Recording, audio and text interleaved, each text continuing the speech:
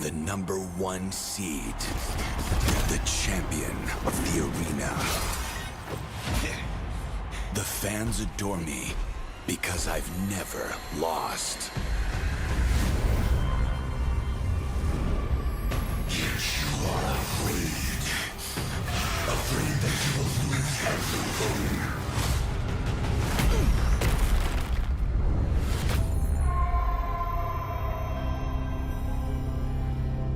Ever get scared of losing, Kimmy? Well, big bro, I think we should cherish the joy and excitement of each game. Not who won or lost. That's right. I'll strive for victory, but I won't lose myself in its pursuit.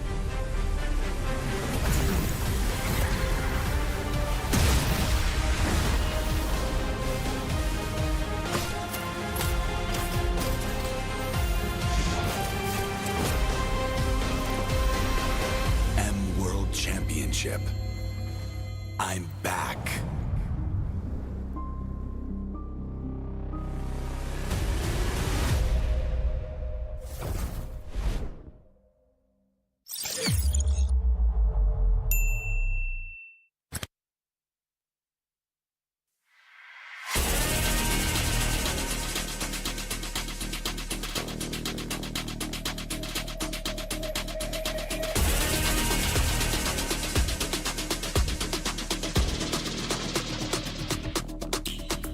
Hit me like I might get over, but you can get me in no corner. I know I can make a comeback, ace this round and finish this game now. Got the power on my shoulders, yeah, you know that I'm a soldier. You can keep me off my guard, but you can't keep me from my honor. Nah, nah, nah, I feel like the floor is lava. The energy's getting higher, you're saving my arms. Cause I know just what I got. I got you like na-na-na, and you know I hold the power.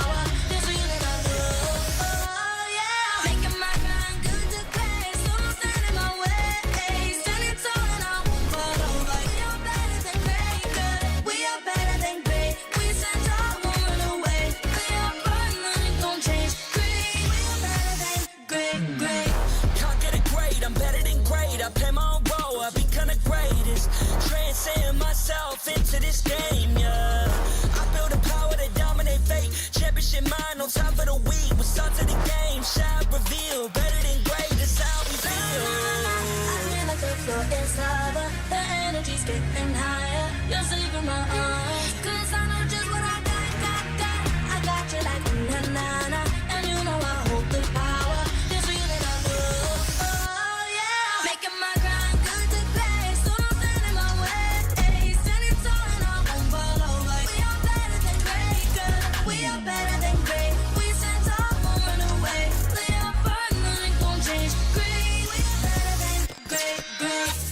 If we stand tall and believe, we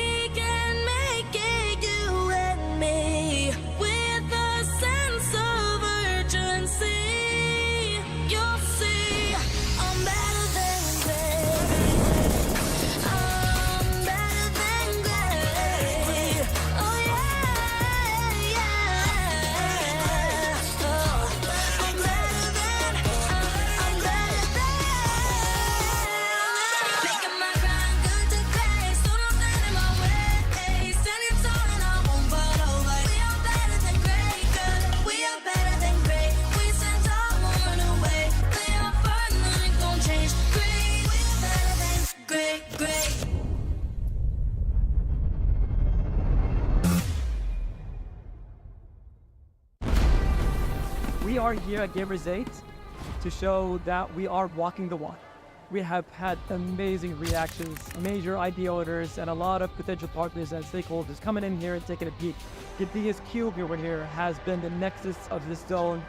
What I saw it from the outside is very mysterious. You want to know what's happening inside. Felt like, you know, this is an MMORPG, but R is not role-playing, it's real world.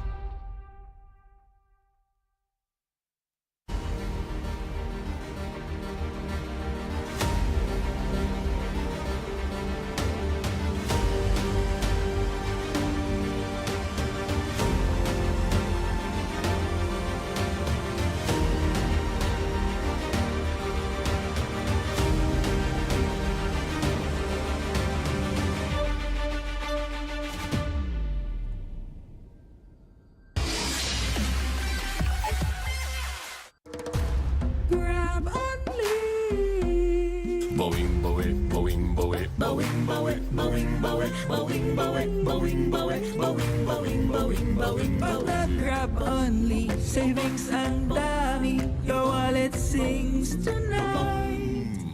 Laki ng bawi, pag nag-grab only, save 244 alright. Bawing, bawing, bawing, bawing, bawing, bawing, bawing, bawing, bawing, bawing, bawing, bawing, bawing, bawing, bawing, bawing.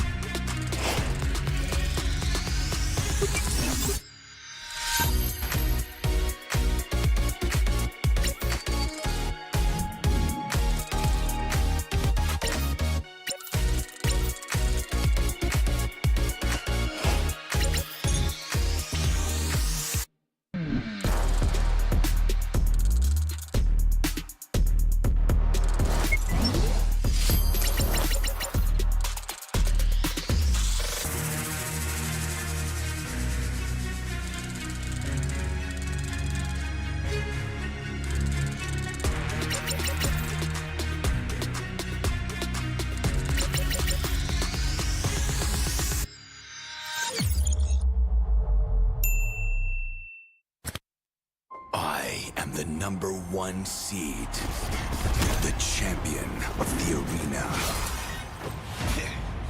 The fans adore me because I've never lost.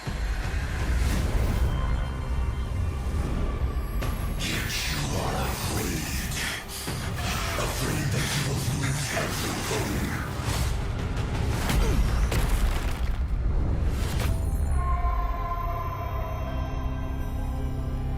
Do you ever get scared of losing, Kimmy? Well, big bro, I think we should cherish the joy and excitement of each game. Not who won or lost. That's right. I'll strive for victory, but I won't lose myself in its pursuit.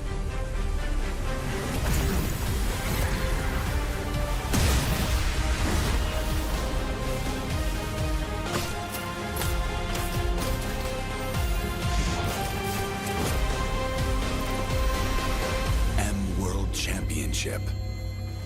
I'm back.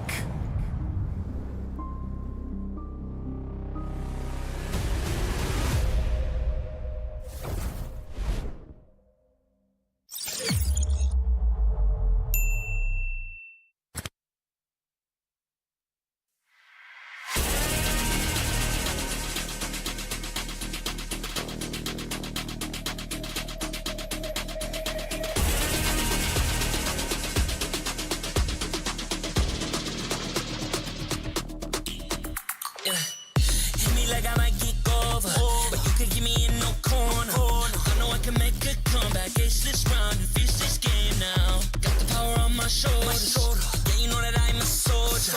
You could keep me off my guard, but you can't keep me from my honor. Nah, nah, nah, I feel like the floor is lava. The energy's getting higher. You're saving my arms. 'Cause I know just what I got. I got you like na na na. And you know I hold the power. This feeling I love. Oh yeah. Making my grind good to great. So don't stand in my way. Standing tall and I won't fall over. We are better than great. Good. We are better than great. We stand tall, won't run away. We are fun, nothing gon' change. Great. We are better than great. Can't get it great, I'm better than great. I play my own role, I be kinda greatest. Transcend myself into this game, yeah. I build a power to dominate fate. Championship mind on top of the week. What's up to the game? Shall reveal. Better than great, that's how we feel. I feel like the floor is lava. The energy's getting higher. You're saving my arms. 'Cause I know just what I got. I got you like na na na. And you know I hold the power. This feeling I love. Oh yeah. Making my grind good to great. So don't stand in my way. Standing tall and I won't fall over. We are better than great. Good. We are better than great. We stand tall, won't run away. Lay up firm, nothing gon' change. Great. We are better than great. If we stand tall and believe we can make it, you and me, with a sense of urgency, you'll see I'm better than great.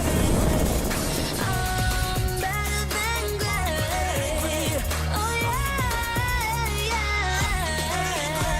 Oh, I'm better than. Making my grind good to great. So don't stand in my way. Standing tall and I won't fall over. We are better than great. Good. We are better than great. We stand tall, won't run away.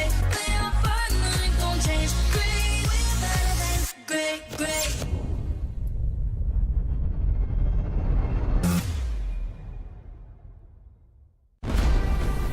We are here at Gamers 8 to show that we are walking the walk. We have had amazing reactions, major idea owners, and a lot of potential partners and stakeholders coming in here and taking a peek. The biggest cube over here has been the nexus of this zone. What I saw it from the outside, it's very mysterious. You want to know what's happening inside.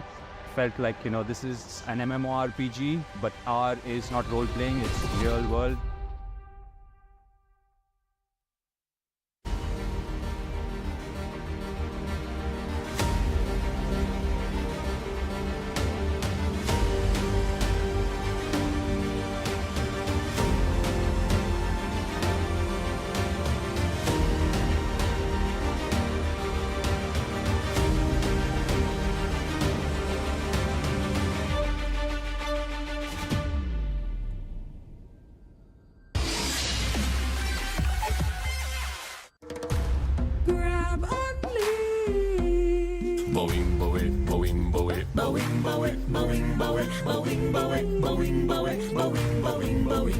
Pag nag-grab only, savings ang dami. Your wallet sings tonight.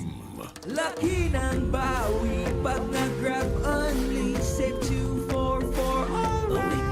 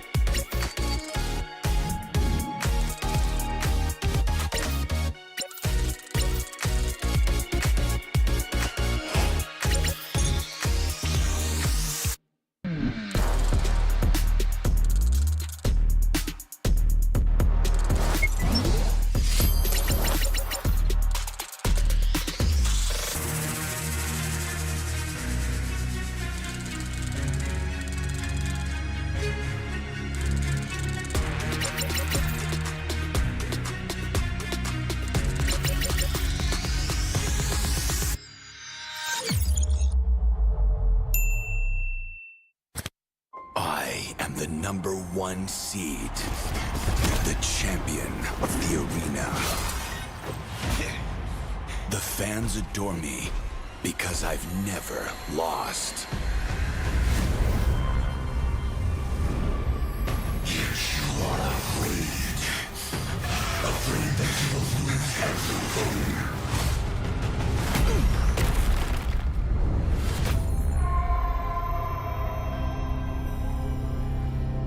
Ever get scared of losing, Kimmy? Well, big bro, I think we should cherish the joy and excitement of each game.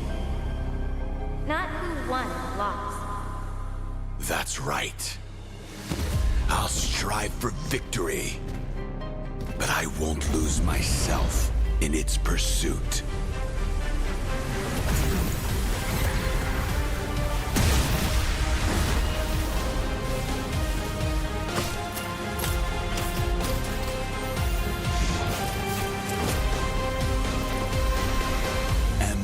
Championship. I'm back.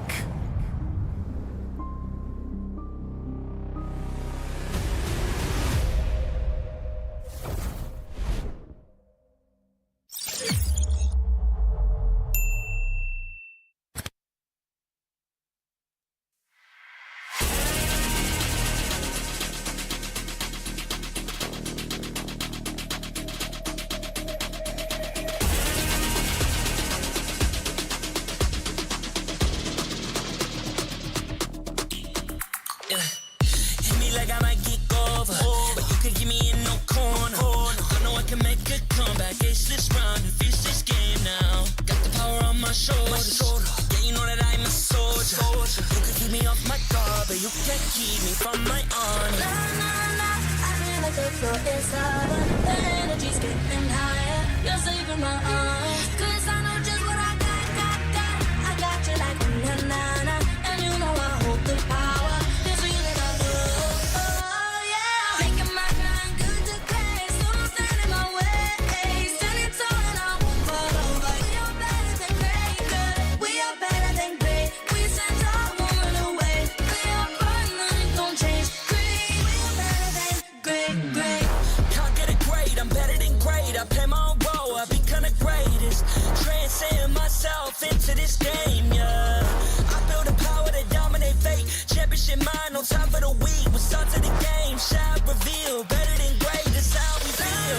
I feel like the floor is lava. The energy's getting higher. You're saving my arms. 'Cause I know just what I got.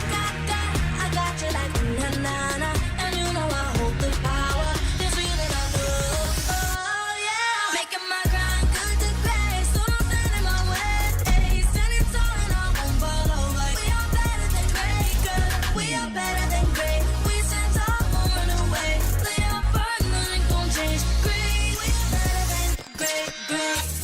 If we stand tall and believe we can make it, you and me, with a sense of urgency, you'll see I'm better than great.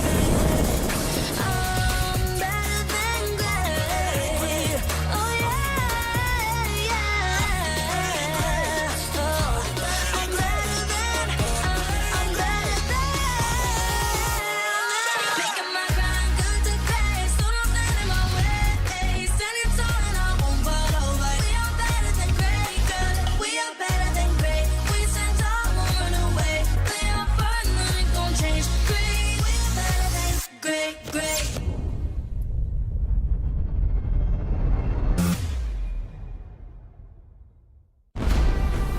We are here at Gamers 8 to show that we are walking the one. We have had amazing reactions, major idea owners, and a lot of potential partners and stakeholders coming in here and taking a peek. The DS Cube over here has been the nexus of this zone. What I saw it from the outside is very mysterious. You want to know what's happening inside. Felt like, this is an MMORPG, but R is not role-playing, it's real world. Grab only. Boing, boing, boing, boing, boing, boing, boing, boing, boing, boing, boing, boing, boing, boing, boing, boing, Pag nag-grab only, savings ang dami. Your wallet sings tonight. Laki ng bawi. Pag nag-grab only, save 244 alright. boing, boing, boing, boing, boing, boing, boing, boing, boing, boing, boing, boing, boing, boing, boing, boing.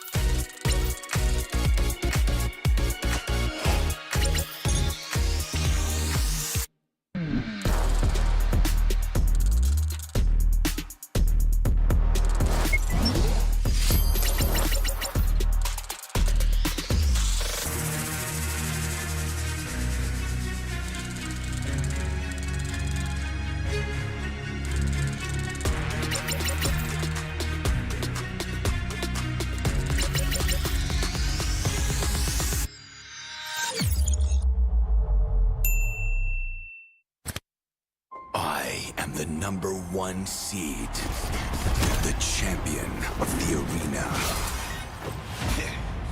The fans adore me because I've never lost.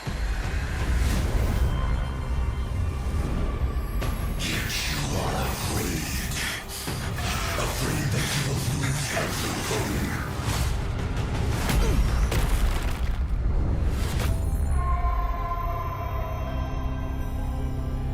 Do you ever get scared of losing, Kimmy?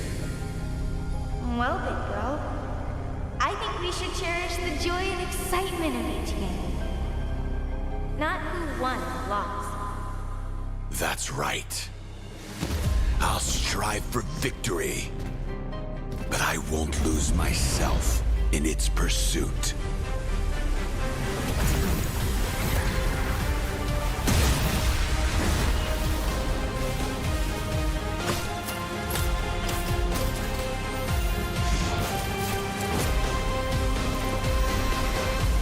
World Championship.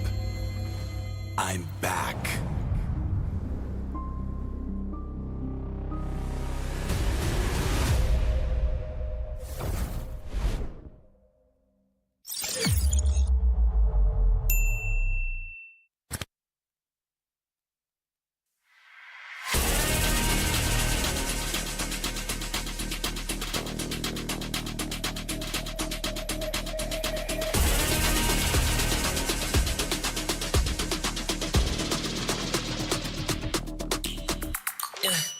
Hit me like I might get over, but you could give me in no corner. I know I can make a comeback, ace this round and finish this game now. Got the power on my shoulders, yeah, you know that I'm a soldier.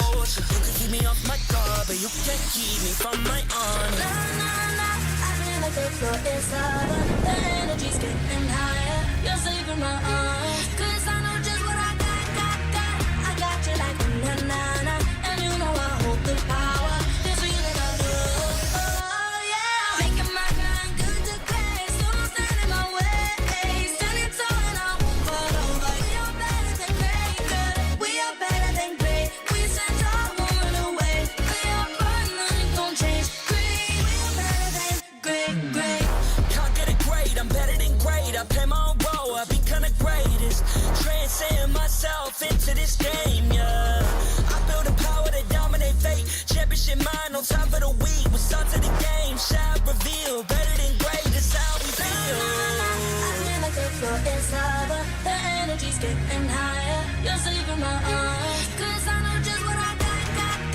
I got you like a na-na-na, and you know I hold the power. This feeling I love, oh yeah. Making my grind good to great, so don't stand in my way. Standing tall and I won't fall over. We are better than great, good. We are better than great. We stand tall, won't run away. They are fun, nothing gon' change. Great, we are better than great. If we stand tall and believe, we can make it, you and me, with a sense of urgency. You'll see, I'm better than great.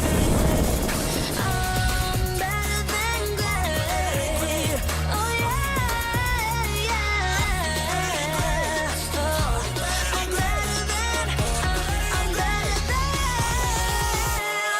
Making my grind good to great, so don't stand in my way. Standing tall and I won't fall over. We are better than great, good. We are better than great. We stand tall, won't run away. They are fun, nothing gon' change. Great, we are better than great.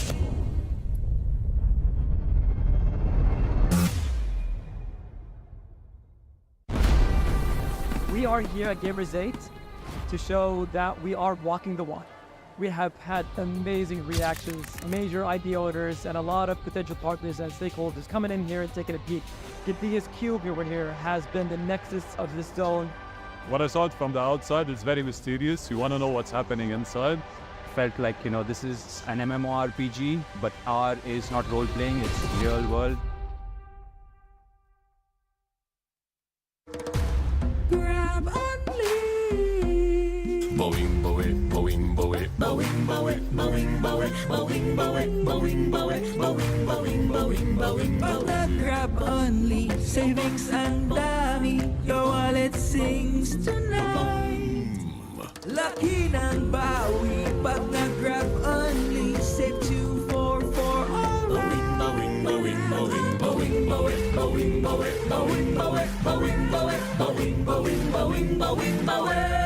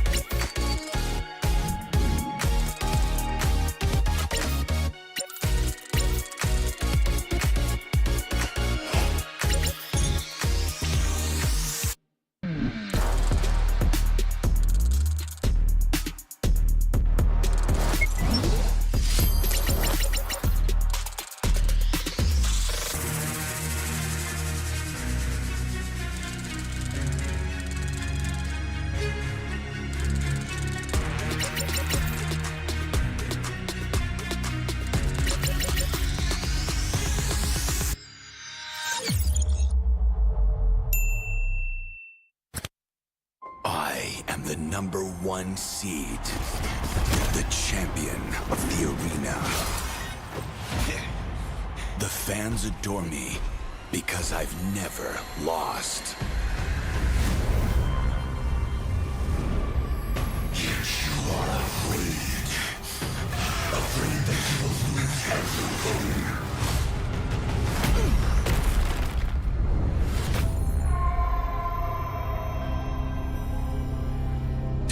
Get scared of losing, Kimmy? Well, big bro, I think we should cherish the joy and excitement of each game. Not who won or lost. That's right. I'll strive for victory, but I won't lose myself in its pursuit.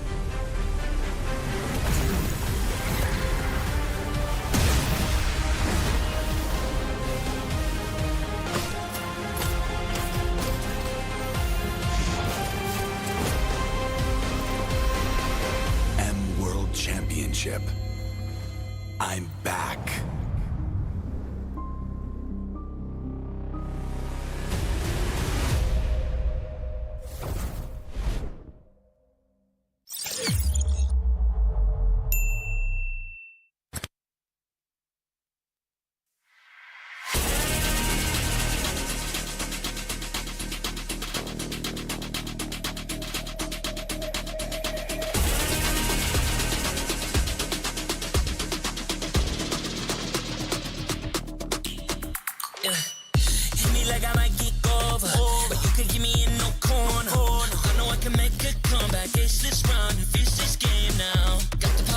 shoulders. Yeah, you know that I'm a soldier.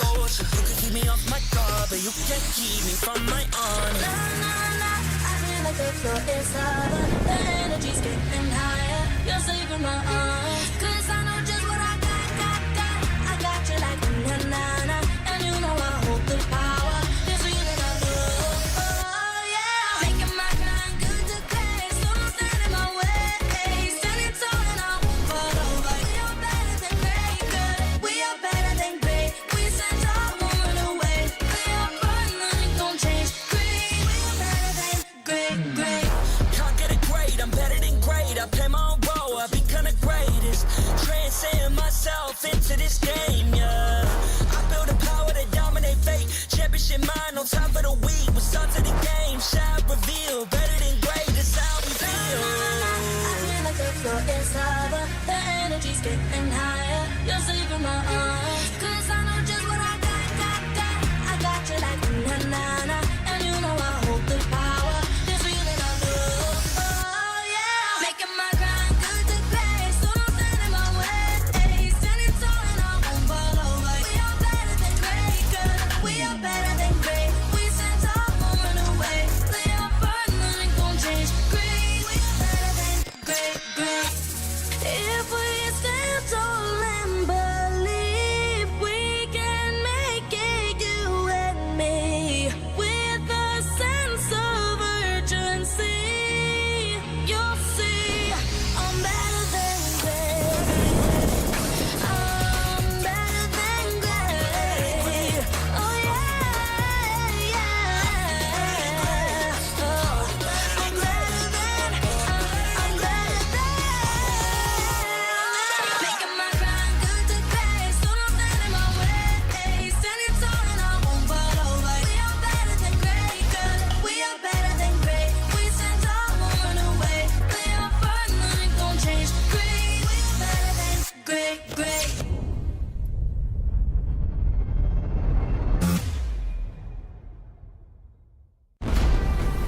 We are here at Gamers 8 to show that we are walking the walk.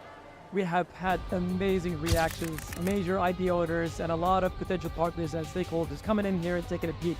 The biggest cube over here has been the nexus of this zone. What I saw it from the outside is very mysterious. You want to know what's happening inside. Felt like, this is an MMORPG, but R is not role-playing, it's real world. Grab only. Boing, boing, boing, boing, boing, boing, boing, boing, boing, boing, boing, boing, boing, boing, boing, boing, Pag boing. nag-grab only, savings ang dami. Your wallet sings tonight. Laki ng bawi. Pag nag-grab only, save 244 alright. Boing, boing, boing, boing, boing, boing, boing, boing, boing, boing, boing, boing, boing, boing, boing, boing.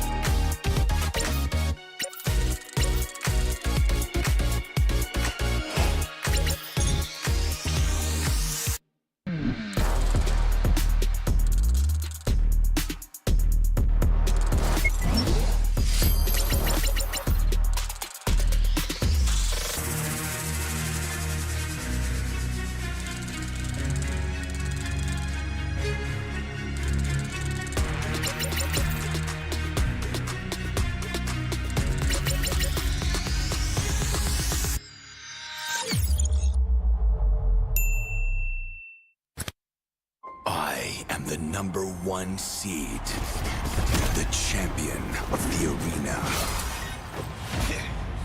The fans adore me because I've never lost. Yet you are afraid. Afraid that you will lose everything.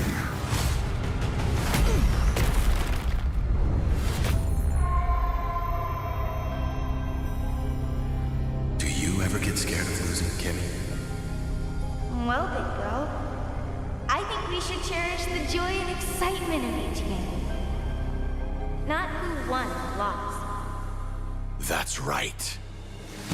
I'll strive for victory, but I won't lose myself in its pursuit.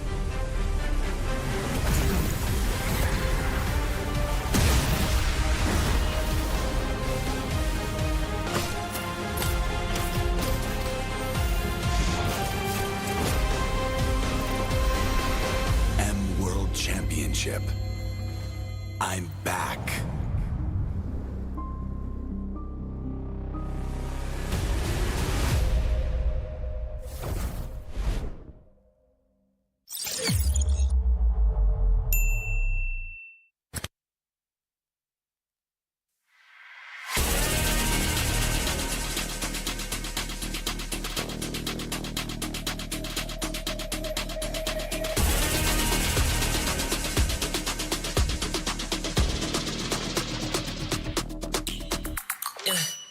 Hit me like I might get over, but you could give me in no corner. I know I can make a comeback, ace this round and finish this game now. Got the power on my shoulders, yeah, you know that I'm a soldier. You could keep me off my guard, but you can't keep me from my honor. I feel like the floor is lava. The energy's getting higher. You're saving my arms. 'Cause I know just what I got. I got you like na-na-na. And you know I hold the power. This feeling I love. Oh yeah. Making my mind good to grace. So don't stand in my way. Standing tall and I won't fall over. We are better than great, good. We are better than great. We stand tall, won't run away. We are fun, nothing gon' change. Great. We are better than great. Can't get it great, I'm better than great. I play my own role, I become the greatest. Train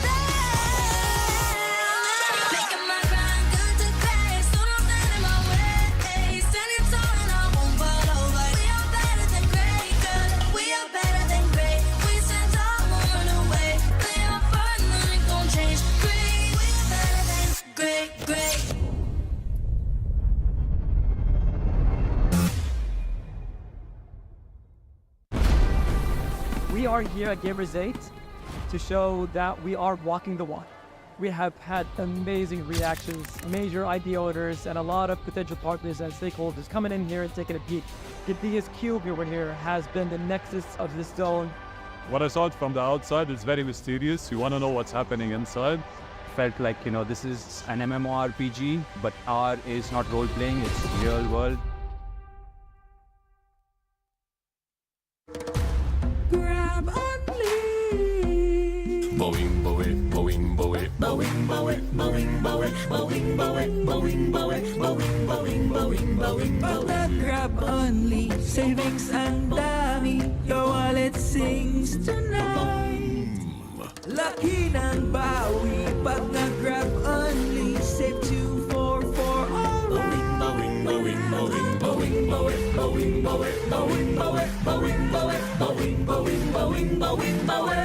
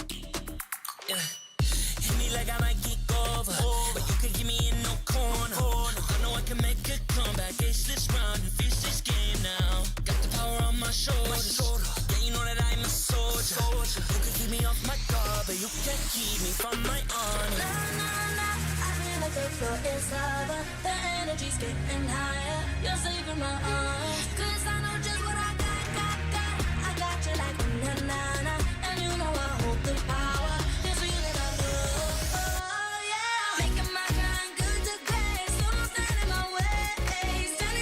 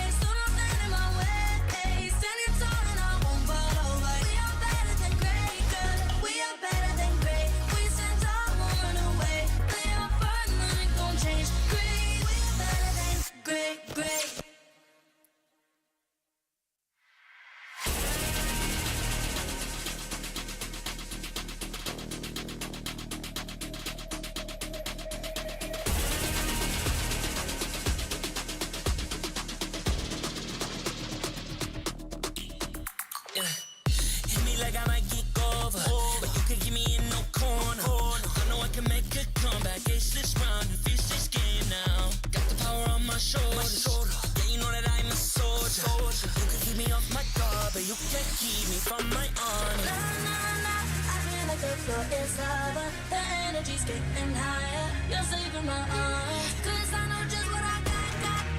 I got you like na na na.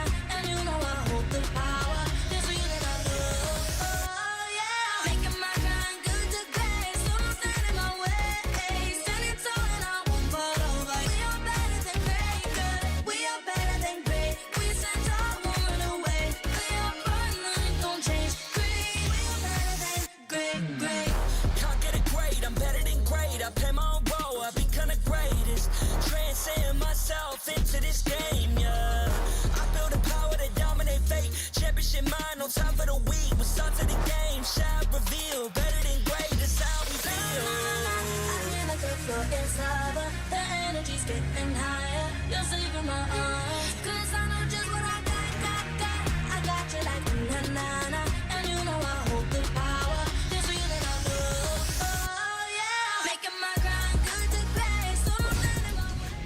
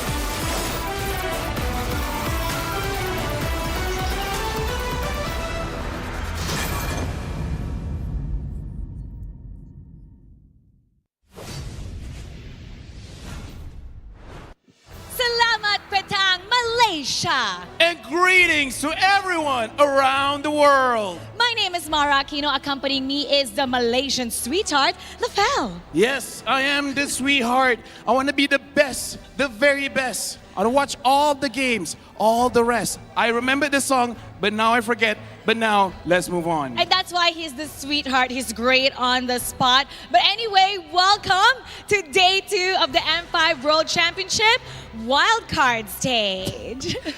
Anyways, we got to talk about what's happening today. Oh, that's right. You know, for the first time, we got to see all 8 teams yesterday. And from what I saw, the meta, the gameplay, it was really interesting.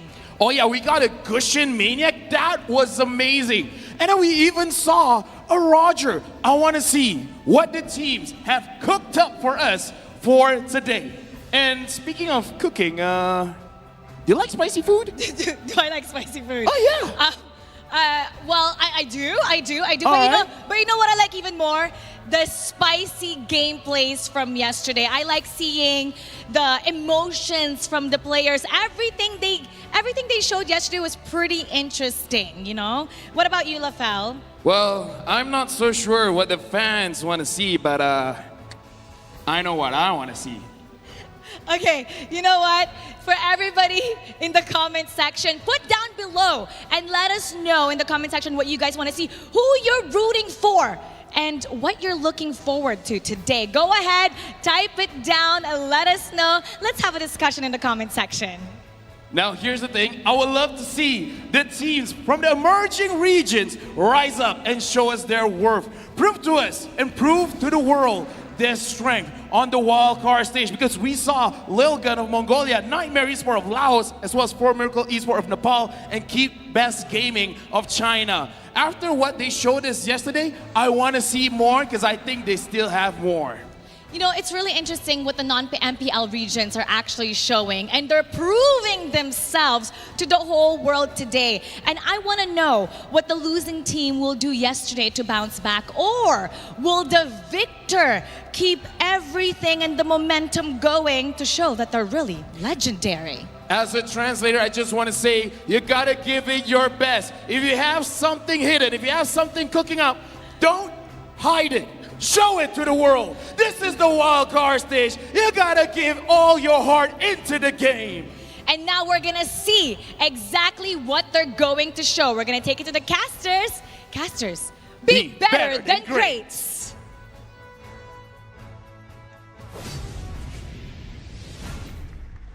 Thank you very much, Tamara and LaFell. The tremors of battle from the opening of the wildcard stage can still be felt here for day 2 of the M5 World Championship wildcards. My name is Dafa. Along with me, we got Arashi and Yasu to bring you day 2, starting things off with a best-of-3 series between Peru's Imperial Esports and Mongolia's Team Lil Gun.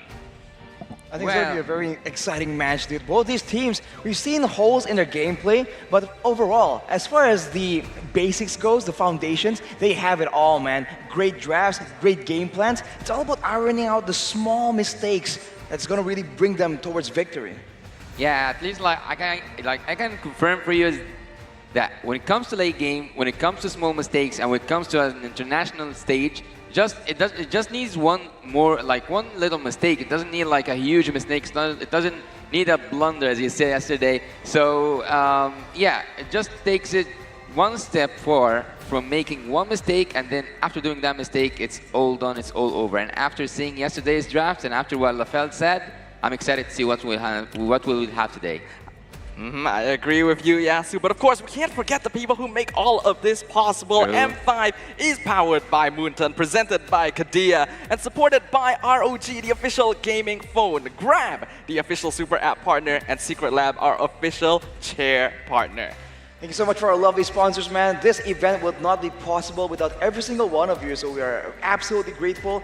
Everyone, I think we would speak for the fans as well in being grateful for such an opportunity and such a stage here for all these players that would be relatively unknown otherwise. And speaking of lovely, we are also loving the weekly diamond basket. 100 diamonds upon purchase and log in to the game continuously for the next 6 days, right? The next 6 days to receive an additional 120 diamond. And that's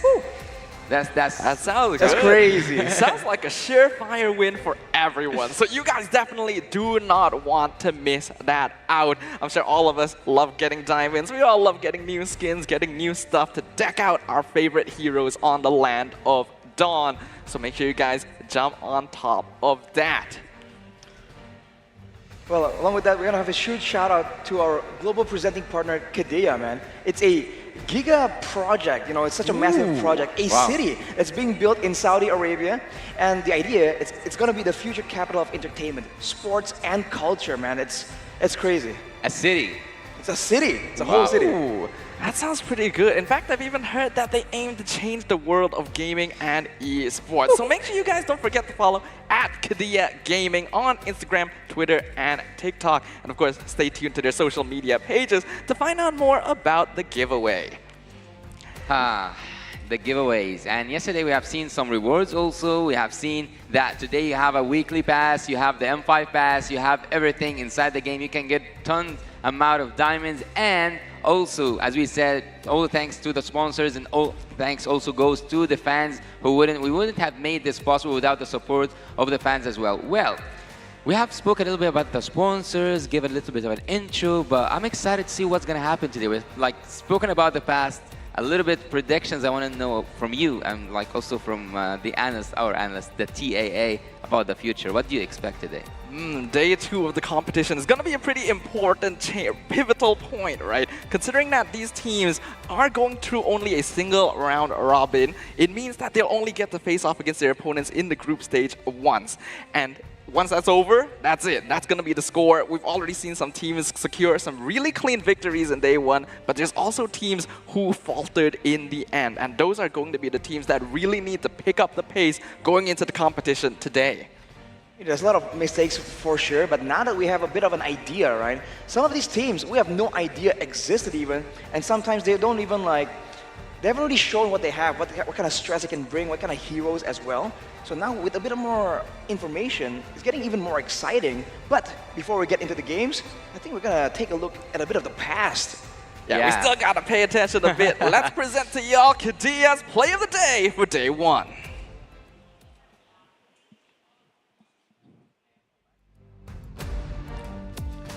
I'm having a look at the player today here. It is, of course, in the hands of Troublemaker, who really shook up the stage yesterday with a very rare cushion pick upon the wildcard stage. Arashi, what are your thoughts about Troublemaker's performance yesterday? I mean, it's insane. You haven't seen this hero in so long. Out of nowhere, this man burst onto the scene and even got a Maniac in this, almost a Savage as well, by the way, but unfortunately, it just wasn't meant to be, man. His team was trying to give it to him, but he didn't get it in time. But the fact that he's able to make such a off-meta hero work so well, and his team can just play around it as well, I think it shows again the potential of these smaller regions that aren't really seen by the broader community of Mobile Legends. It also demonstrates that even the non-meta heroes, as long as they're in the right hands, can be absolutely terrifying as well. But that's, of course, what happened in day 1. Day 2, we got 4 more best of 3 series coming up here. Starting today, it's going to be Imperial Esports versus Team Lilgun, followed by Team Falcons versus Nightmare Esports.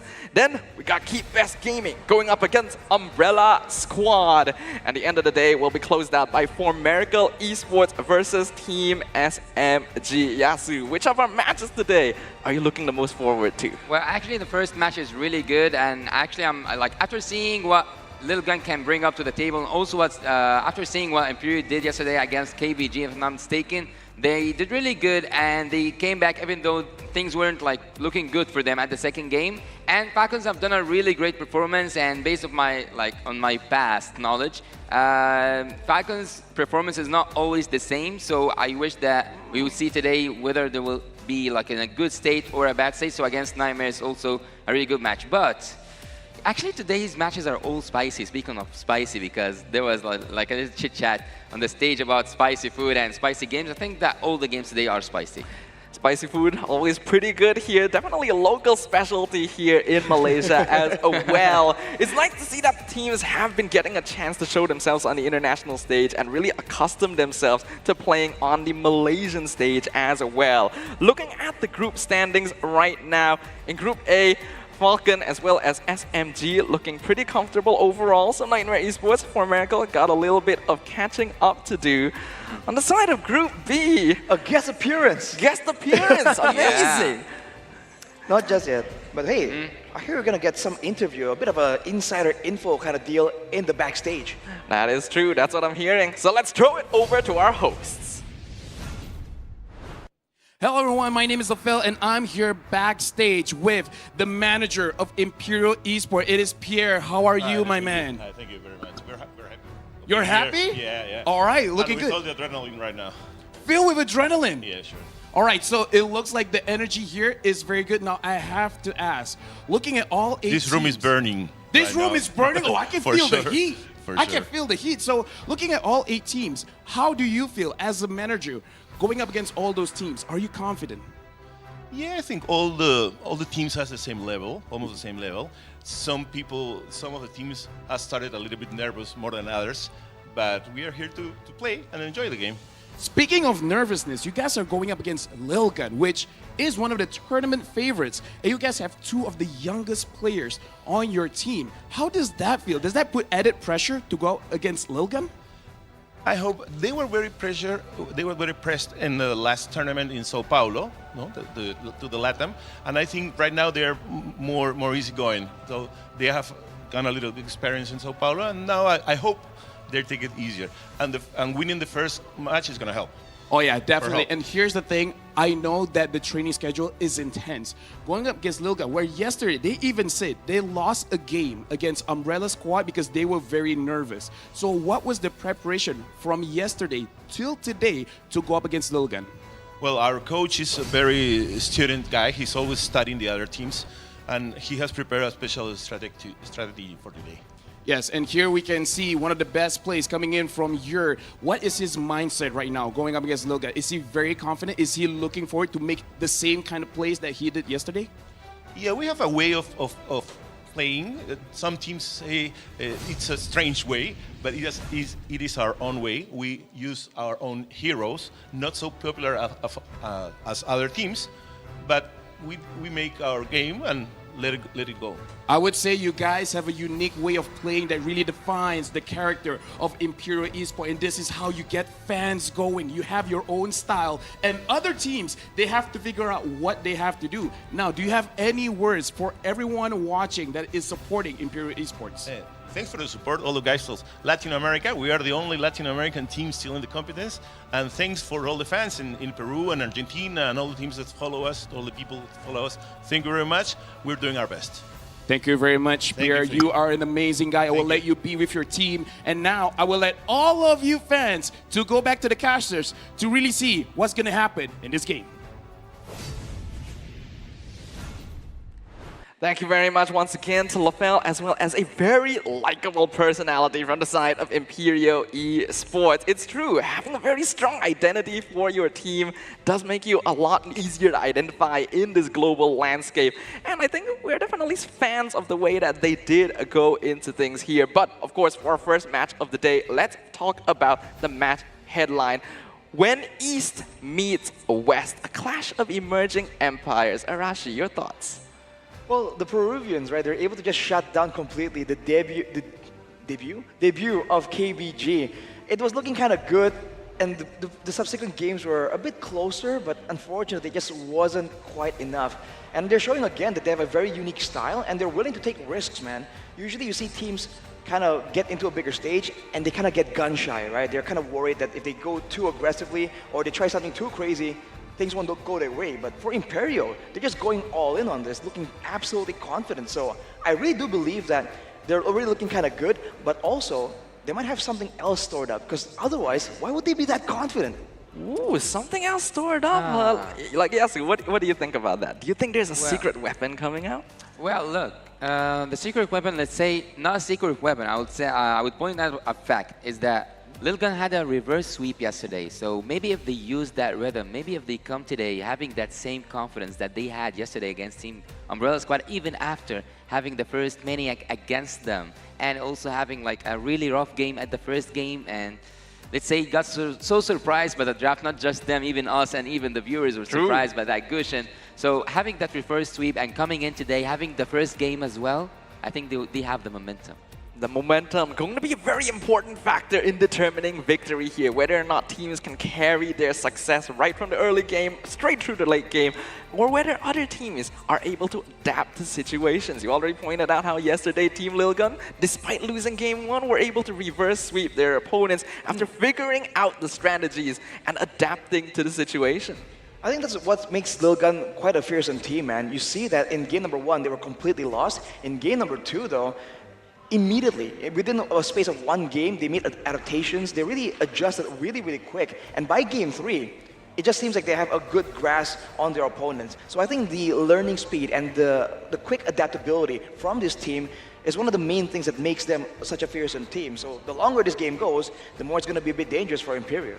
That is true, that is true. Imperial yesterday did have a much cleaner run in comparison to Team Lil Gun. They were able to get a 2-0 victory. So we haven't yet gotten the chance to really see whether they have that potential for adaptation. Let's hope we get to see a little bit more of that as we enter into the drafting phase. For game number 1, it is going to be Team Lil Gun up against Imperial. And of course, shout out to our marshals up on stage, Zena, Ease, and Oscar. Thank you very much once again for maintaining competitive integrity. Let's start things off. We got Imperial Esports, the pride of Latam, walking up on stage.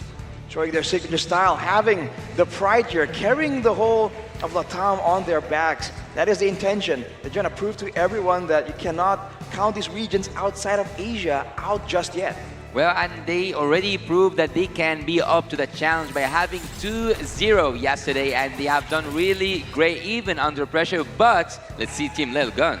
They showed glimpses of brilliance yesterday and in previous tournaments. Will we get to see their final form today from Mongolia? It is Team Lil Gun. You can see from their gold lane, I think this is the main weapon they're going to use. Bebex in the gold lane with high mechanics, just making outplays happen again and again. If Imperial aren't careful, man, that's where things are going to get spicy. In the gold lane, and I think the jungle matchup is also something that can be highlighted. But it all depends on the brains behind the entire operation. have the coaches, the analysts, the important behind-the-scenes players for these teams, picking up the best drafts necessary to compete in the land of Dawn. Fist bumps all around up on stage to show the friendship between these teams, because once they enter into the matchup, it is going to be all about that battle and who comes out victorious. Well, every time seeing that sportsmanship, when they just like have these fist bumps and when they have the atmosphere on the stage, and also showing us that it is in the game they are enemies, but in fact they are just friends, they are having fun, and they are trying to get the best out of this experience, and so far they are both getting the best out of this experience. Best of both worlds here, Imperial Esports from Peru. Gonna be a lot of eyes on Yor after his play yesterday. Very highly skilled and composed goal laner. How will he match up against Bebex from the side of Team Lilgun? I think they're both crazy. I think the rest of the team is what really is going to dictate that matchup. Gold laners these days, yes, the matchup is important, but generally, the prio picks are so even that intervention from the other laners is what is going to make the difference. So I think for the Team Lilgun, they're going to be a bit worried about Aurora, man. He showed that he has a weird hero pool. I believe he pulled out the Roger as well. They got to be careful for these weird picks that they might not be used to facing. Because otherwise, even if they can learn, right, if there's too many things to learn at the same time, it might not work out for them. That is true. They did falter yesterday when Troublemaker surprised them with the Gusion pickup. So against a team with as strong a personality as Imperial Esports, who likes these pocket picks, these personal hero choices, will their hero pool be able to bring them all the way to victory? Well, we have seen yesterday Aurora's Roger and Omar's Leomore Troublemakers, Gusion of course, and Jasmine's Tigers, and also Mod is not... look, it is not strange for us to see a Mortis, but it's a strange thing for us to see a Mortis playing Rome. So yeah, I don't know actually what to expect today from the drafts, and the draft will like start so soon. And I see that there is so much confidence on the side of Team Imperial, and Imperial, when they looked so confident at their second game, actually it didn't work for them quite good until they like used the mistake and got back to the game. Yeah, we'll see if that becomes a factor right here. Or maybe just the unique hero picks can just turn things in their favor. We had a total of 41 unique heroes in day 1. Can we push that number to over 50 today, only in day 2? That is the question. 41 unique heroes in one day of the competition is honestly insane, and it shows just how this melting pot of different regions, different cultures has really clashed upon the M5 wildcard stage. Teams from different regions, developing regions, regions that want that second chance, are putting it all on the line for those tickets to M5. And from the looks of things, a lot of these teams do quite enjoy fighting when they're in the land of Dawn, right? Like, Yasu, do you think this is the way to go now? Well, it is a way to go because, as I told you, this is an international event, this is an international stage, so you will see a variety of strategies, a variety of hero pool, you will see different kind of gameplays, you will see good macro skills, you'll see fancy macro skills. So this is what we should all expect from this experience, and that's what makes the teams that will come up from here, from the wild card, so dangerous at the teams at the M5 itself. Well, for this particular matchup today, I am concerned about the experience gap, because we've seen Lilgun have the mentality to really learn and adjust. Whereas for Imperial, they were a relatively new team, so I think that's one of the main concerns here for the people supporting Imperial. They've shown a bit of adaptation in their previous matches, but we'll have to see when two teams try and match up to each other, can it work for them? That's always the most exciting part about any match of MLBB. This is going to be a chess match as we enter into the drafting phase for game number 1. Which of these teams will be able to outdraft the other? We got Team Lilgun on the blue side, we got Imperial Esports on the red side. There's a huge focus on the XP lane so far. They have banned that Trizla, and also they have banned Arlet, even though Arlet can be used as a rumor, but mostly he's on the XP side. But again, I don't know if this will be a caster curse or not, but I said we will not see Guinevere that much, and just after I said it, it was picked at the same game, I guess. So no, I'm not seeing Guinevere, and it has only been picked 2 times. I don't know if this will remain until the end of the series. I'm concerned about, again, I'm just talking about the jungle pick. I believe against We saw a Yisun Shin ban at one point. Oh yeah, right? True. I wonder if that's gonna like make an appearance because we want to see even more. Roger has been proven to work. Gusion has been proven to work. I want to see the more crazy styles we haven't even been seeing. For now though, they'll be banning the 1-1 away. I mean, you're on that 1-1 was an absolute menace in yesterday's matches for Imperio. So with all this focus on the on the XP and the gold lane, the jungle will be more focused for Imperio, and they're the ones banning with the Nolan. Concerned about that mobility, that burst damage, and fast clear. We already saw how dangerous Nolan is in the hands of a skilled player, how much he can snowball and really take the game over. And I think Imperial Esports have definitely done their research, right? They know that Lil Gun cannot be afforded to give a very strong early game, because once they snowball, they just do whatever they want, man, in the Land of Dawn. But with the Matilda now picked up, is this going to be a problem going into the early game? Well, the early game will be so hard for Team Imperio because Matilda has that engage and disengage ability that can make it so annoying. Even like she can save like not just the jungler, even any troop or like any player inside the battlefield from a definite death. So by seeing that Matilda here, and also on the other side, there's a quick response. Oh, the draft is going so fast, Orochi. Well, Bruno and Edith, it's a great combination. It can be aggressive and defensive, so technically it can also still be flex. So Imperio are hiding their cards a bit more, but they've secured a great hero for Ur. For Rilgun, getting the Matilda is absolutely value, but the Joy here, it's strong, it can still carry in the late game, but it's vulnerable to crowd control. So far, with already a knockback from the Worldie, as well as the Onwards and Earth Shadow combo, there's a lot of ways for Imperio to really shut this Joy down. Unless it's flexed over to a different role. It's possible Joy as a hero can be played in a variety of positions, jungle, EXP, even flexed into the mid lane previously. But we're definitely seeing Lil Gun focus more towards those first few minutes of the game, with the Brody now picked up to try and match the Bruno's overall performance. Now, a question I do want to ask right now. The Edith was not popular in day one. Why do you think Imperio is going for it? Well, it is, let's say that whenever I see Edith, I always expect it to be on the roam. Some people actually play it on the XP lane. Or mid. Or mid. I didn't see it. Was it played mid? Oh! Let's go! There you have it. There you have it. Then KPG actually did the research, as there is a Yisun Shin in this tournament. Yep, that is true. I have to note, when I watched the match from Imperial Esports in their own tournament back then, in Liga Latam, their opponents at the time, Bigatron Suns, banned Yisun Shin against Aurora all 3 games. I believe there's an insane win rate on that hero as well. That is probably why they're fearing it so much. We'll have to see if it works, man. I'm so excited for this. Well, we can add it up now to 42 unique That's picks. true. Okay. We're going somewhere. For now, man, we'll have to see. Continuing with the banning phase, though, there's a Yu Zhong now to just make sure that all these squishier heroes don't really get dove on.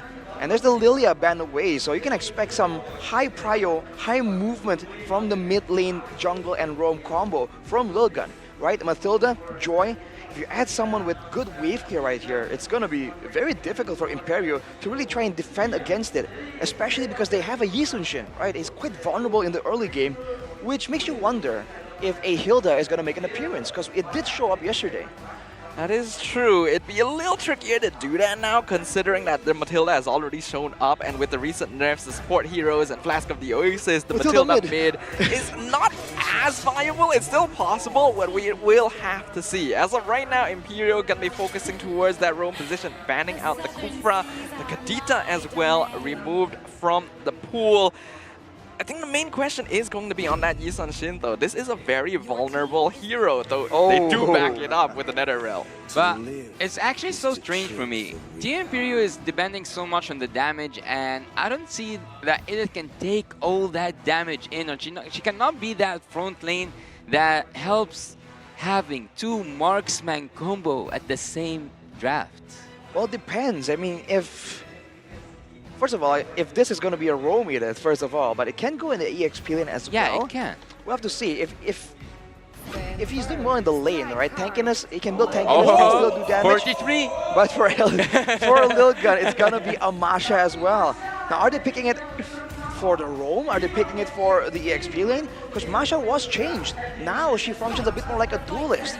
The first skill. Oh my make them goodness! 44. Both. What? Hilda Masha. We've seen this strategy used to absolutely dominate against assassin picks, against picks with a lot of squishy backline heroes. They've used it to great effect right now.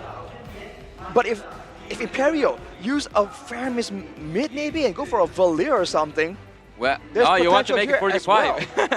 I'm just saying, man, against two tanky max HP fighters, there's potential here. I think that the fans at this point should pray for the Yi and Shin to survive this early game. That is true. It's so scary, right? And now there's a lot of pressure. I'm not sure if Edith alone will be able to handle the pressure coming in from Masha, Hilda. You could maybe flex, go for an X-War, go for a Valir, but even those heroes are a little bit vulnerable. They go for the aggressive option though, the Dirov, anti-armor. We don't go for the defensive stuff, bro. We want to go all in. You pick tanks, we pick physical defense shred. We don't care about crowd control. Our gold laners, our backliners are self-sufficient, says Imperio.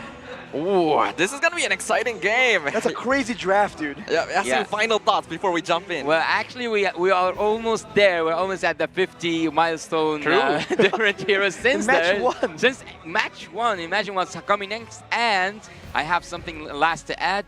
Team Lil Gun and Imperio, they both have so interesting drafts that I don't know which one won the draft actually. Ooh, that's a tricky thing to say. I may have to agree with you. So many new heroes showing their faces here in the Land of Dawn. We'll have to find out how this match turns out because we're going into game number 1 between Team Lil Gun as well as Imperio Esports, whose identity will appear stronger upon the Land of Dawn. All right, ladies and gentlemen, it's time. I am really concerned. I feel like on paper, this really favors Lil Gun. But with Imperio, you never know what you're gonna get. You're seeing now Marquinhos just making sure that Aurora does have the security, does have the safety. Early game, Jisun Shin and Dairat can really burst down this Hilda, but there we go. Aurora takes it, focusing on farming right here. And this is how the Hilda is supposed to be played. Yesterday we saw it picked up, but used in a more defensive fashion, I don't think that's gonna work. Yeah, much more aggressive Hilda gameplay right now, which is what we hope for. But I do wonder if Ethan was a little bit slow there. The fact that Aurora was still able to secure that first buff, no problem. But look at this. Ooh. What's going on? What is going on? Why are they so aggressive at the early game? Yeah, it's because they have all this early game aggression, having that Hilda and also having the Masha. Everyone is just joining in, but Masha didn't join yet. There's a kill. There's a first blood on Ethan, but Ethan goes back. He manages to survive. He gets his passive. He gets in the bush, and he waits to see another Dawn. This is going to be the worry a little bit for Imperio Esports. Their early game, before you hit that level 4 mark, they actually don't have all that much damage, especially against heroes like the Hilda. That's why you see Ethan able to just walk in with impunity. I don't think it's a level issue. I think it's a lot more about items, but you're now 1v1. Bebex, can you get it? Oh, it's a first blood! It is a first blood with the electrifying beats. He goes in, he gets what he wants, and the first kill is, and the first blood is drawn by Team Lil Gun. A very nice play right there. Good focus onto the gold lane. We already talked about the Yer and Bebex matchup here, and the team seem to be respecting that. You can see what they can do here, man, because even in the mid lane, Fashion is having a lot of trouble dealing with this Mathilda. With Marquinhos and Aurora having space in the top side, I don't think they can even go for the turtle. Popping the Mountain Shocker right here, but Aurora... Oh, he's going in, he's engaging, he is engaging, fully committing to it. Aurora is down, and the early game is going to the favor of Team Lil Gun so far. There's a crowd control happening here. Ethan goes back, and that's what I'm talking about. That is what I'm talking about. Engage. And then disengage. That Matilda is just crazy. The fight keeps on, but the Turtle goes for that joy. Ooh, they're still going as well. Oh, what is that? Chased down! He went down until the end, getting that Turtle and then getting the kill after. What? That was a free kill. And looks like one more as well. Ethan, for some reason, overstepping boundaries. So much actioning happening all over the map. You have to pay attention to the pressure, though. Aurora is facing a lot of interruptions to his jungling speed. And man, Luxora is making full use of this joy pick. But keep in mind, whoa, that is a half HP Masha just deleted. In a blink of an eye, he's just down. He took that Edith away from the calculation. Oh, sorry, it took the Masha, but look down here. He's still committing to it. He is still being so annoying to Yuri. Yuri cannot breathe in the land of Dawn. He gets that kill, but all thanks to the turret damage. And then he gets more gold than the gold he was supposed to get from that minion wave. Aurora keeps on clearing that wave, and Team Imperial Esports come back to the game. For Bit got taken out right there. I believe the kill went to Yur, so a small victory here for Imperio. And they're trying themselves to try and make the plays happen, but with a roamer like the Edith, it's just a bit more difficult to really try and get the dynamic engages. It's a bit more telegraphed unless you use a battle spell. So with the Flicker available, I believe that Imperio is just trying to play it as passive as possible, because once they have items, that's when they really start scaling, man. Levels would be nice, but for now, I think gold is what they really require to really pop off. Yeah, Ethan is taking it too far. Ethan is overstepping. He's going in without permission. Look at here. There's some damage happening. Then with the electrifying beast, will he survive or not? Let's see together, but it seems that he got that kill with the killing spree, and he is still alive. Aurora is dying, and in the backline he's getting snagged off. Look at Marquinhos. He's getting that kill even by committing that flicker. He still goes down. Ethan with that triple kill. Ethan is out. 1, 2, 3 kills go to Team Imperial. Marquinhos, he's on fire. Wow, we got to see a lot of gameplay from Aurora and Yuri yesterday. Marquinhos now wanting to make his mark upon the land of Dawn. 5-0 on the Dirov. This is actually a problem for Lilgun. I don't know what the heck happened, man. Lilgun on paper were aggressing. They were the ones with control, but they just lost 3 to Marquinhos. And this is a 5-0 diver, dude. You gotta watch out for this. We saw that earlier. Even with minimal kills, he's able to just delete Aizen on Zimasha. If this goes on, that's a big problem, because for the most part, right, that's going to be the main problem. The diver just doing the physical damage. Yeah, Dirov as a hero is actually really scary when up against these tanky opponents that don't actually have all that much burst. So Marquinhos can just go on in, keep the fight extended, and constantly lower armor. You have to remember, this actually benefits Aurora and Yur as well. The extra physical damage coming in from the Yisanshin and Bruno could be scary. It is scary, but Ethan is like getting under nerves. He's trying so much to irritate Aurora. On the other side, Steve, I think he's trying to actually engage as much as possible, but he's not allowed to. And look at Yur! Where is Yur? Where is Yur? Yur is down! Yur is down, and Bibix is also down, so a 1v1 or a 1-2-1 trade happening at the bot lane. Both gold laners are out, and it is equal once again. We already know that Team Lilgun is honestly very aggressive. They're almost willing to trade heroes, even players as important as their marksmen, to try and get kills. I wonder if they may be overstepping their boundaries here. Oh, Aurora? Maybe he is overstepping so far, and there's that Surgon Eagle. Matilda E. He's going in. He is going in. Aurora is down, and Aurora is already down. Stevie cannot stand that damage, and forbids Ethan from dying so far. That electrifying beats is so scary. He's still committing. Masha is taking the turret damage, and he's dealing with the rest. He is dealing with the rest. And we can see that the power of wildness takes that last kill. Hilda takes a kill for the favor of Team Lilgun. The diver is snowballing. Who cares? We get everything on the other side of the map. Technically, in that engagement, Imperial Esports only had 2 kills because Marquinhos was split pushing on the other side of the map. So Lilgun now with the aggressive rotations right here, they're managing to extend their lead from 1 or 2 members to the whole team, to the map overall. Imperio need to try and find a way to do that themselves. Look at the gold disparity, man. 1,500 gold for Marquinhos, but he can't really roam around, and he's going full damage, by the way. Heptoseize and the Hunter Strike, he's not going for the tanky Direwolf that we're used to seeing. And now Imperio are going for trades right here. I think this is exactly the right answer. But keep in mind, Yuri's on the top side, they can very easily, Team Lilgun can very easily go for another dive on top. Yeah, that could be what they're looking for. They already secured the turtle here in the top half of the map, but they're gonna respect boundaries a little bit right here. Right now, Team Lilgun's biggest threat is going to be Marquinhos on that tear-off. As long as they can ensure that the EXP lane of Imperial Esports is showing on the map somewhere, it becomes a lot safer for them to just go for these big dives under the tower. There's a conceal committing here, happening on the top lane. They are trying to go in, but they choose to withdraw. Team Lilgun avoids a surge, like an inevitable fight, but it seems like they want to go in. They want to take that team fight a bit longer, and he is going in. He's going in. This is Matilda Airlines. He goes in. Vision is down, and look at the joy with the electrifying beast. They are electrifying indeed. Look at Lilgun taking everything, and that top lane even with the turret itself. But here he comes. Here he comes. What a flicker! What a flicker! And you can take that snowball down. You can take Marquinhos down. And Joy lives with multiple kills and with the top lane turret. We are seeing incredible feats of micro mechanics coming out from Team Lilgun right here. The effectiveness of Forbid on this Matilda, being able to pull Bebex right out of that abyss of strike is insane. That was so good from Team Lilgun, but Imperial, they're just scrambling towards these fights. They're not getting the kind of right engagements they require. If the gold lane extends further than 5k, it's going to be dangerous, and now they go in again a Circling Eagle. It was almost in, or like they almost committed to it, but it's so dangerous to go inside the second tier, and they will wait up until that Lord.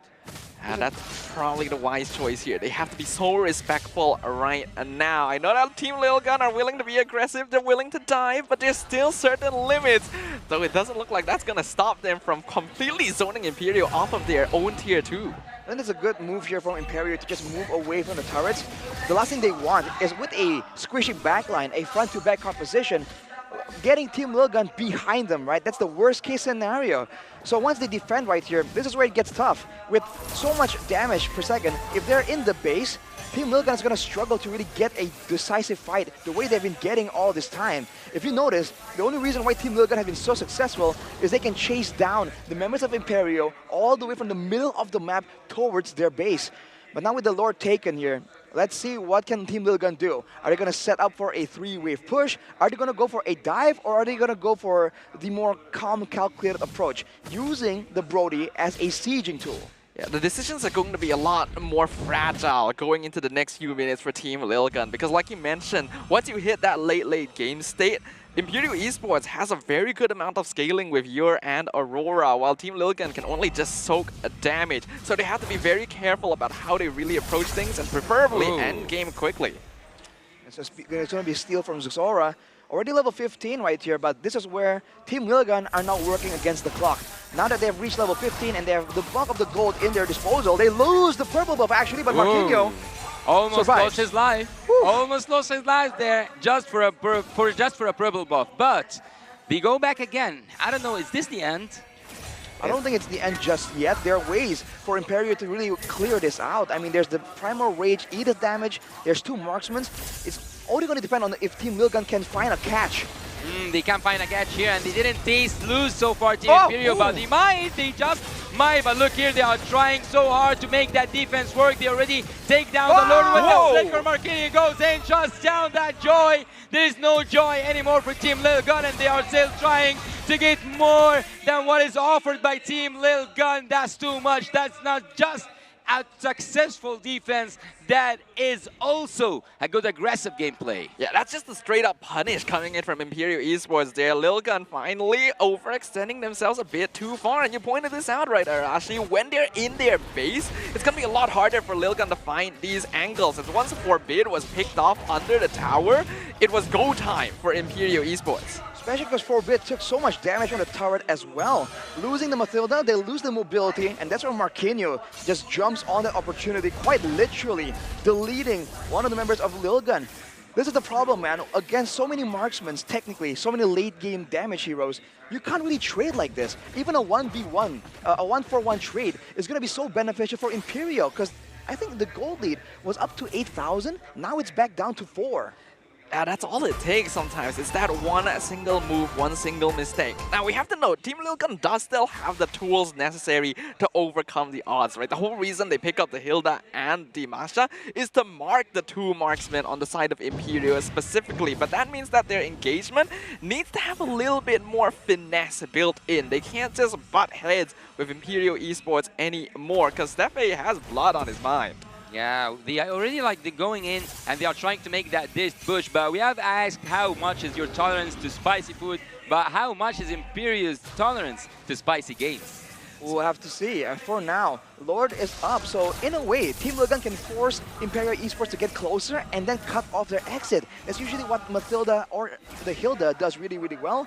For Imperio, do they feel strong enough to want to risk it with a 5k gold disadvantage? If they don't, they can, I think, defend for one more time, but they risk making a mistake later on and losing the game. But oh, they go now. They want to go in, they want to go and take Team Imperio down. They are already taking some good damage, but what is that damage, Marquinhos? Come down a bit. What was that damage? But he goes already down, and the Lord also goes for Team Lilgun. Okay, a nice secure there for Team Lilgun, and it's very smart of them to just dive into Marquinhos there. They realize that he's positioning very far ahead compared to his teammates, and if he's gone, that's basically their main threat for diving the rest of Imperio Esports. With the Lord in their pocket now, though, we're going to see whether or not they can break through the defense of their opponents. I think against a comp like this, with a lot of damage, but not a lot of wave clear, you have to play with the waves, man. If you're looking at how they're doing it right now, though, they're clearing the top side and the bottom side without pushing the mid lane. And the mid lane moves faster, to be fair. I think they're setting up for a proper push, but might be only in the bottom and mid side. Now this is where Imperio gets confused here. Where do they send their resources? But they seem to be able to clear fast with the defense shred from the Dairat. Well, there's a Mountain Shocker there, and also he reveals on the map, but there's no necessity for that map reveals because everyone has shown up already, but there has been a line that was drawn by Team Imperio, and they successfully managed that defense. Okay, that's good respect from Team Lilgun there. Go for the one inhibitor with the Lord. They know that, again, without the angles necessary to dive the backline, this could be a dangerous dive. It is a dangerous dive. Look at Joy once again making Primus use his ultimate, but then they already get their ultimate. Look at the Wrath, look at the Chaos, look at Team Imperio pulling off another successful defense, but the torn apart memory tears apart the bodies of Team Imperio Esports. But look here, do not miss me. You did miss me, and you did miss that damage. Look at that item switch, but nothing can save you. Nothing can save the inhabitable. Team Lilgun is wiped out. Ooh, this is literally what we were talking about, right? It's too dangerous to dive Imperio Esports in their own base. You want to be able to pick off the backline DPSs first. You can't fight like that, man. In the beginning, it looked so good because they have all these spells to work with. The moment they ran out of ultimates and the backlines are still fresh and healthy, you saw the damage output coming in from the Bruno and the Yi Sun Shin. Fortunately for Team Lilgun, they're able to get a trade right there, but look at the gold difference. Man, it's only 2k right here. This is that momentum swing that Imperio have been waiting for, but the same conditions still stand. Imperio have to find a way to get a proper front to back, and Team Lilgun can play around with the map even more. But with the goal difference equalizing, it's getting more and more difficult for Team Lilgun to do so. And especially considering that Imperio is going for very aggressive builds here. I just saw the Blade of Despair completed for not just Aurora, but Marquinhos as well on the Dirov. So he's actually going for DPS. He understands that Lilgun is mostly damage sponges. If they can break through the front line, it becomes a lot easier for them to take the rest of the fight. Well, they can actually go and take the rest of the fight, but I think this is a death bush, right? It's possible if it works. Asian! It is possible indeed, and now he crosses the line once again by Forbid. Again, once over and over again, saves his team members, but there's a conceal there by the Edith. There's a conceal by Team Imperio. Will they commit to anything? They just commit that Lord. They want to take it so bad. Yeah, but the Joy can come in, but the fire mistakes that Lord with the last hit, and there's chaos happening in the Land of Dawn. The Land of Dawn is witnessing a massacre happening between two great teams. Lilgun is down. Imperio is now doing a revolutionary doing really great. Double kill, and then Marquinhos comes to take everything down. Everything now crumbles on the hands of Team Lil Gun. Guess who's in the house? Team Imperio is in the house. Massive mistakes made by Team Lil Gun. They panicked. They saw the Lord being rushed down and they made their move way too quickly. Imperio Esports were quick to snatch up on the opportunity and claim victory for game number 1. They get Lil Gun flustered. They force the Lord. They catch Zixora in a weird spot. And just like that, man, it is all over. Imperio, what a performance and what an adaptation. It looked so bleak since the beginning, but they pulled it back. Well, as I told you, it takes one mistake. One simple mistake. What an incredible game here that we witnessed right now. It definitely looked like Lil Gun had all the tools necessary. They were putting so much pressure on Imperio with the surprise pick of Hilda and Masha to threaten the backline marksman heroes. But once you got into that late game, once they were able to defend and play the front to back they wanted in their own base, that is when Team Lil Gun's over-aggression came back to bite themselves in the butt. Like I said, man, all they require was a few more items. In the late game, those marksmen are just doing way too much damage. I get that you're a Masha, right? You have 3 HP bars, but against a Yi Sun-shin and Bruno in the late game, you'll last for, let's say, what, 8 hits? And that's about it. And that's the problem there in the late game. Because in the early game with the shielding, with the Flash of the Oasis, then they can last and really pressure away all these marksmen. But in the late game, it's the opposite situation. Now the marksmen can hold their ground and out-damage and out-lifesteal the tank's damage. And that's where, for Lil Gun, they just failed to find a winning solution right there. I feel like the transition, right, from the skirmishes, from the laning phase to the skirmish was pretty okay, but from the skirmish to that late game siege, that late game Lord setup, it's just not as polished, and Imperio absolutely took advantage of that. Yeah, I think Team Lil Gun kind of fell into a false sense of security, right? They thought they were so safe behind their 2 brick walls of the Hilda and the Masha, but like you mentioned, once you get into the late game, the marksmen are the true threats on the field. The 3 health bars actually aren't all that strong considering the recent adjustments to Masha to make her more of a bruiser than a straight up tank. But of course, let's talk about who our MVP is for game number 1. And of course, it's gonna go over to Marquinhos. The Dirov gameplay was absolutely insane. Marquinhos, man, that was insane. What a performance. Holding down the early game, somehow, some way, finding a triple kill, even though his team is behind. And even in the last sequence of the game, I hope we're gonna see it in the highlights later on, but that final flicker in to secure the 2 last kills, to make sure that the death timers are all set for the victory. Marquinhos, man, great show of mechanics and also great show of like in-game instincts. What a beast. But we have seen some familiar scenario yesterday, right? I think Lil Gun reverse sweep. So do you think that we will see something like that in terms of they are already like in charge of the game since the beginning? It would definitely be within expectations here because you're right, yeah, so this is exactly what happened previously, and we have to note, Lil Gun actually performed even worse in their game 1 yesterday. So considering everything, the comeback is very possible, but Imperio Esports have really impressed us here. This early game was just absolutely brutal, man. The combination of the Mathilda and the Joy, there's just so much mobility, and there's so many ways for them to go aggressive and still come out. But Marquinhos just winning in the lane and afterwards transitioning to just 1v3ing, beating everyone out right here, knowing which target to go through first with help of Fashion, of course. That was what allowed them to really stay in the fight for just quite a bit.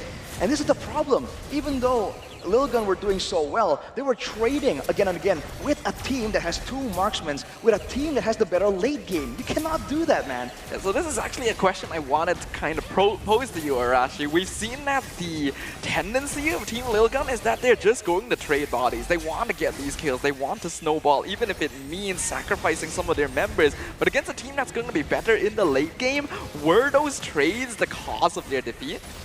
I have to say so, man, especially at this moment right here. That sequence began with the base defense that Lil Gun just seems unprepared for. And afterwards, they're able to run down the members of Imperio. But again, once they were close, they kind of went all in. They felt like they have the same kind of power surge, power spike they had in the early game. But it's not the case. I mean, look at this. most of their members are able to survive the burst damage coming in and afterwards come back through, and they even burned the immortality in Zixora. And afterwards, the call to rush the Lord was a bit crazy, you know, a bit fast-paced, but it worked out because then it forced Lilgun to actually rush in kind of blind as well, not knowing where the priority targets was, and Marquinhos just sealed the deal right there with an amazing double kill. And overall, like you mentioned, there is time for adaptations from Lilgun, but Imperio, they're not a one-dimensional flat team as well. So I think adaptations are going to be seen from both these teams. Well, what was amazing for me and also impressive is that Team Imperio managed to take that game up until Yisun Chain and also Bruno managed to get all their items. I guess we will see the items in a bit, but there wasn't enough, let's say, damage taken heroes, like damage, no heroes to front any damage, or like no heroes to be able to open that space for Imperial, but they just, with the Edith, they managed to do that. Yeah, that is true. You would think that just looking at the matchups here, Imperial Esports should not have the tools to deal with the complete dive potential of Team Lilgun. So I think, again, a lot of props have to be given to Marquinhos here on that Derov EXP lane. If he wasn't able to get that snowball in the first... With the base right behind you, it's a bit more clear-cut, which so the Netherrealm was just coming in a lot more solidly. And afterwards, that's where everyone clumped up together. That's where actually it's the most dangerous time for Lilgun. Yeah, strangely, it didn't seem like they were able to adapt to the way that the game state changed, right? They just dived so deep without respecting properly their opponents. And this is the result, Marquinhos being the rich guy and the carry as the EXP laner. You don't get to see that very often. What a beast. Well, yeah, I can tell you that it was a devastating way to lose also, because I don't know if Team Lilgun come back with the same performance after losing with one mistake. I think that at sometimes it's soul crushing. That is true. It has to be. Hopefully, this isn't going to stifle their momentum. We've already seen some historical data from this team that they are able to come back and make the adaptations necessary. But Arashi, what do you think they will need to do going into Game 2? They just have to have a more clear-cut game plan, right? And they have to work on the transitions, moving from, let's say, a Lord setup to a siege, right? There's different steps in the game. There are different stages where they have to prepare for, and it seems like when they're moving between stages, that is where they are most, when they're just not on alert, right? They make mistakes, slip-ups do happen. But by the way, if you look at the damage dealt, Marquinhos was on top there, and he's actually rivaling Bebex in the tower damage as well. So that's a crazy performance. And on second in Imperio, it's also Aurora on the Yisun Shin. So making a comeback from the difficult early game and still maintaining technically 100% win rate. But look, I want to ask you a question actually, Arashi. Do you think that Yisun Shin was effective? Like, is it a pick to be picked over like the whole series? I'm not sure if I think it's going to be worth picking first in the first phase of the drafting phase, but the damage is there, the flexibility to just do damage from behind and assassinate is there. And to make things worse, in the late game, right, when they're trying to just move around, that Mountain Shocker, it does damage, but it also gives a lot of information for his team. That is partially why they're able to move around so effectively. We have to note, the Mountain Shocker isn't the only ability that gives vision over the map here. We have to talk about that Astral Echo and the mid lane matchup as well. Already some attention towards the goal laners, the EXP laners, but let's talk about Fashion and Forbid real quick. Their Novaria gameplay yesterday in their respective matches was really terrifying here, and the vision provided by this hero has proven to be very valuable in the wildcard. I feel like you can see the stats here showing a bit of a difference. There's more of a, well, there's more kills in the hands of Forbid, but less Astral Recall hero hit counts. And for Fenshin, there's just more Astral Recall hero hit counts. I think, if I can remember correctly, Forbid uses it as a source of like burst damage, right? Someone will lock someone down, and then all the spells come in to follow up on it. Whereas for Fenshin, the way I saw he played the Novaria, it's mainly more for utility, right? A bit of the slow, a bit of the scouting, which I think explains why it's so different. For Fenshin, he wants to hit as many people as possible. For Forbid, he wants to hit the right target at the right time, even though it's only one person. That is true. The Novaria can be played in different ways, and that's why the flexibility of certain heroes like this are so valued right now during the drafting phase, right? Heroes like the Matilda, like the Novaria, who can offer many different tools and many different ways of engaging into these team fights. But so far, what we've been seeing between these two teams is they're still very stuck into their own individual play styles.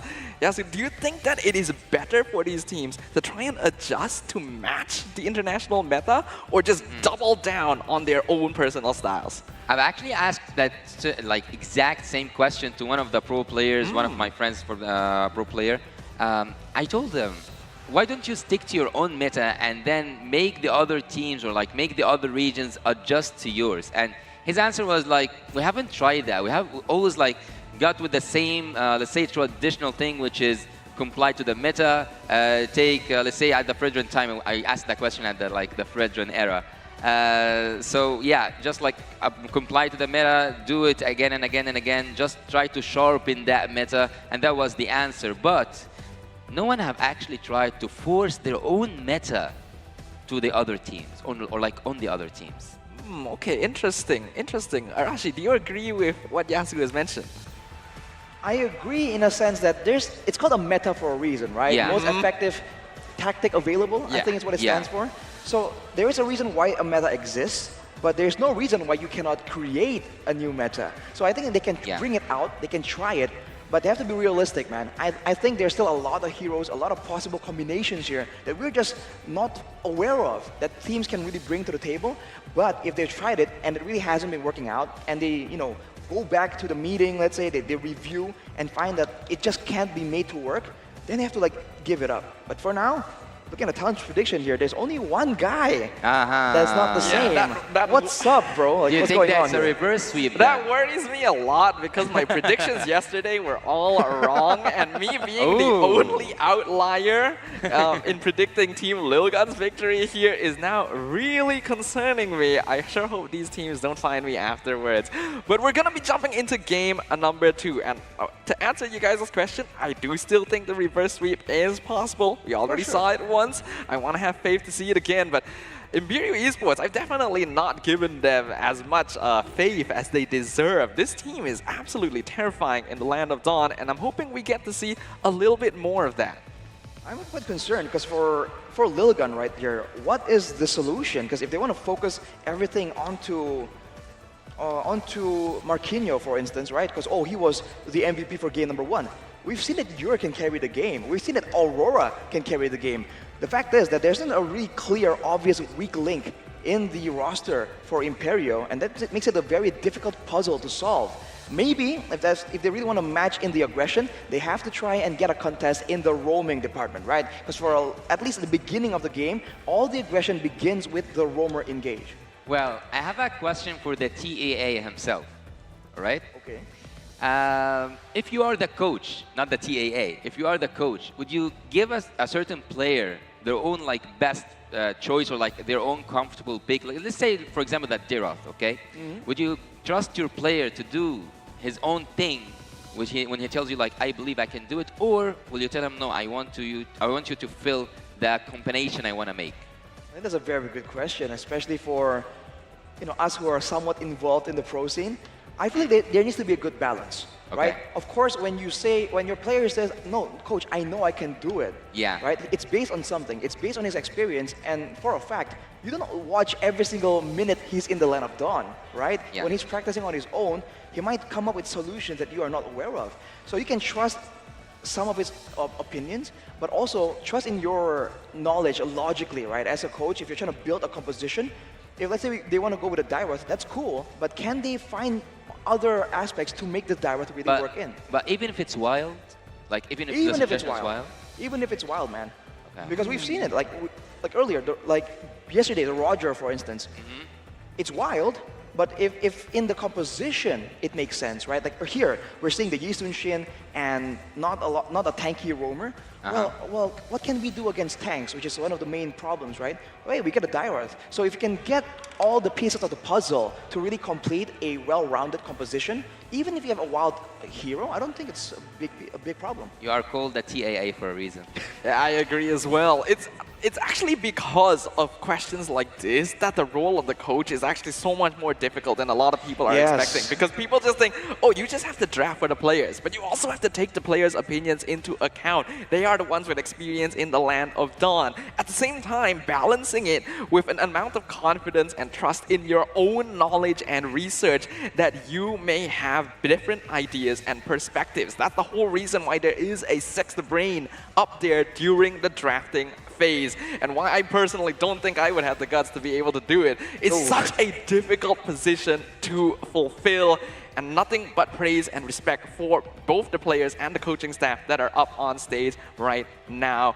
But going into game number 2, the question really is, what are going to be the adjustments? Yes, you already brought up the Yi Sun Shin. Do we want to respect that? Is there a bigger problem at play? The adjustments coming in. We already talked about it for Lilga, but what about Imperio? Do they just stick to the same old since they already won? And I want to add to that question something. Was it as dangerous as the Gushin yesterday? Ooh, maybe not, but just because of the nature, right? On one hand, you have an assassin. On the other, you have technically an assassin, but a Yi Sun Shin that has to farm up, especially against a Hilda, right? That was a very tough situation.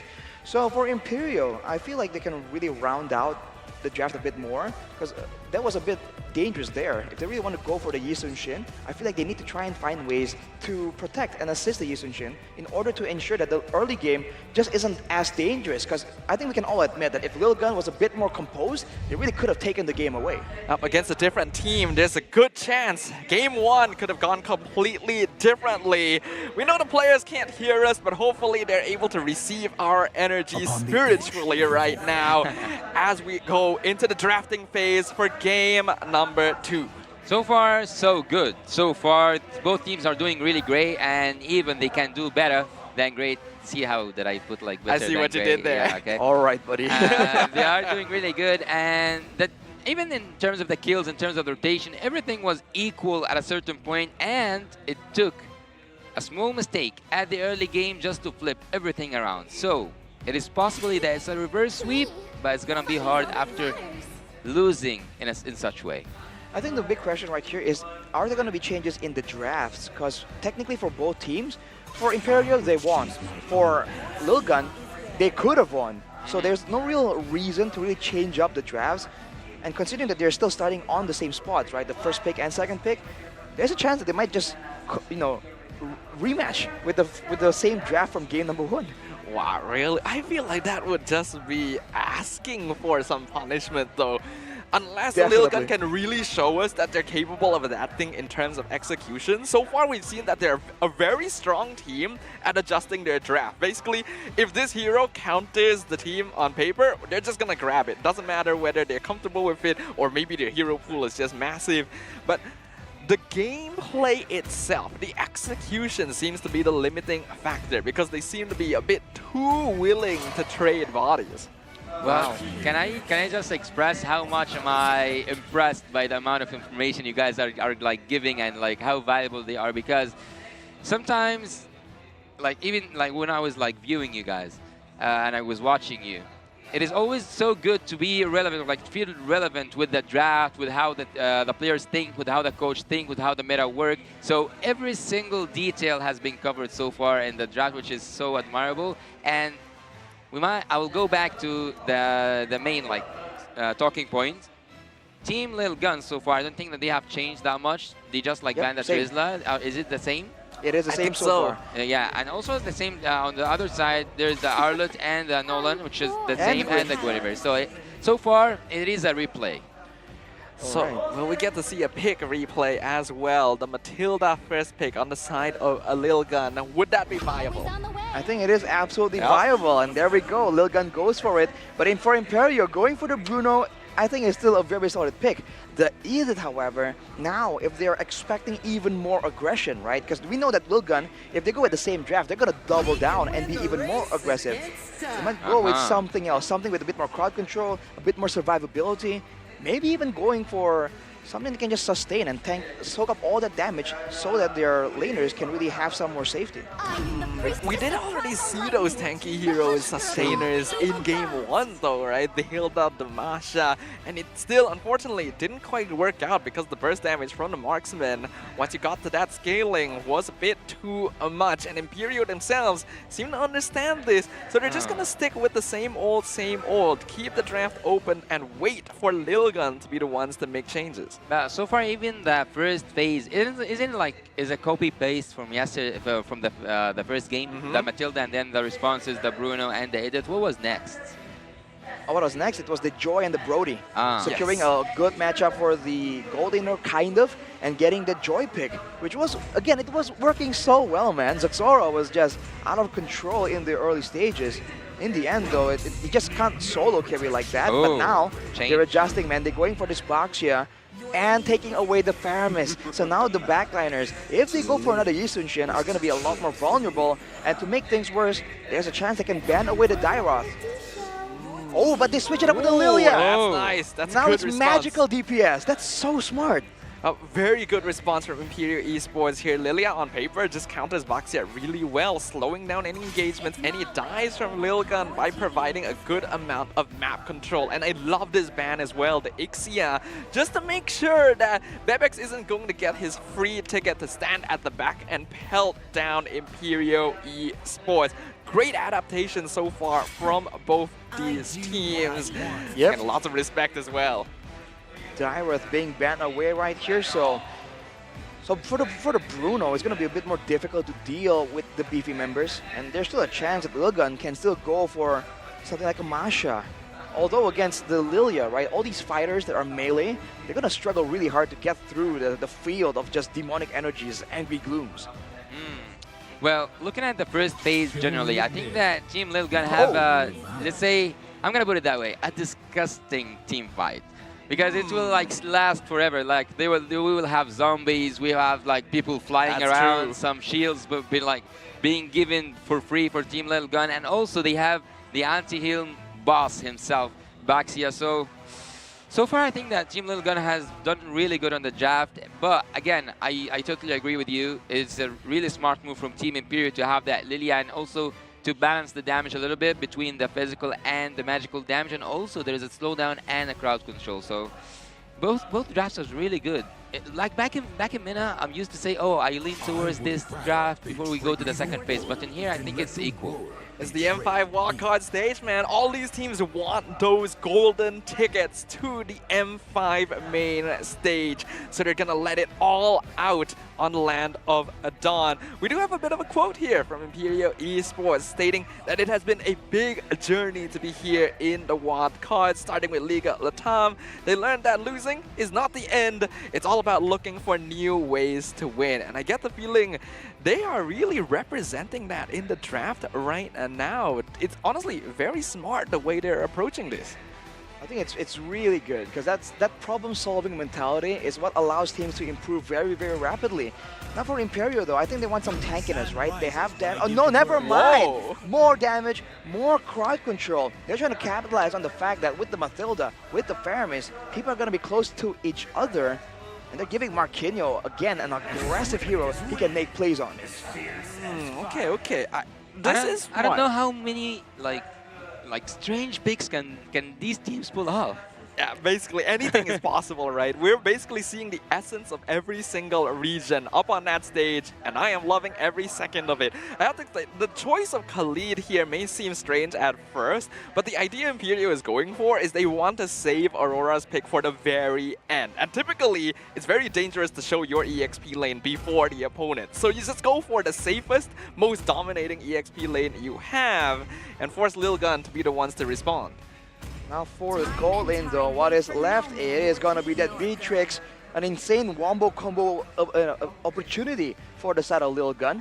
But for Imperial, again, what's it going to be? If it's going to be an assassin, it fits their style, right? Just go all in, go aggressive.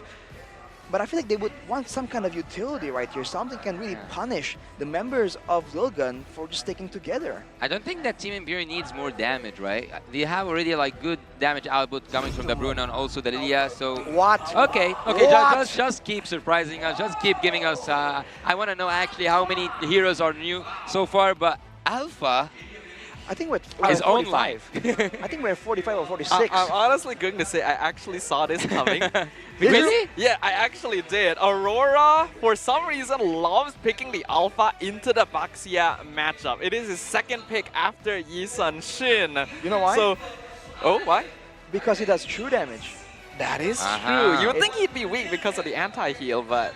Yeah, the sustain is chipped off, and with the nerfs earlier when Alpha was meta, right? He was nerfed a bit in the sustain department, but for the most part, he does true damage, and that's, I think, what they're trying to do against his composition.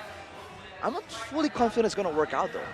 Well, I guess we will find out. Yasu, you've talked a lot about spicy food here. The teams really seem to be acclimating themselves because these are some spicy drafts and spicy matches. So let's just keep the ball rolling. We're going into the Land of Dawn once again for game number 2 between Team Lilgun and Imperio Esports. Imperio Esports now are up to the task. Will they be able to tie this down or like to take this game again and go with a full sweep 2-0 once again? They will top their group and they will be, I think if they want 2-0 this game, is it like for sure in the next stage?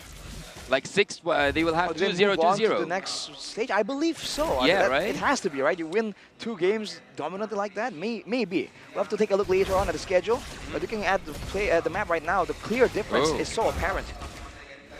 I don't think that he is committing to it. He is committing. He wants to take that retribution. Oh, it is a steal, and he is level 4, and the land is love already. Steve is trying to continue with Ethan, but Ethan can go back. There's some true damage happening. There's some damage being dealt by Aurora, but Aurora is now prevented from entering his own jungle. Oh, it is still here. It is still raging on. People are taking things personal. Yurk have to go back, and Lilgun have dominated, have invaded, have took everything in that jungle. I don't know when does it stop. I actually don't know when does it stop. Ethan committing to Aurora, and Aurora is so annoyed. I mean, why does it have to stop? They can keep going like this. They have the Matilda, and in the mid lane, it's just a big struggle as Yurk. Look at that wheel spinning, and things are now spinning towards the favor of Team Lilgun. Wow, just a clean first blood right there. Imperial Esports, after all that, think, oh, I can finally breathe in my lane a little bit. And then the second wave comes out of nowhere. Team Lilgun, this has been a character trait of them. Just extending these fights way longer than you would reasonably expect and catching people off guard. You see that earlier, Marquinhos just started healing in front of Aizen like he's trying to send a message. Right now, though, unless Imperial can lock someone down, they can't really go for a pickoff. Unless there is a miracle, they cannot survive. This team Imperial now behind in gold, behind in XP, and now behind in position. They cannot commit to that turtle, and it's a free turtle to Team Lilgun. Very nice play. Zixora gonna secure that first neutral objective for his team, and they're gonna keep the pressure rolling, continuing to invade the enemy jungle. Well, as Roshi said, why stop now? Why stop now? You are now, oh, Alpha is online. Alpha Big Marks Hero debate and M-Series. Well, I don't know what is actually going on. Will they continue harassing that Alpha Big? I mean, they would try to, but now with some more items, some ultimates to work with, this is where it kind of sort of equalizes, because before level 4, Mathilda's Guiding Wind is just so many things built in together, and so is the box shell, right? With the reset on the spells, while you have the purple buff, it's almost like unlimited damage. So for now, I think Imperial Esports still have some space to stabilize, but they have to know which fight they can take and which fight they have to just give away to Team Lilgun. I think that they are, like, so far, it's not about will you take the fight or not? It's will you force the fight or not? Team Lilgun are in there for blood. Yeah, Team Lilgun is not giving their opponents any time to think, right? You would expect that, okay, we're gonna try and regroup, we're gonna think about which fights we can take, what power spikes we wanna go for. Lilgun's just saying, oh, we're just gonna play the game. Doesn't matter what's happening. It's already gonna be another 4-man gang up top. Oh, it is a sandwich. He is now getting into the sandwich form. He's out. Edith is also out. Jura is out. And no one is surviving from that clean engagement under the turret. the top lane is now in lava. The Netherrealm dive potential, man. Team Lilgun using it to its full potential. But right now in the EXP lane, it's just a back and forth duel here between Aizen and Marquinhos. Oh my Fashion! He uses his black shoes just to survive that certain death. Top lane is now a dangerous place to be.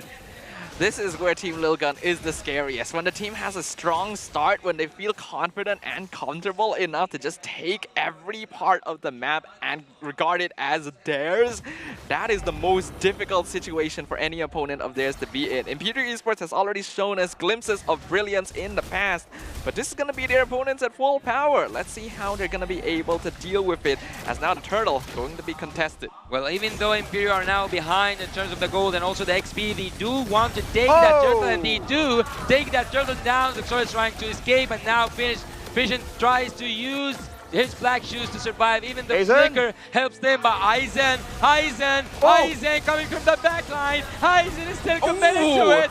Right hook, right and left hook, and then there's a knockout. Forbid takes the 8 down. They are still committing that massacre, and the top lane is a dangerous place to be.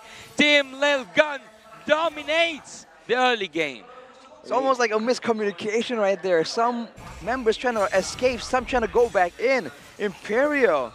What a crazy team fight right there. But with a gold deficit, they're able to bring the fight quite equally to Team Lilgun. They have to be careful, man. They cannot keep trading. Because in the same way that they lost in game number 1, game number 2, they have the Lilia, they have the Bruno, as well as the Edith technically. There's a lot of late game power spikes available for Imperial to try and mount a comeback from. Yeah, I imagine Imperial are in a position where they understand all they really need to do is delay and hold the game. As long as they don't fall too behind, they can expect Team Lilgun to make similar sort of mistakes. And I'm hoping that Lilgun will be able to adapt to this, because right now what I'm seeing from this team is just 5 players that lack any sort of self-preservation mechanism. They just don't care, and they just dive in without regard for health.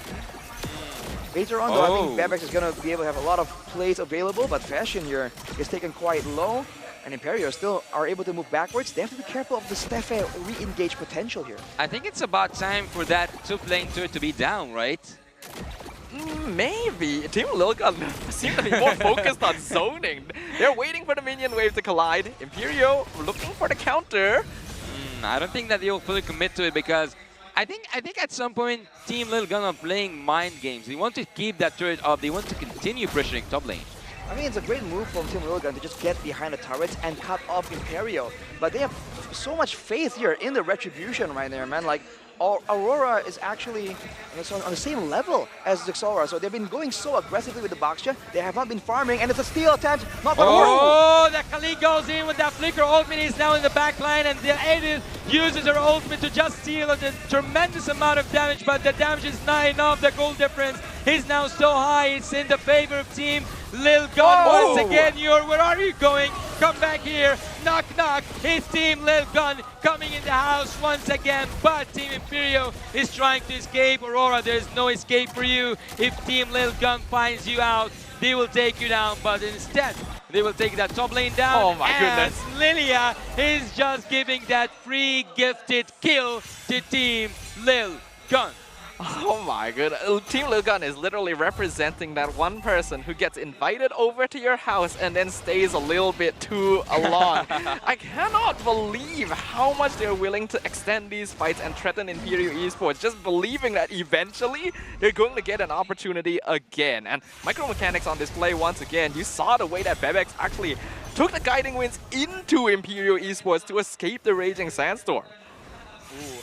I feel like right now the issue for Imperial Esports is that Aurora is one of the stronger members in their team, right? Especially in the early game. But he has not been in the fight in the early stages. Oh, now it's so dangerous. It was so dangerous to be in the top lane, but it seems like Lilgun is trying to shift all that to the bot lane. Team Lilgun are back in control, but this time somewhere else. Yeah, they're going to transition now to the bottom side. But that's where Imperial Esports can catch them off guard. Right now they can't really engage, but I mean, if Team Lilgun keeps crowding together like that, a big alpha ultimate into like all the combos, I think can really win Imperial Esports a fight still. So I think Team Lilgun needs to be still a bit careful, and Imperial has to make sure that if they want to fight, get everyone on the same page and get them in the fight together. It's what we mentioned before, right? And what we've seen, just Aurora. one mistake could cost them. Ethan in a dangerous spot, able to flicker out, and the Lord is now within contention once again. Both these teams, 5 players all around the Lord pit. You would think that there'd be some kind of macro play happening across the map, but no, these players just want to brawl. Well, in terms of macro play, Team Lil Gun so far has proved that they are they are executing that perfect gameplay, and that's why they are collecting the results out of it. And they might want not just to dance with the Lords, maybe even have a little dance with Imperial Esports. So far, everything's so calm. Well, hang on, they're forced to back away though. That's why the Lord damage right now is so dangerous, so devastating. Imperial have some control right here, but Team Lilgun, with the Netherrealm available, they can do a lot of damage. And Forbid is just chunking him down with the Ghostbusters. I think it's going to be Marquinhos that's going to be trying to make a play in the beginning. This might be too risky, man. I don't know if Imperial should take this. Yeah, the waves are actually slowly starting to build up as well in favor of Lilgun, so they can just take their time here and wait for Imperial Esports to spread their numbers a bit thinner to try and make sure that their towers aren't threatened. Steffe though from the back line. Ooh. I don't think, they don't need Ethan to go in, and Ethan now is listening. Ethan is now in, but Marquinhos coming to the back line, and Steve is trying to do some wonders. Look at Ur, he's trying to deal any damage with that balls, but the balls on fire cannot do anything for Team Imperial. It is not just about time for Team Imperial to be in control of the game or even to come back. Team Lil Gun with that free Lord. It was the real reason for Imperial to start that fight. That's why Team Lilgun went for it. Look at the waves on the bottom side, man. They know that was coming. They want to make sure that they get the fight over with before that becomes a problem, before it becomes a time constraint. It's a back and forth play right there, and Marquinhos, he's playing more like an assassin right here, jumping onto Babex every time. But with the Netherrealm available, he needs a bit more backup in order to really secure that kill. And to make things worse, Forbid has now finished the Holy Crystal. So in short engagements, it's still going to be Team Lilgun coming out on top. And not to mention the Wind of Nature completed by Bebex as well, who right now is 5-0 on the Beatrix despite Marquinhos' best efforts. He's going again.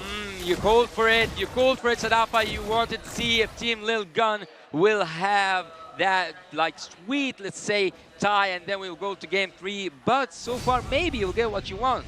But we will get that boss just to ensure that both teams have a really fair gameplay. Yeah, this will give us a little bit of time to talk about the state of the game right now. Team Lilgun, 9.3k net worth lead against Imperial Esports. We talked about how in the late stages, Imperial again are able to scale up, but this is now a much bigger difference than we saw in game 1. Is the comeback potential still there? I think it definitely still is. The Beatrix is a great source of damage, but it's only her alone.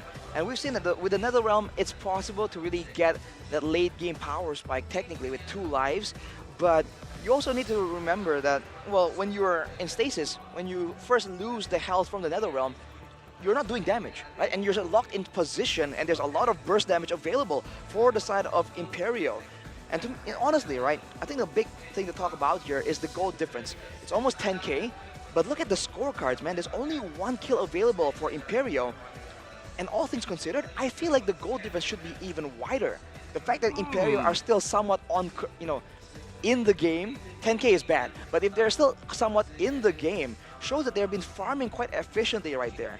I think they just have to try and coordinate better, because even in that last fight, you saw Aurora too far off to commit to any fights, and even when the fights does break out, he immediately decided in a few split seconds, like, you know what, not happening, and went for his orange buff instead. Yeah, I think we've already seen, not just from these teams, but from a lot of matches here in the wild card, that even a deficit like this can actually be made up for. And we know that Lilgun has a tendency to go overly aggressive when that opportunity for victory is right in front of them. Right now, the game is going very much in their favor. But I think what needs to happen for Imperial Esports specifically is they do need to change the way they're approaching things. There's a sense of desperation here where they're really looking to catch someone in the backline. You see Steffe kind of overstepping, you see Marquinhos trying to get that set up.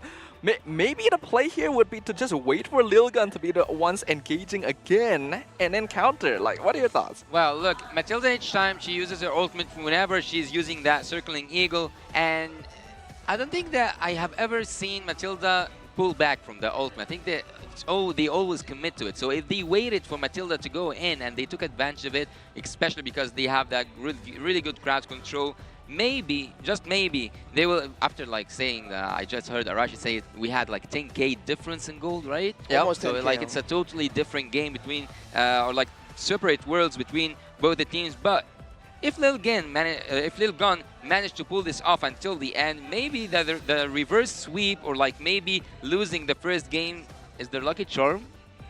Lucky charm. Would you consider losing your first game as a lucky charm? I don't know, man. Maybe, like that's like the winning pattern, the winning formula. If it works, See, right? that's a bold claim. If that's how you need to win, why not? Well, for now though, I think for Imperio, there's still a great potential to defend. They have a Lilia. They can just stack up the Shadow Energies and clear waves a lot faster than I think Lil Gun can be prepared for. For Lil Gun, I think the wave management is something they have to try and get right again this time. But with 10K gold difference, that's usually the threshold where we say that the team can do pretty much whatever, and unless they really make the biggest of mistakes, the game is pretty much guaranteed. So we'll have to see, man. Can Lil Gun stick to that as the Marshal here takes us back into the Land of Dawn?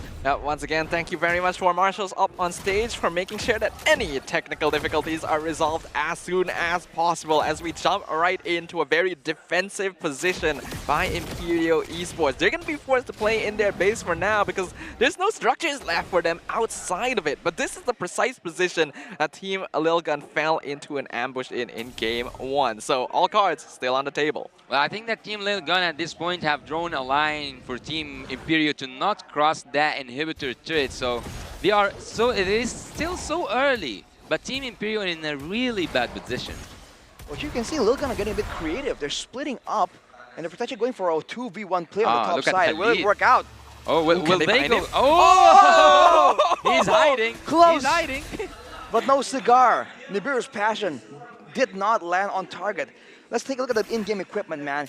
I think Marquinhos can still definitely one-shot any squishy member, but he has to get through initially the Netherrealm and afterwards the Guiding Wind as well. On the flip side, Aurora now has the Bloodlust Axe, going again all in on damage, disregarding any defensive items right here. Their strategy is to later on delete the DPS tool, right, the Beatrix, and if the Beatrix isn't doing damage, then these sustainable damage heroes will eventually overpower these pure tank heroes coming in from Team Lil Gun. Yeah, that is true. A lot of this consistent late game damage for Lil Gun does come from Bebex especially, so you can be sure that Imperio is going to be looking for him in every fight. Well, my question here is, when is the power peak exactly for Alpha? Is it the mid to late game, right? I think it's the early to mid game, in fact, in my opinion. In the late game, it kind of falls off a bit, but all things considered, how Imperio are playing, that's what they need, right? Good crowd control, good sustainability, and damage that is somewhat AoE in these fights. The question is whether they can execute on that, because right now Lil Gun are performing on a much higher tempo than Imperio are used to, even compared to game number 1. That's how much of a world's difference there is between Lil Gun's performance when they have a lead and when they don't. So Imperio right now is gonna play quite respectful, it looks like, and not really contesting, especially since they have waves pushing up. But this is still an objective they cannot allow to go for free over to their opponents. They're gonna contest right now the control, but Yuri is not in the fight, man. Ethan goes in. Oh, Matilda is flying in, and also she has with her the monster kill. Bibex takes that Lilia down. Nothing can save that Lilia even after using that black shoes. Some hesitation there, right, from Imperio. They were kind of half debating whether to go for it or not. They're trying to scout for information, but Lil Gun were just a bit too fast with it. Now at a 14K gold difference. This is an insane goal difference, man, but we've seen it happen before. Can Imperio just find a way to win against the Netherrealm, against the Guiding Wind? Let's see. Let's see together whether Alpha is online. Will win the shot and got off by Marquinhos. Goes to that backline once again. It is where he belongs. He goes again and again to that backline. Steve is trying to survive, but Eisen is doing some recalls with the left hook, with the right punch. He goes in and maybe it is a knockout. Maybe it is a knockout. Aurora is trying to do his best to deal some of that true damage, and that true damage creates that true opportunity to make that defense pull off, but there's some minions coming, synchronized together. Everyone is there, everyone is there. Look at Team Lil Gun as they are trying to go in, and they might just finish this, but they want to finish it cleanly. They want to finish that cleanly. They are aiming for the kills, they are aiming for the blood, they are not aiming for that base. They want that game to be clean for them, and that's what they got. And that's what they got. Marquinhos wants to make the defense, but it's so hard. It is so hard. Team Lil Gun takes game 2. Are we going to see history repeat itself? We're in a 1-1 situation once again. We're going to see game 3 for the start of day 2 of the wild card stage. And Team Lil Gun, man, this team is so greedy. The crystal was open for so long, but they just wanted as many kills as they could get. I think they also wanted to try and make sure that there's not going to be a lot of clearing done by Imperio, right? Because if they just left the heroes available, there's a Lilia, there's a Bruno, so there's a lot of damage for the minions right there. That's why they were going for the heroes initially, and then when they saw like, hey, it's doable, they just went straight for the crystal. A clean performance right there, and that's what you have to do against Imperio, man. I think it's still only 1 kill on the board for Imperio. We're gonna have to check that again, but I think you might be right here. A dominating performance here by Team Lil Gun as compared to game number 1, and it's very similar to how we saw them play against Umbrella Squad yesterday, right? Game 1, they learn about the team. Game 2, they adjust and completely steamroll the opposition.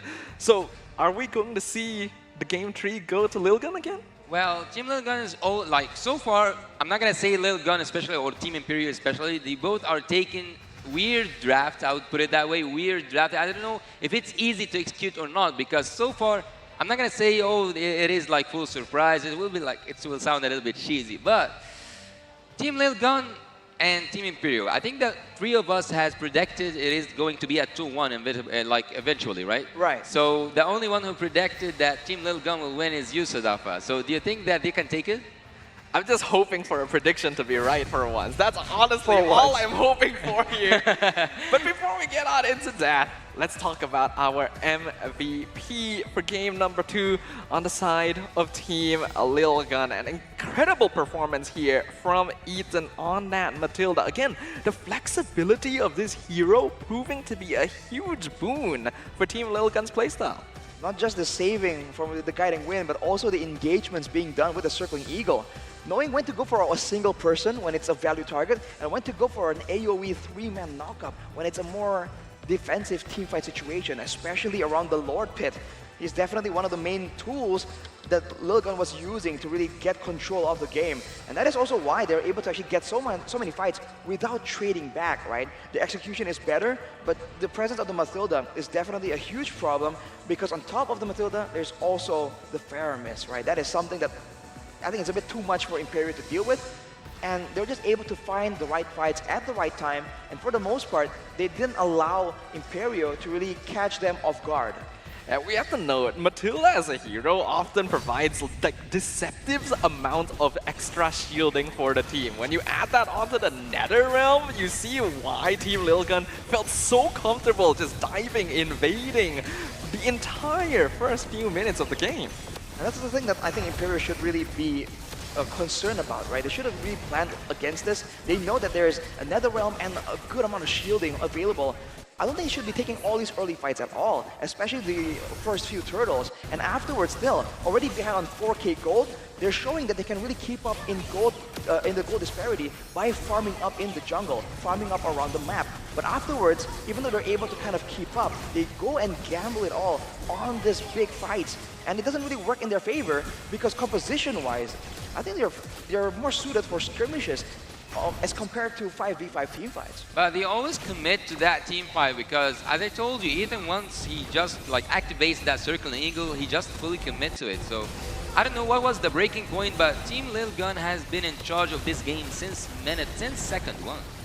I think we could see here at the end of the game as well that there was indeed just a 1 kill going to the side of Imperial Esports throughout the entire game, even despite all the diving coming in from their opponents. So all of this extra health that their supports were providing really made it difficult for Imperial because, as you mentioned, they want to skirmish, they want to end things quicker, but it's not quite possible. And the flexibility, again, of Team Lilgan on display here, we have to note that previously it was Forbid playing on that mid Matilda. Now Ethan is switching in. He's known for the Faramis, but he's just not on it, and they're still this dangerous. Well, technically, they serve the same kind of purpose, right? That rescue team coming in for the aggressive players on his side. And switching from the assassin towards a fighter, technically, on paper, against the squishier backline of Imperio is not the right call, but against the team Imperio that likes to trade in, right? Likes to go for the 1v1 trades. Going for a tank like the Baxia means that there's a last chance for the shutdown to come through, for the trades to happen when he dives in deep. So that is also a big adjustment that really works, particularly because they are against a team like Imperio that wants to risk it all. Yeah, I feel like a big problem for both these teams is that they're a little bit too eager to fight. You have the entire land of Dawn to play with, and yet you're still going for these 5v5s. In this case, Lilgan definitely wants that big death ball team fight, but Imperio didn't need to do that. There's no reason for them to be dragged down to that same level of gameplay, because this kind of draft isn't as suited for it overall. Well, that depends though. The big issue as well is that Marquinhos isn't as dominant 1v1 as he was on the Dyrith. So on the Khalid, it's a bit more difficult. And to make things worse, he's also up against a Paquito, right? It's not the same as in game number 1 where Lilgan was running the Masha that has to walk and run the same way that the Khalid does. Now he's up against a Paquito with a lot of dashes, a lot of movement speed buffs. So if they want to try and go for a quote-unquote split situation, the Paquito will arrive to the fight I think 9 times out of 10 first before the Khalid.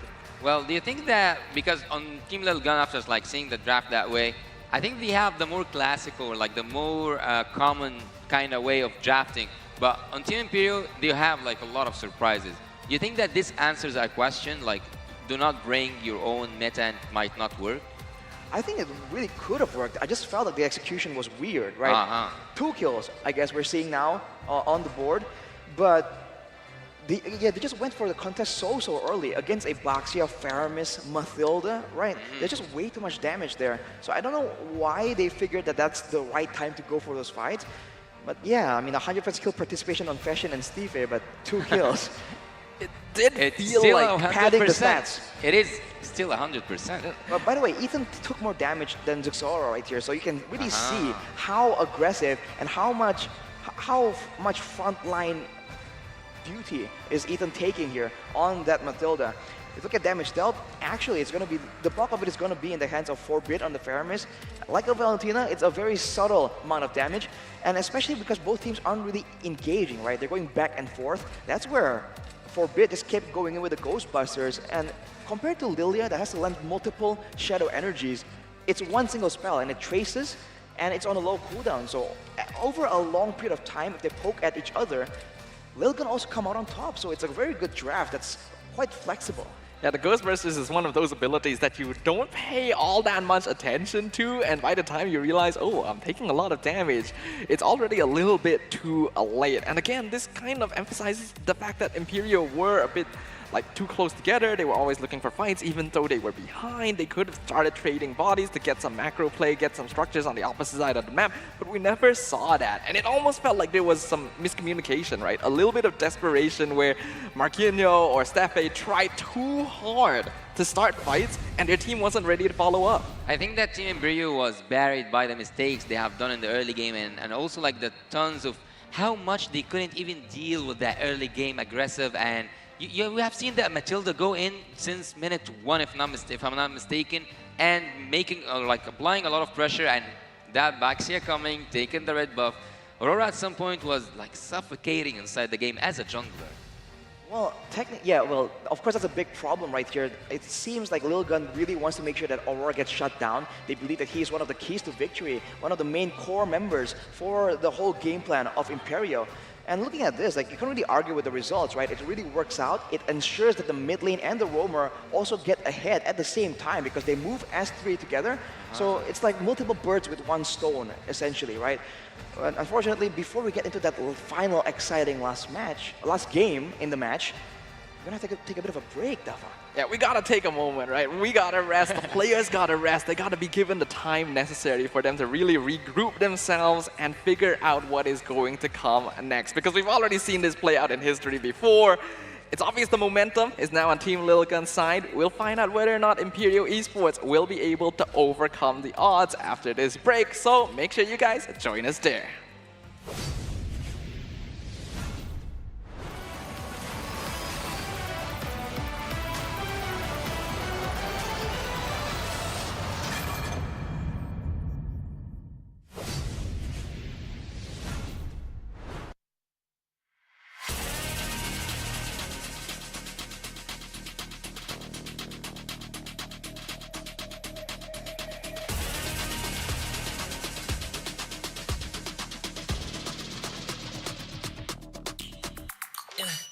Hit me like I might kick over, but you could give me in no corner. I know I can make a comeback, ace this round and finish this game now. Got the power on my shoulders. Yeah, you know that I'm a soldier. You can keep me off my guard, but you can't keep me from my honor. I feel like the floor is lava. The energy's getting higher. You're saving my arms. 'Cause I know just what I got. I got you like na-na-na. And you know I hold the power. This feeling I feel. Oh yeah. Making my grind good to great. So don't stand in my way. Standing tall and I won't fall over. We are better than great, good. We are better than great. We stand tall, won't run away. We are fun, nothing gon' change. Great. We are better than great. Can't get it great, I'm better than great. I play my own role, I become the greatest. Transcend myself into this game, yeah. I build a power to dominate fate. Championship mind, no time for the weak. We start to the game, shine, reveal. Better than great, that's how we feel. I feel like the floor is lava. The energy's getting higher. You're saving my arms. 'Cause I know just what I got. I got you like na-na-na. And you know I hold the power. This feeling I feel. Oh yeah. Making my grind good to great. So don't stand in my way. Standing tall and I won't fall over. We are better than great, good. We are better than great. We stand tall, won't run away. We are fun, nothing gon' change. Great. We are better than great. If we stand tall and believe we can make it, you and me, with a sense of urgency, you'll see I'm better than great. I'm better than great. Oh yeah. Oh, I'm better than. Making my grind good to great. So don't stand in my way. Standing tall and I won't fall over. We are better than great, good. We are better than great. We stand tall, won't run away. We are fun, nothing gon' change. Great. We are better than great.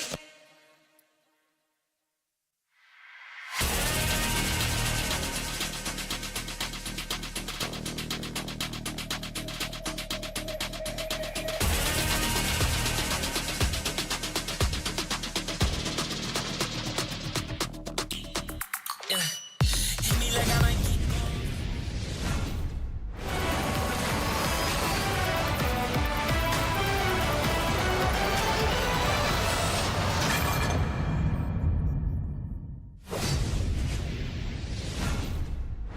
The M5 World Championship wildcards get wilder here in day 2 in our first match of the day, and we're already going into a game 3 between Team Lilgun and Imperial Esports.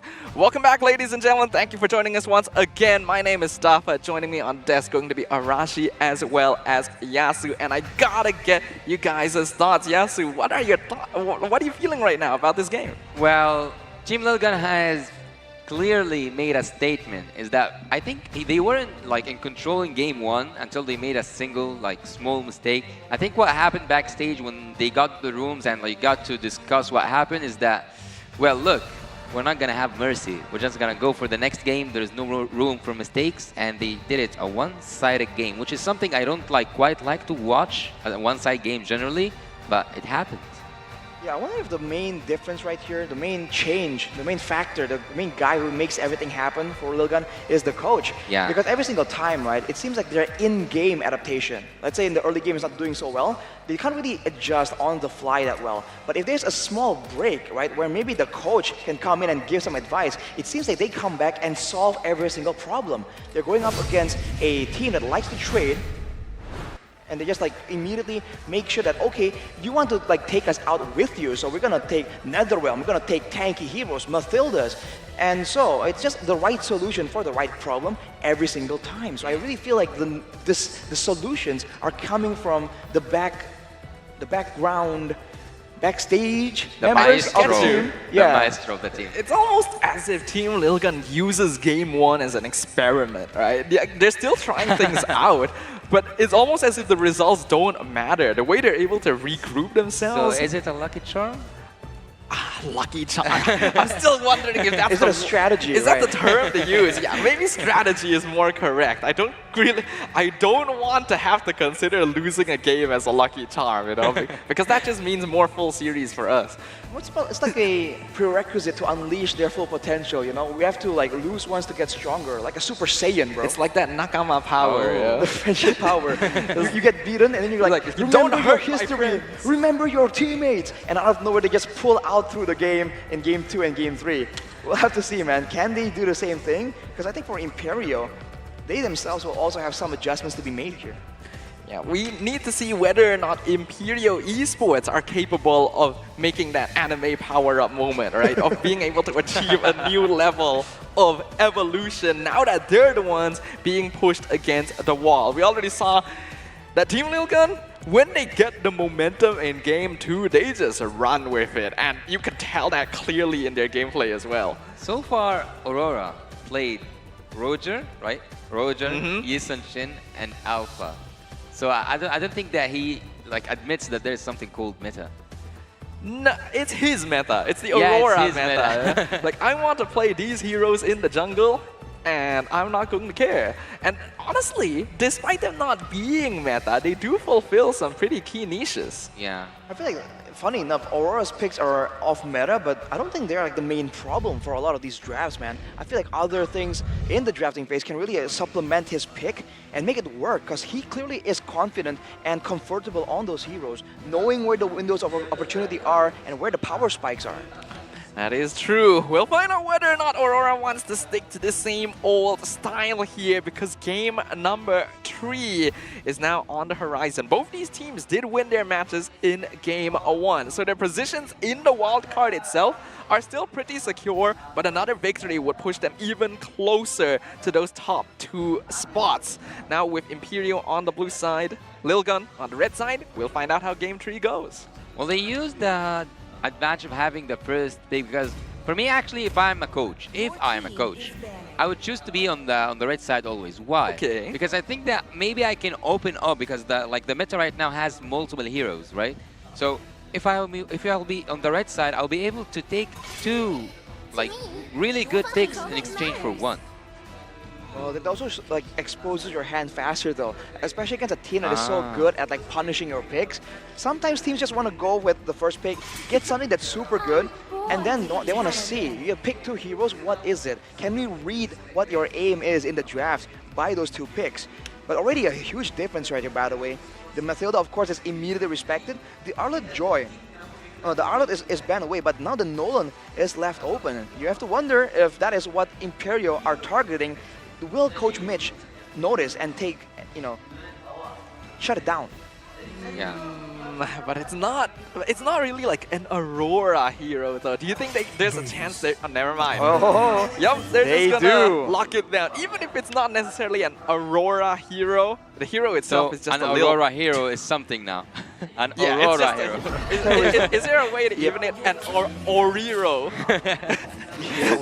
Well, the first pick for Imperial, though, is going to be the Terizla. It has been banned away by Lilgan for 2 games consistently. Ooh. Finally, now it's open. And we've seen Marquinhos, man. Man likes to make plays. Yeah. I think that with the Khalid that he pulled off last game with the Flicker Ultimates, I think that the penalty zone just works more than fine with the same kind of strategy. So there should be a reason why his Drizzler was banned. Well, it's also a lot more difficult to deal with compared to the Khalid. You have the same kind of crowd control, but you have damage and you have tankiness as well. You have, I mean, for those of you who don't know back at home, the lower HP you get, the more tanky you get on the Terizla. But for Lil Guns, now they get that Bruno pick, and with the Faramis, it's still also already a counter to the trade strategy. And usually the only real way to deal with it is going for a Valentina. So will that make an appearance? Because I think that Fashion can pull it off, kind of. Yeah, it's not too bad a choice here, and a pretty obvious choice when you see the Nether Realm. But never mind. Go for the Lilia instead, the more aggressive option with zone control to try and take out the members of Lilgun, who are quite generally grouped together. So could definitely work, especially when comboed with that penalty zone. What are your thoughts about the current state of the draft, Yasu? Well, Imperial are definitely going for that crowd control, and so annoying composition because they also have that slowdown effect by the Lilia and also the high damage that Lilia can deal.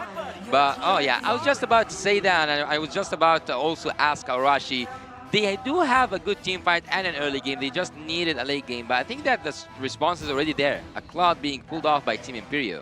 And it's a lot of AoE damage right here. I mean, the penalty zone, the Vengeance Strikes from the Terizla, all the spells are technically AoE. And with a Claude, with a Lilia as well, there's a lot of ways for them to just melt through the Netherrealm in the late game.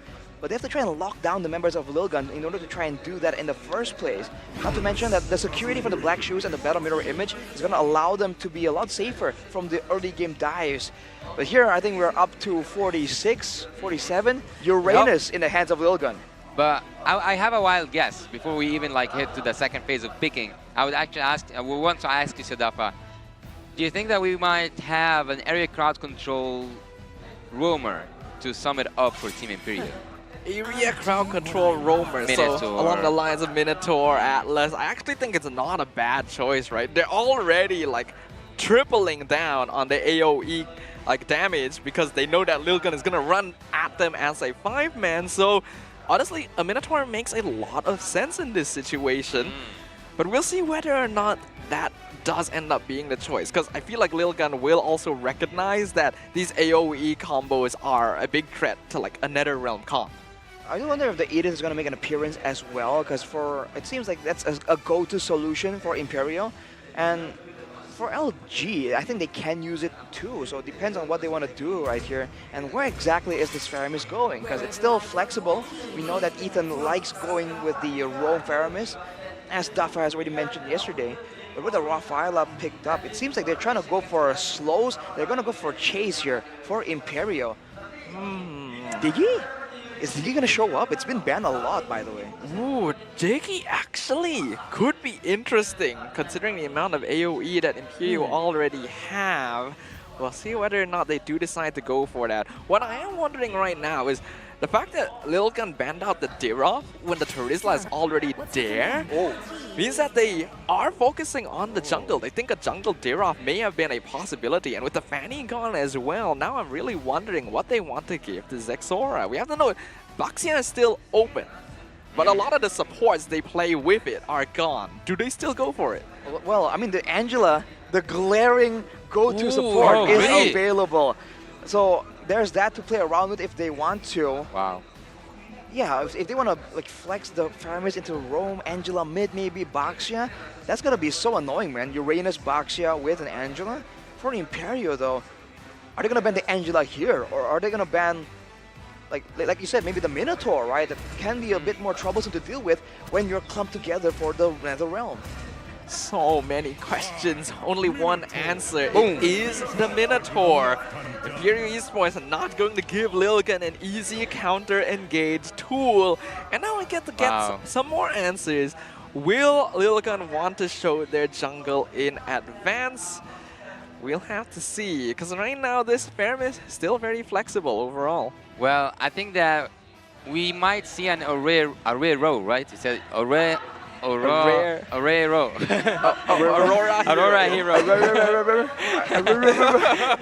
So we might, because banning Fanny and also the Dirov, I think that Aurora has like variety. Like his drafting pool is so huge that he can go for assassins, he can go for fighters, he can go for tanky heroes or utility heroes. There we but go. there you have Called it. it. And Angela upon the side of Team Lil Gun.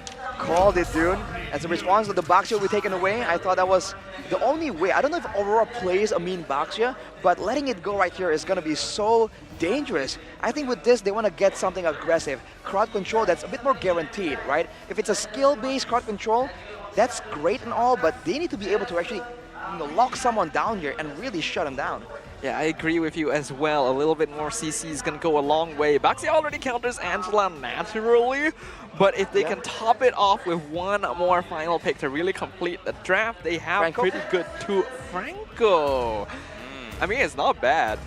Either that or the Kaja to counter the Heart Guard. But Ruby!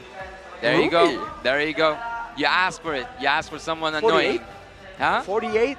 Yeah, I think that we're going up there. I think that you really need to know how many new heroes that we have. But there's something that actually caught my eye at, on the side of Team Lil Gun. I think that Uranus didn't need to be more annoying than he really is. He have that Framis so he can turn into a zombie. And also he have that Angela. So I don't know if he will die this game. We'll have to see, man. Against a Claude, against a Lilia, that's a lot of damage. The thing is, against such a short lockdown, I'm not confident he's going to be able to do it. And with the Martis now picked up, man, that is a Martis-Angela combo against a Baxia Ruby. I can't help but feel like it's not exactly a winning fight for the side of Imperio. And it's going to be tricky. If Martis is able to resist crowd control, so is a very obvious on-paper counter to the Ruby CC Yasu. Who do you have your predictions on here? Well, I think that maybe I'm like behind in terms of the meta because there's a lot of new stuff happening here at the M5 Wild Corp. So I would actually like to see how will Imperio execute their lineup. But what's more interesting in the Lil Gun, for me, I will lean toward Team Imperio. Ooh, leaning more towards logical. Imperio. All right, all right. I have a bit of a bias towards Ruby, but I want my prediction to be correct, so I'm torn. But these players are about to clash upon the Land of Dawn for the last time here for our first series of the day. Will it be Team Lil Gun with the momentum on their side, or will it be Imperio Esports? Have they made the adjustments they needed? I just feel like for Imperio, they have to avoid the crazy early game fights that Lil Gun are going to try and rope them in. If they can do that, I think in the late game, like we said, already AoE coming in from the Claude, from the Lilia, they have the healing reduction as well. There are ways here for them to really come out on top, especially against the lower amount of magical damage coming in with an Angela Faramis. So I think execution is more important. If you're looking for the draft overall, I must say, I feel like I would side more for Lil Gun just because Imperio, they're shown to be just that much, that's feisty to just go all in the early game, and that's dangerous against the Martis, dude. Switching your prediction this late into the game? Well, I mean, the prediction is a prediction, but I think it favors them. I didn't say that they're gonna win for sure. Okay, okay, I get where you're coming from. Looking at the emblems, I don't think anything's too out of the ordinary here overall. What I'm most curious about is which lane is going to get the most pressure this game? I think it has to be the gold lane still. The Cloud against the Bruno, it's it's an okay matchup, but look at Stipe. Stipe is in a really bad spot. He needs to use that flicker, but it is a first blood. It is a first blood. Team Lil Gun has just begun. They're so efficient, right? Literally every single time Zexora hits level 4 on the Martis, it's go time. It's like, let's use that Decimate cooldown the moment we get it. It's almost like Imperio doesn't respect it. They should know, man. They like playing that style as well, but when they're on the receiving end, they just seem to kind of get lost. And with the Uranus as a factor right here, they're gonna need some more items to actually be able to take down the Uranus. So I think they have to be a lot more careful here. There's just no way I think they can really brute force the early game. Yeah, especially with the Angela Martis combo. Aizen's not even level 4 and he's By not having that flicker, he should be punished once again and again and again. Stipe is down for the second time in a row, and Team Lil Gun just proceeds the turtle duty, but Marquinhos with that flicker, with the ultimate sword on the flicker, but they are still committing to it. Aurora is coming from the back line, and also to Rizla is dealing some good damage. Aizen is trying so hard to be that annoying, and he is annoying. He doesn't need to try so hard. Imperial team pulls back, and the turtle goes safely to the side of Team Lil Gun. Man, the Uranus just annoying, buying so much time for the team, and the Martis just all in on the objectives. It's a deadly combination, and it's difficult to deal with. I think Imperial's best move is to just like mirror it and go for other things outside of the map. Aurora can really counter jungle very efficiently with the Boxia, and Imperio, they can just put all the pressure onto Bebex. Ooh, Bebex in trouble. He is in trouble. He is indeed in trouble. He needs the Angela ultimate. He needs to survive. He needs to keep that early game going on. Bebex is trying to survive, and Ethan just saved him from an inevitable death. Yeah, that's a massive win for Team Lil Gun. A 4-man gank, and they're not even able to get one kill or any gold shield from the tower.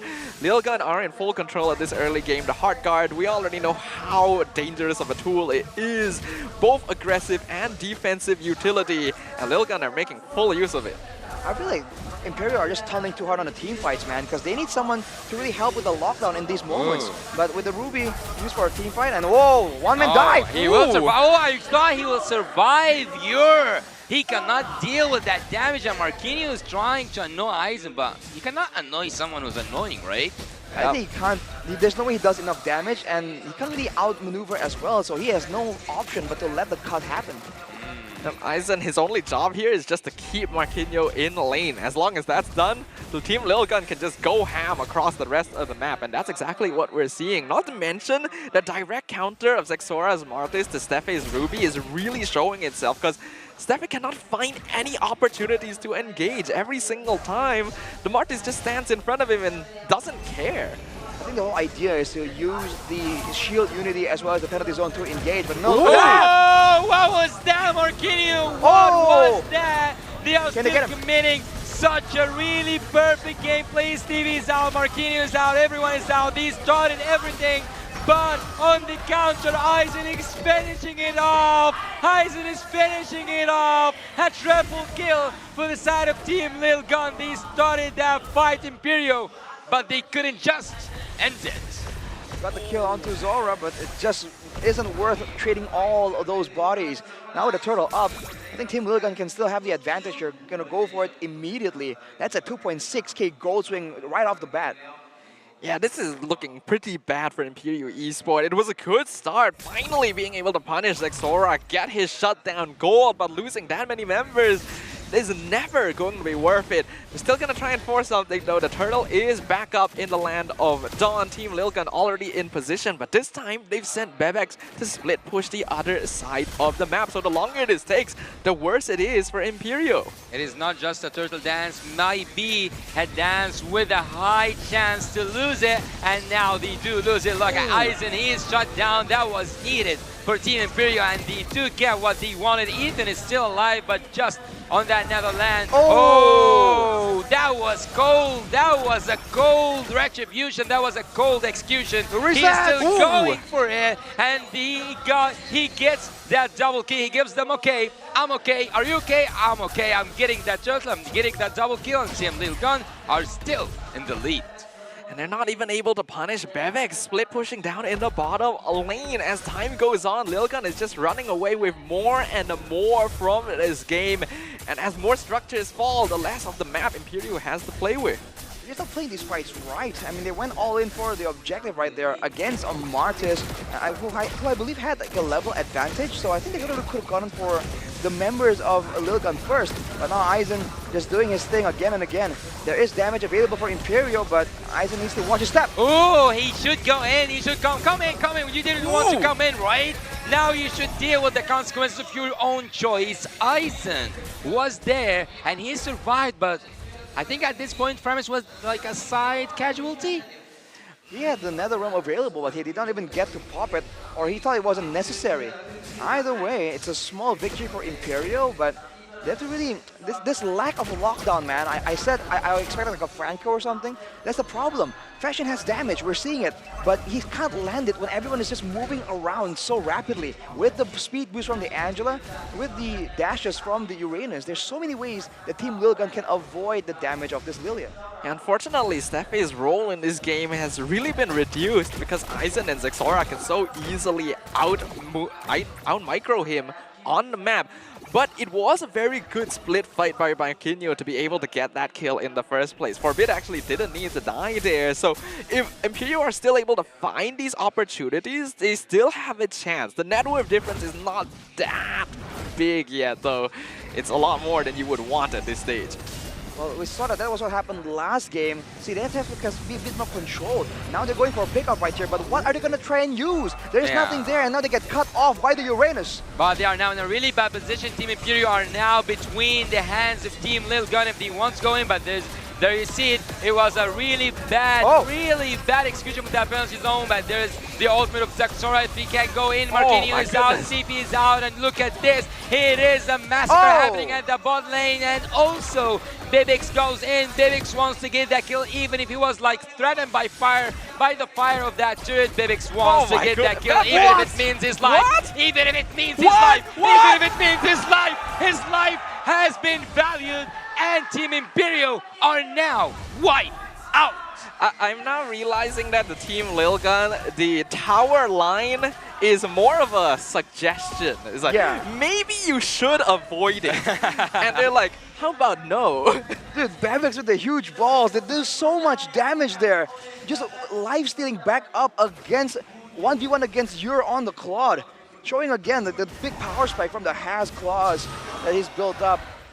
Man, it got a shutdown on the Martis, but now Ethan has the Flask of the Oasis. It's gonna be even harder to really get a value pickoff. And that was, all things considered, pretty good for Imperial. They missed the penalty zone, they missed the I'm offended, and somehow, some way, they get something. They could have gotten absolutely nothing at all. Forbid is now in a really bad position, but he goes back to his teammates. NetherRealm has been triggered right now, and Aurora is in a really bad place. And the land is lava, but this time it is not your time. Baxia, he's out, and he's gonna be missed at the time of the Lord. Aizen? Aizen is trying to escape, but here he comes. Poppy, boom, he comes in, and Ethan saves Aizen. Not just that, Aizen is still committing and just dealing such damage and just dealing such amount of annoying. This guy is annoying. He's playing an annoying hero, and he is getting under the skin of Team Imperial. They can't prevent him from popping the consecration. Yeah, that has to be so demoralizing for Imperial Esports. They literally used everything on this one player, and he couldn't touch him. Aizen just standing there taunting with his very presence. And now the Lord is going to be pushing in. Only the first Lord of the game, so it shouldn't be too difficult to defend. But with an already 8k net worth lead for Team Lilgun, they're looking for as many as they can get. We'll be lucky enough to get that Poppy boom bless from you, Ethan. Let's see together if this Lord will be effective for the side of Team Lilgun. They do have that momentum. They do have that damage. And Bebex wants to take that top lane with the balls. He's trying. And he is, let's say, he is dealing so much damage, but he couldn't get that turret. Okay, no base towers taken just yet. Now we're back to the same situation. It's an 8k gold lead, and there is good clear. There is crowd control available. Lilgun, I don't think, can just all in brute force. If you look at the items for Ur, he does have the core items. On top of that, also the corrosion side.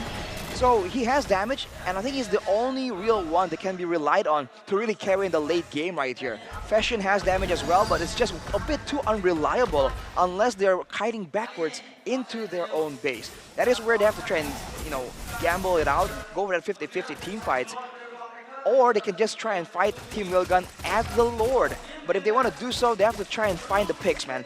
They have to try and take 1v1 for 1 for maybe the gold lane or the mid lane, because otherwise, they don't win it out in the overall damage output. Yeah, I think Imperial Esports basically just needs to be more patient right now. They cannot allow themselves to get taunted too easily by Team Lilgun because it's already clear at this stage, even if they dump all of their ultimates into Aizen, he's just gonna shrug it off like nothing happened. They gotta wait for more opportune moments because until now, Marquinhos especially has been very desperate to find the catch that his team needs, and Team Lilgun is just maneuvering very safely, not to mention the Netherrealm and Heartguard on top of that. I might be looking wrong, but I think Aizen has just built a fleeting time. Did he? Oh, really? We have to look at the items. I gotta see that. He doesn't want to die. Items, but I think it's there, and that is insane. That means that this is a bit more aggressive than you would expect, because he's using it in expectation of getting a kill or an assist. That is insane, and it might just be next level, man. That could be exactly what they require. For now, though, I think Team Lilgun, knowing that the Lord is about to be up, they're not willing to actually venture into the jungle of Imperio, just in case someone gets jumped on. Yeah, I think it's a smart choice. They still gotta give some respect to their opponents because as long as that patience is exercised, there's still a lot of catch. And Yor is definitely starting to build up damage. The Trinity is already completed, so he is a legitimate threat if Lilgun is not careful. They already faced their punishment in game 1. They're not gonna let that repeat. Wave on the bottom side pushing here. Actually, it's so close to the base of Imperio, it might just rebound back towards Lilgun. But no, Yor goes to clear it out. And for Team Lilgun, yes, they're ahead, but they can't really have the same kind of damage output to rush it. And Stipe, the penalty zone, the penalty zone, he goes in, and on the other side, Puppy Moon is coming now, and Bibex is in, is having that blast.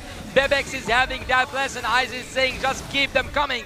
Keep them coming, it's just a stack for me. Keep your damage coming. He goes down, and Team Imperial now is in a really bad place, losing 2 members, having not enough amount of damage to deal with that minion rush that's coming from the bot lane. 5 members attacking from the side of Team Lilgun. They might just finish it here, they might just finish it now, but they will wait for that Lord push. Not patient enough. Again, there's no reason for Imperial Esports to force these engagements. You're trying to start the fight on Aizen, which is literally the worst target you could go for. And I do like that Yor was trying to aim down Bebex, but there needs to be an understanding. At this stage, Bruno can easily 1v1 the Claude. So Imperial Esports are just digging themselves into a deeper hole. That was just a bit too difficult for it to really work out, man. Unless Stipe gets a better target, I don't think there's any value in making that play. And right now, with the waves coming in, finally, it's going to be a 50-50 right here. Can they make something happen? I mean, the Blazing Duet has been out-damaged, out-sustained by Bebex, but now, Marquinhos. With a goal difference, a worlds apart between both teams. The penalty zone has been triggered. Yeah, but it is here now. I asked for it. Here he comes, Marquinhos. Look at that hook. Look at that hook. You cannot do any damage because of the Nether Realm passive. And look, they are still committing so much casualty. They are still taking and demanding Team Imperial Esports to pull down. They are taking so much damage than they can handle, but that's why the Angela is there. That's why Angela and Ethan have your back. Team Lilgun are still taking so much turrets, dealing so much damage, and the minions will just take care of the rest. The minions will just take care of the rest. A reverse sweep once again for Team Lilgun. Beautiful attempt by Imperial Esports, probably the best team fight they had the entire game. But Team Lilgun are just too good. There's too much sustain. There's too much of a goal difference. And this team is so good at dancing in and out of these team fights. The reverse sweep has happened once again for representatives from Mongolia. They are going to be looking very comfortable to securing those tickets to M5. But Imperial Esports definitely showing their potential on that stage as well. You have to wonder if it's intentional, right? If they're experimenting in game 1. Because every single time they do a reverse sweep, it does seem like it's a completely different team altogether. They might just be hiding their strats here, or playing possum, feigning to be an irregular team, even though they're just maybe practicing for longer duration matches. Is it starting to become a little bit too much to be a coincidence? Well, do you think that they need to be irritated so that they pull off the best? They gotta have that. Like you have to get under their skin. They gotta have the emotional buff. They gotta be annoyed. It is actually the anime power-up, right? Yeah, the underdog buff almost, right? When nothing is supposed to go your way, everything just works, man. I think maybe that's what they like doing, right? They like feeling like they're the underdogs, and they like to surprise everyone who's predicting that they're gonna lose, like me and Yasu, for instance. So finally, Zafa, you got the right prediction. Finally. Congratulations, dude. But man, what a great match we had right there. It's back and forth, and we saw like what, 6 new heroes? I think we're definitely gonna go past 50, 100%. Yeah, I knew we were probably gonna go past 50. I just wasn't expecting it to happen so quickly. Like this fast. This team saw the number 43 there. It's like, we can do better than that. Come on, guys, we can do better. It's like just a gentleman's agreement to pick as many new heroes as possible. And I am honestly a fan. I always love it when we get to see lots of different picks on a stage like this. Well, as I told you, after the second game, I'm sure that Team Lilgan would have done get with that output, because at the first game, as I told you, they were in charge, in command. We can say they were also doing everything since minute 1, but then it took just one mistake for them to everything flip upside down. But at the second game, they didn't do mistakes, they prevented mistakes, and they did a one-sided game. Third game, for me, it was a little bit predictable. You may not be wrong there. Very succinct summary. But of course, we have to award our MVP once again. And this time, for Game 3, it is going over to Bebex on the side of Team Lil Gun. He doesn't get the chance to shine very often, just because every player on this team is so strong. But on a hero like that, Bruno, where he can really start making an impact in terms of damage, that's where the man shines. Even 1v1 the Claude right there. We saw that there was a blazing duet attempt, and he just stood his ground and said, "What are you doing? Who are you?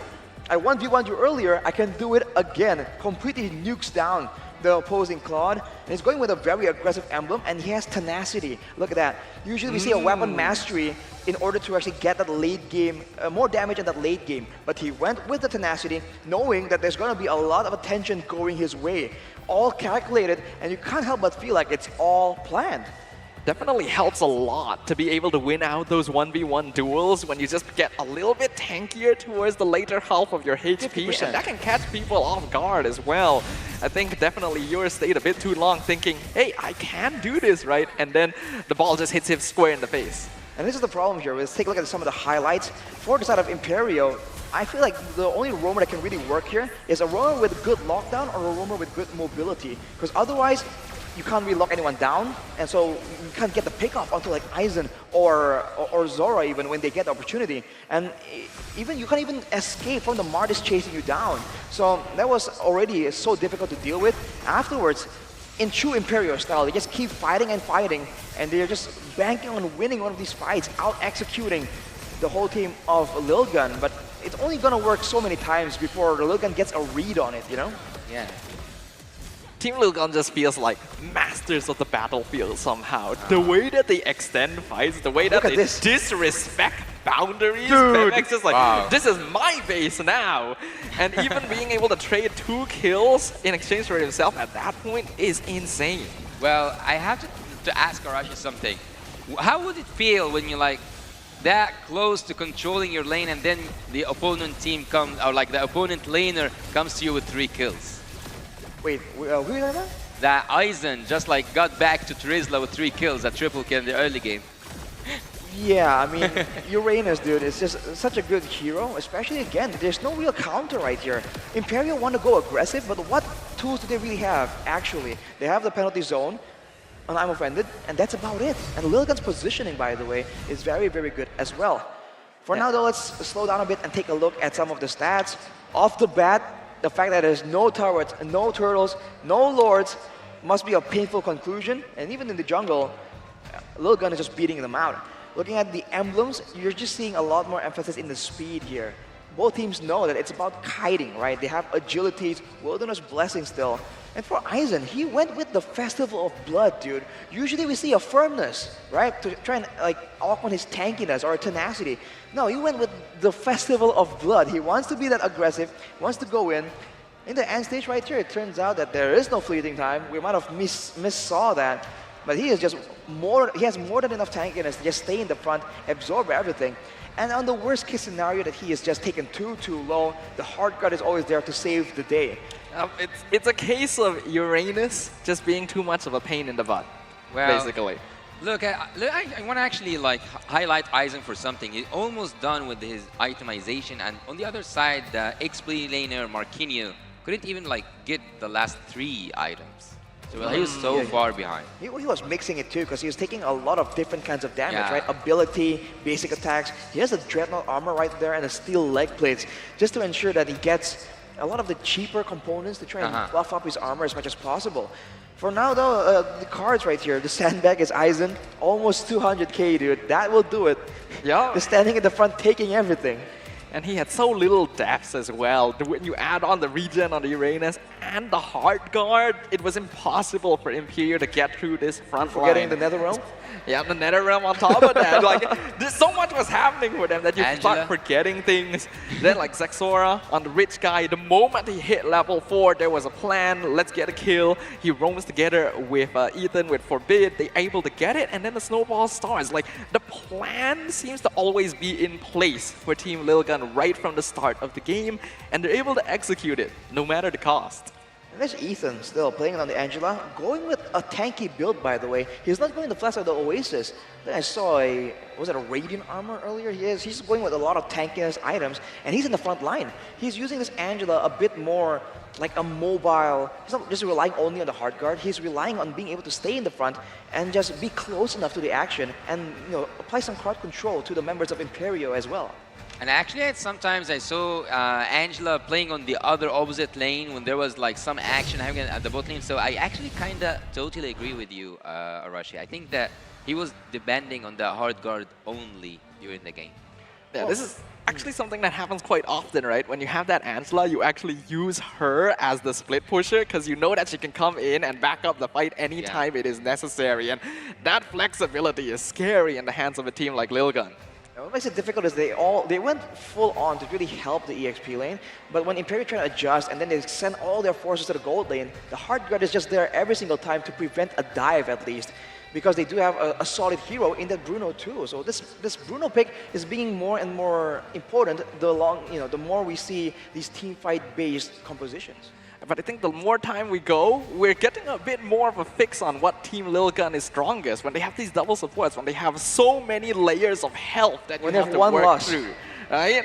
So maybe if teams can pick up on that, that could be their downfall, but we'll figure it out. That's going to be the end of our first series of the day. And make sure you guys don't go anywhere though, because we got 3 more best of 3s for day 2 of the wild card. So we'll take a break and we'll see you there.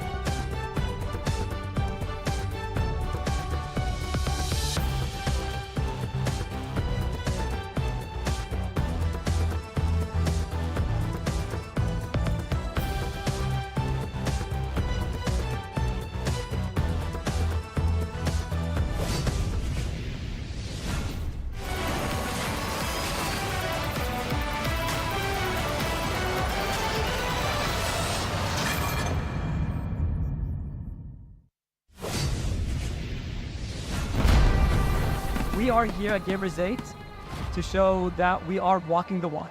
We have had amazing reactions, major idea owners, and a lot of potential partners and stakeholders coming in here and taking a peek.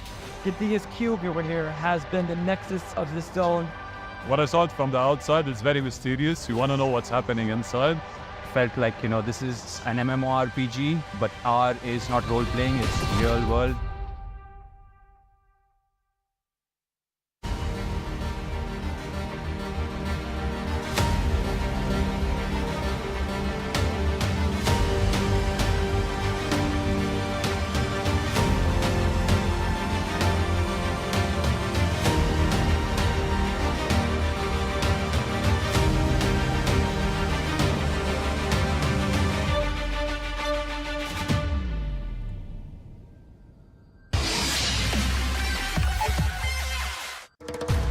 Grab only. Boing, boing, boing, boing, boing. Boing, boing, boing, boing, boing, boing, boing, boing, boing, boing, boing, boing, Pag nag-grab only, savings ang dami, your wallet sings tonight. Laki ng bawi, pag nag-grab only, save 2 for alright. boing, boing, boing, boing, boing, boing, boing, boing, boing, boing, boing, boing, boing, boing, boing, boing.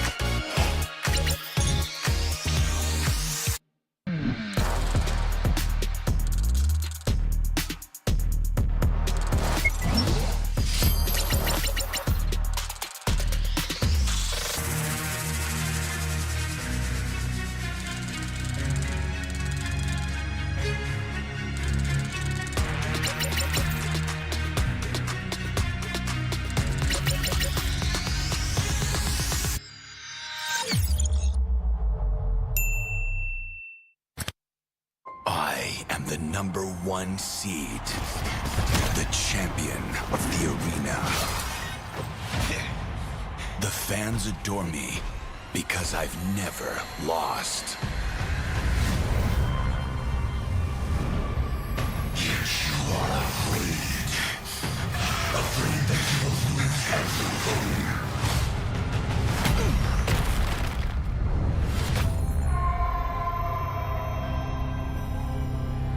Do you ever get scared of losing, Kimmy? Well, big bro, I think we should cherish the joy and excitement of each game. Not who won or lost. That's right. I'll strive for victory, but I won't lose myself in its pursuit.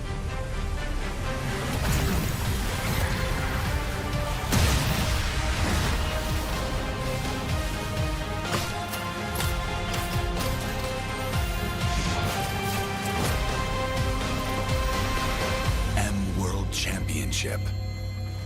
I'm back.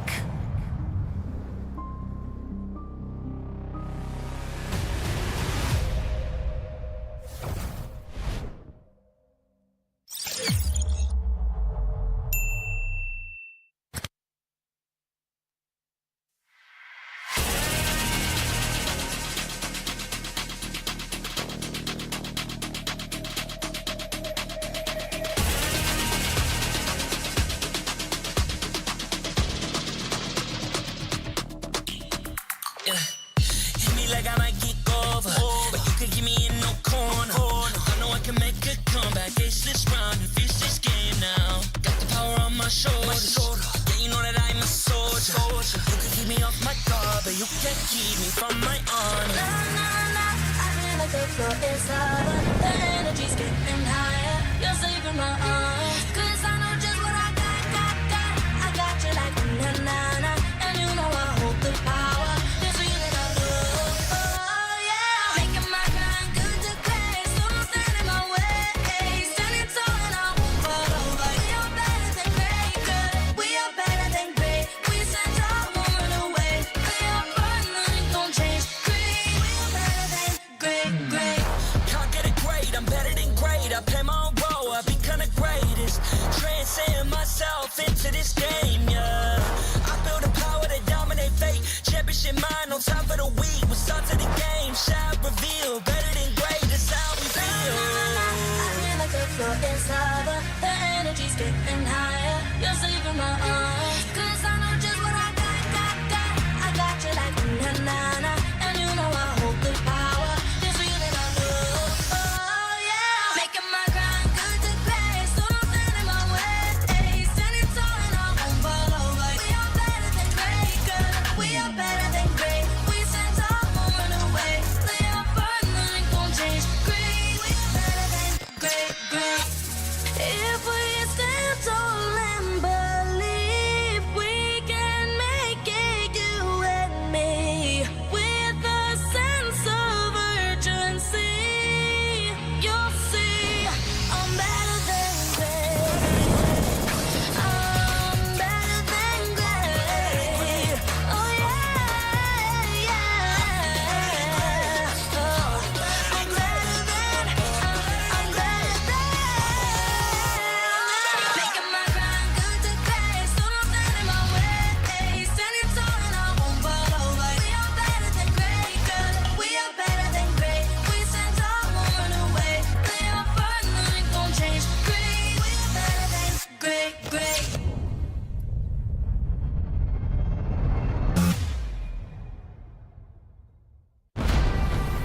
We are here at Gamers 8 to show that we are walking the walk. We have had amazing reactions, major idea owners, and a lot of potential partners and stakeholders coming in here and taking a peek. Giddia's cube over here has been the nexus of this zone. What I saw it from the outside is very mysterious. You want to know what's happening inside. Felt like, this is an MMORPG, but R is not role-playing, it's real world.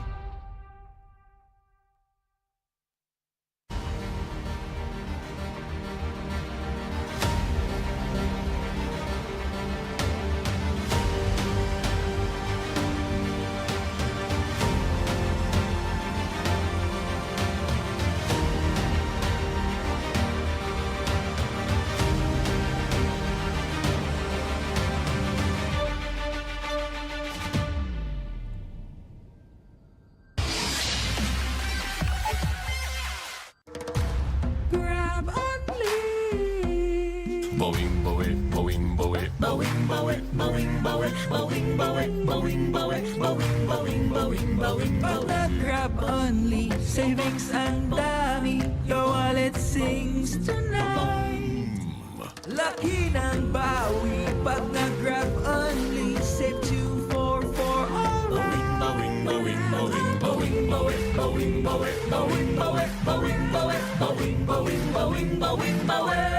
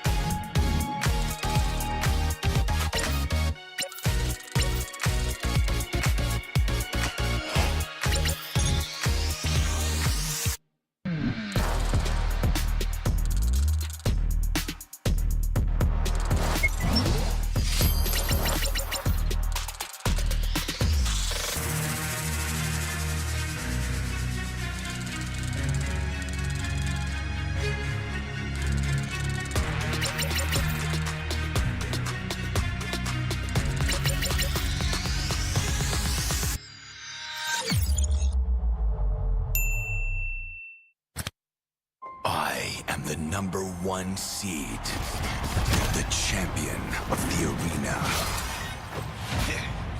The fans adore me because I've never lost. You are afraid that you will lose everything.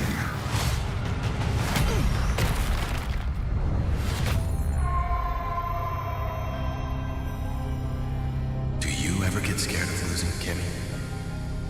Well, big bro, I think we should cherish the joy and excitement of each game. Not who won or lost. That's right. I'll strive for victory, but I won't lose myself in its pursuit.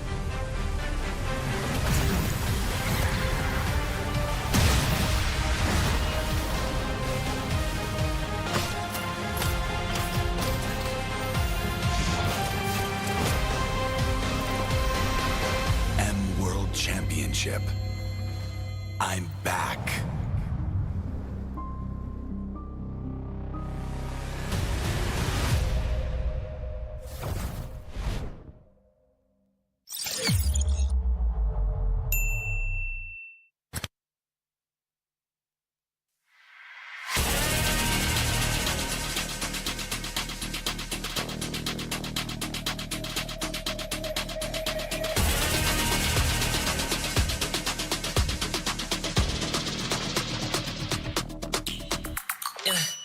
Hit me like I might get over, but you can give me in no corner. I know I can make a comeback, ace this round and finish this game now. Got the power on my shoulders. Yeah, you know that I'm a soldier. You can keep me off my guard, but you can't keep me from my honor. Nah, nah, nah, I feel like the floor is hotter. The energy's getting higher. You're saving my arms. 'Cause I know just what I got. I got you like na-na-na. And you know I hold the power. This feeling I love. Oh, yeah. Making my grind good to grace. So don't stand in my way. Standing tall and I won't fall over. We are better than great, girl. We are better than great. We stand tall, won't run away. We are fun, nothing gon' change. Great. We are better than great. Can't get it great, I'm better than great. I play my own role, I become the greatest. Transcend myself into this game, yeah.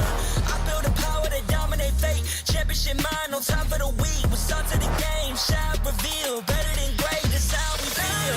I feel like the floor is hotter. The energy's getting higher. You're saving my arms. 'Cause I know just what I got. I got you like na-na-na. And you know I hold the power. This feeling I love. Oh, yeah. Making my grind good to grace. So don't stand in my way. Standing tall and I won't fall over. We are better than great, girl. We are better than great. We stand tall, won't run away. We are fun, nothing gon' change. Great. We are better than great. If we stand tall and believe we can make it, you and me, with a sense of urgency, you'll see I'm better than great. I'm better than great. Oh yeah. Oh, I'm better than. Making my grind good to grace. So don't stand in my way. Standing tall and I won't fall over. We are better than great, girl. We are better than great. We stand tall, won't run away. We are fun, nothing gon' change. Great. We are better than great.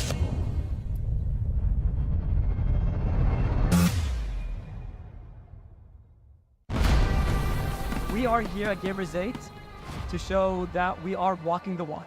We have had amazing reactions, major idea owners, and a lot of potential partners and stakeholders coming in here and taking a peek. The DS Cube over here has been the nexus of this zone. What I saw it from the outside is very mysterious. You want to know what's happening inside. Felt like, this is an MMORPG, but R is not role-playing, it's real world.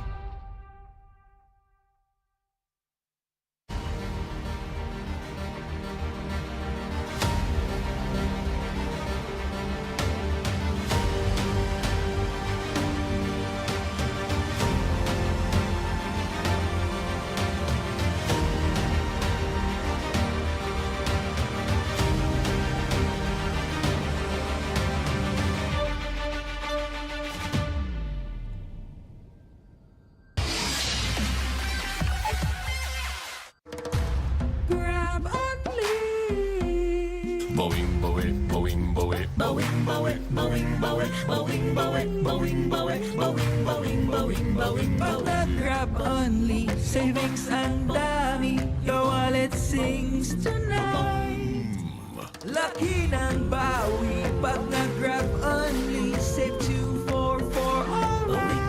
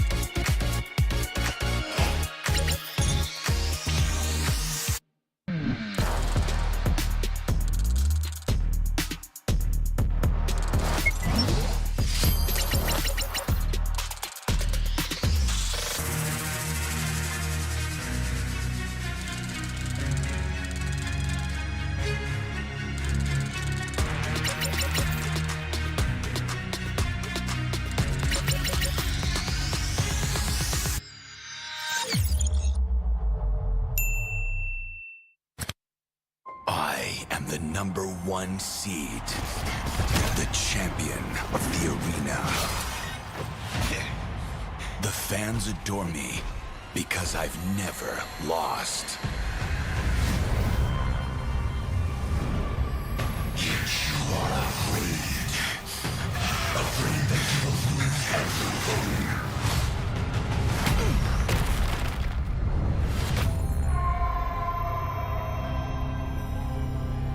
Do you ever get scared of losing, Kimmy? Well, big girl, I think we should cherish the joy and excitement of each game. Not who won or lost. That's right. I'll strive for victory, but I won't lose myself in its pursuit.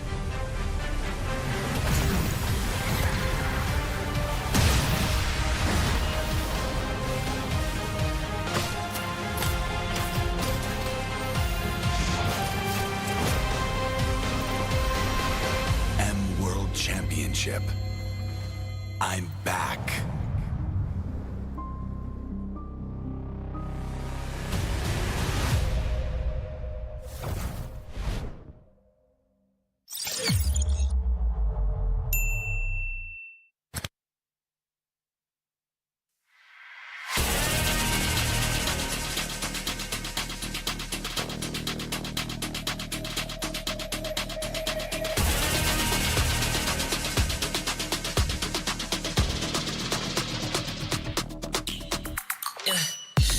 like I might get over, but you could give me in no corner. I know I can make a comeback, ace this round and finish this game now. Got the power on my shoulders. Yeah, you know that I'm a soldier. You could keep me off my guard, but you can't keep me from my honor. Nah, nah, nah, I feel like the floor is lava. The energy's getting higher. You're saving my arms. 'Cause I know just what I got. I got you like na-na-na. And you know I hold the power. This feeling I feel. Oh, yeah. Making my grind good to great. So don't stand in my way. Standing tall and I won't fall over. We are better than great, good. We are better than great. We stand tall, won't run away. We are fun, nothing gon' change. Great, we are better than great. Can't get it great, I'm better than great. I play my own role, I become the greatest. Transcend myself into this game, yeah. I build a power to dominate fate. Championship mind, no time for the weak. We start to the game, shout, reveal. Better than great, that's how we feel. I feel like the floor is lava. The energy's getting higher. You're saving my arms. 'Cause I know just what I got. I got you like na-na-na. And you know I hold the power. This feeling I love. Oh, yeah. Making my grind good to great. So don't stand in my way. Standing tall and I won't fall over. We are better than great, good. We are better than great. We stand tall, won't run away. We are fun, nothing gon' change. Great, we are better than great. If we stand tall and believe we can make it, you and me, with a sense of urgency, you'll see I'm better than great. I'm better than great. Oh yeah, yeah. Oh, I'm better than. Making my grind good to great. So don't stand in my way. Standing tall and I won't fall over. We are better than great, good. We are better than great. We stand tall, won't run away. We are fun, nothing gon' change. Great, we are better than great.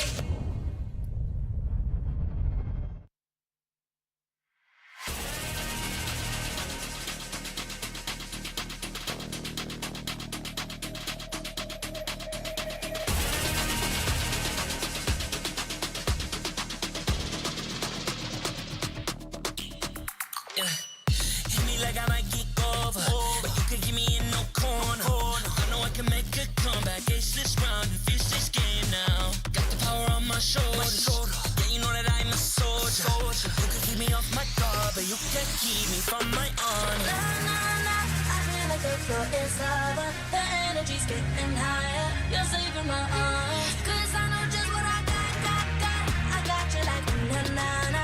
And you know I hold the power. This feeling I love. Oh, yeah. Making my grind good to great. So don't stand in my way. Standing tall and I won't fall over. We are better than great, good. We are better than great. We stand tall, won't run away. We are fun, nothing gon' change. Great, we are better than great. Can't get it great, I'm better than great. I play my own role, I become the greatest. Transcend myself into this game, yeah. I build a power to dominate fate. Championship mind, no time for the weak. We start to the game, shout, reveal. Better than great, that's how we feel. I feel like the floor is lava. The energy's getting higher. You're saving my arms. 'Cause I know just what I got. I got you like na-na-na. And you know I hold the power. This feeling I love. Oh, yeah. Making my grind good to great. So don't stand in my way. Standing tall and I won't fall over. We are better than great, good. We are better than great. We stand tall, won't run away. We are fun, nothing gon' change. Great, we are better than great. If we stand tall and believe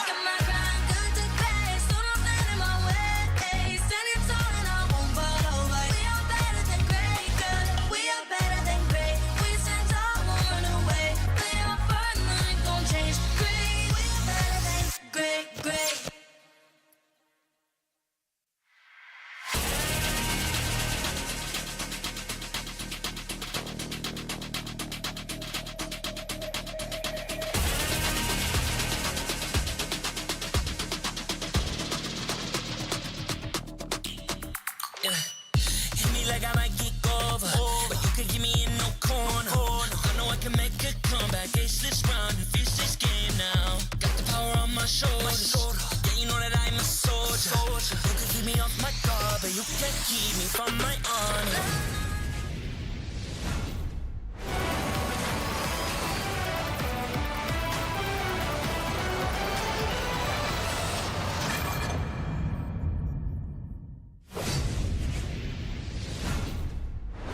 M5 wildcard continues here, and we welcome all of you watching at home back to the Mobile Legends Bang Bang M5 World Championship wildcard stage. My name is Stafa, and I'm joined here once again by Yasu as well as Arashi, because we're going to have our second best of 3 series of the day coming right after this. It's going to be between Saudi Arabia's Team Falcons and Laos's Nightmare Esports. And of course, let's not forget to thank the sponsor, because the M5 is powered by Muntun, presented by Kadia, and it is sponsored by ROG, the official gaming phone grab, the official super app partner, and Secret Lab, our official share partner.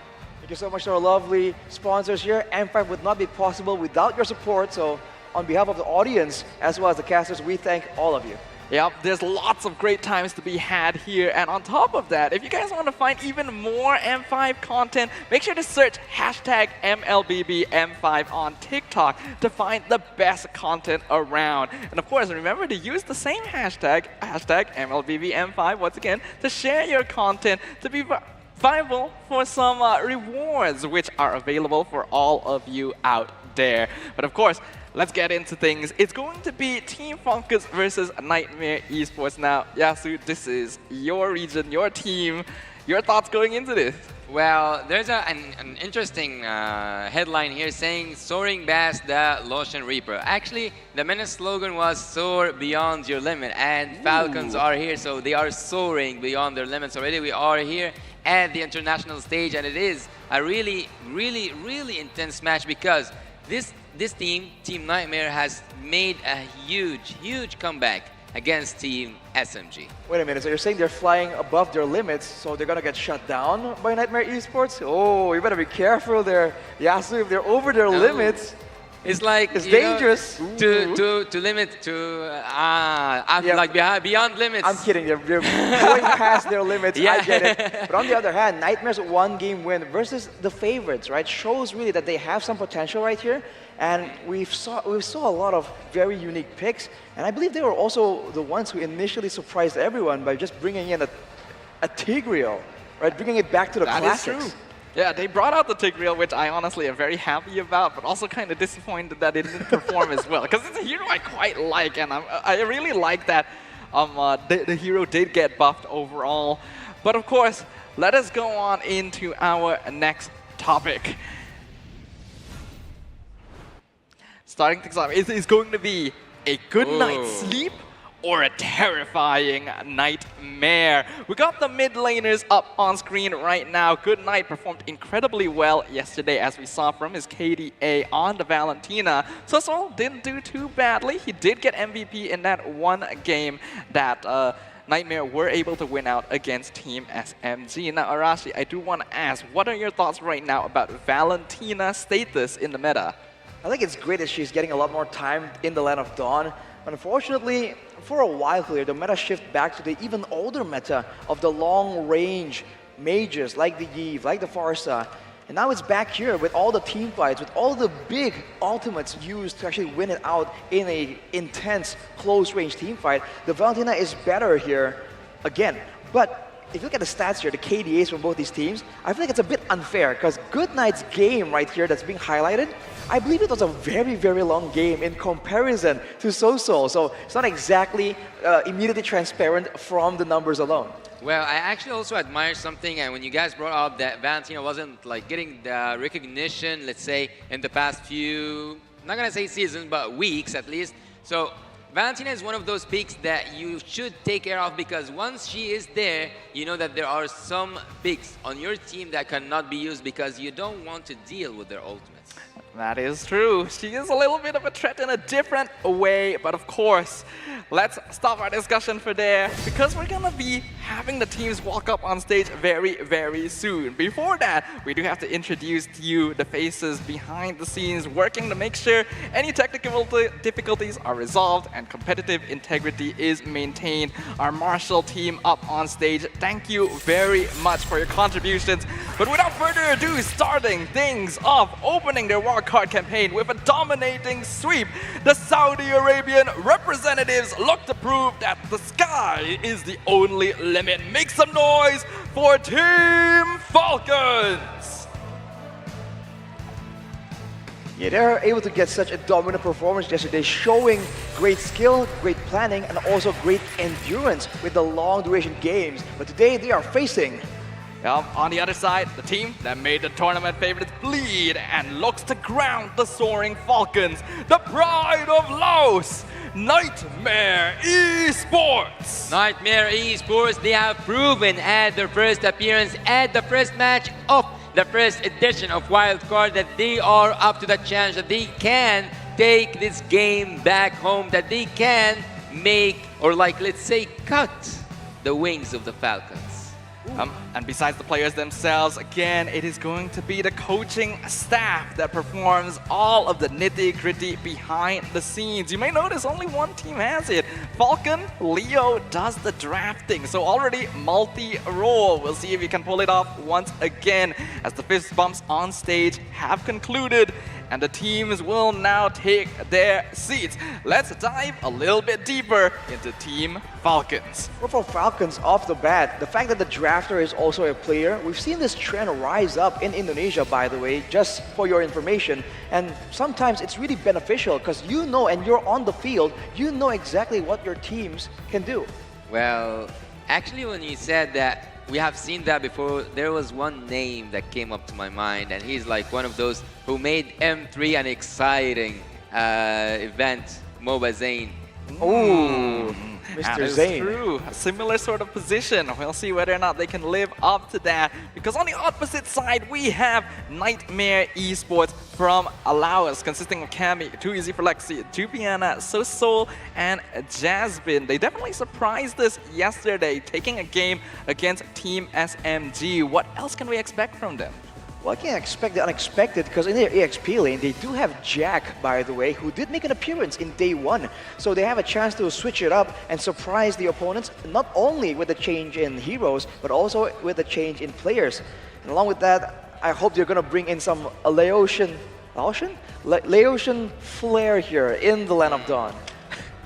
That is true, that is true. I did really enjoy when they brought out that turd grill. I literally talked about it to some of y'all the day before the wildcard started.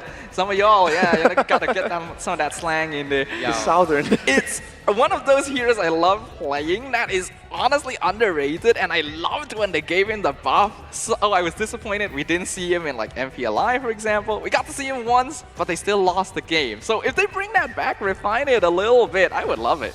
Well, there's something that I always say, who doesn't like to see a champion under pressure? Or like, let's say in this case, there's no champions yet for the wildcard. Like, there's no names that have won the wildcard since the first edition, but the homeland team is SMG, and they have suffered against Team Nightmare. They did run into some nightmares right there. Their dreams, unfortunately, not as smooth as they would have liked. Though I do feel like a lot of that did come up to some of their own mistakes, rather than Nightmare really being able to pull the wool over their eyes. I think it is a team that has a lot of potential, though. But going into this, let's have a look at our talent predictions.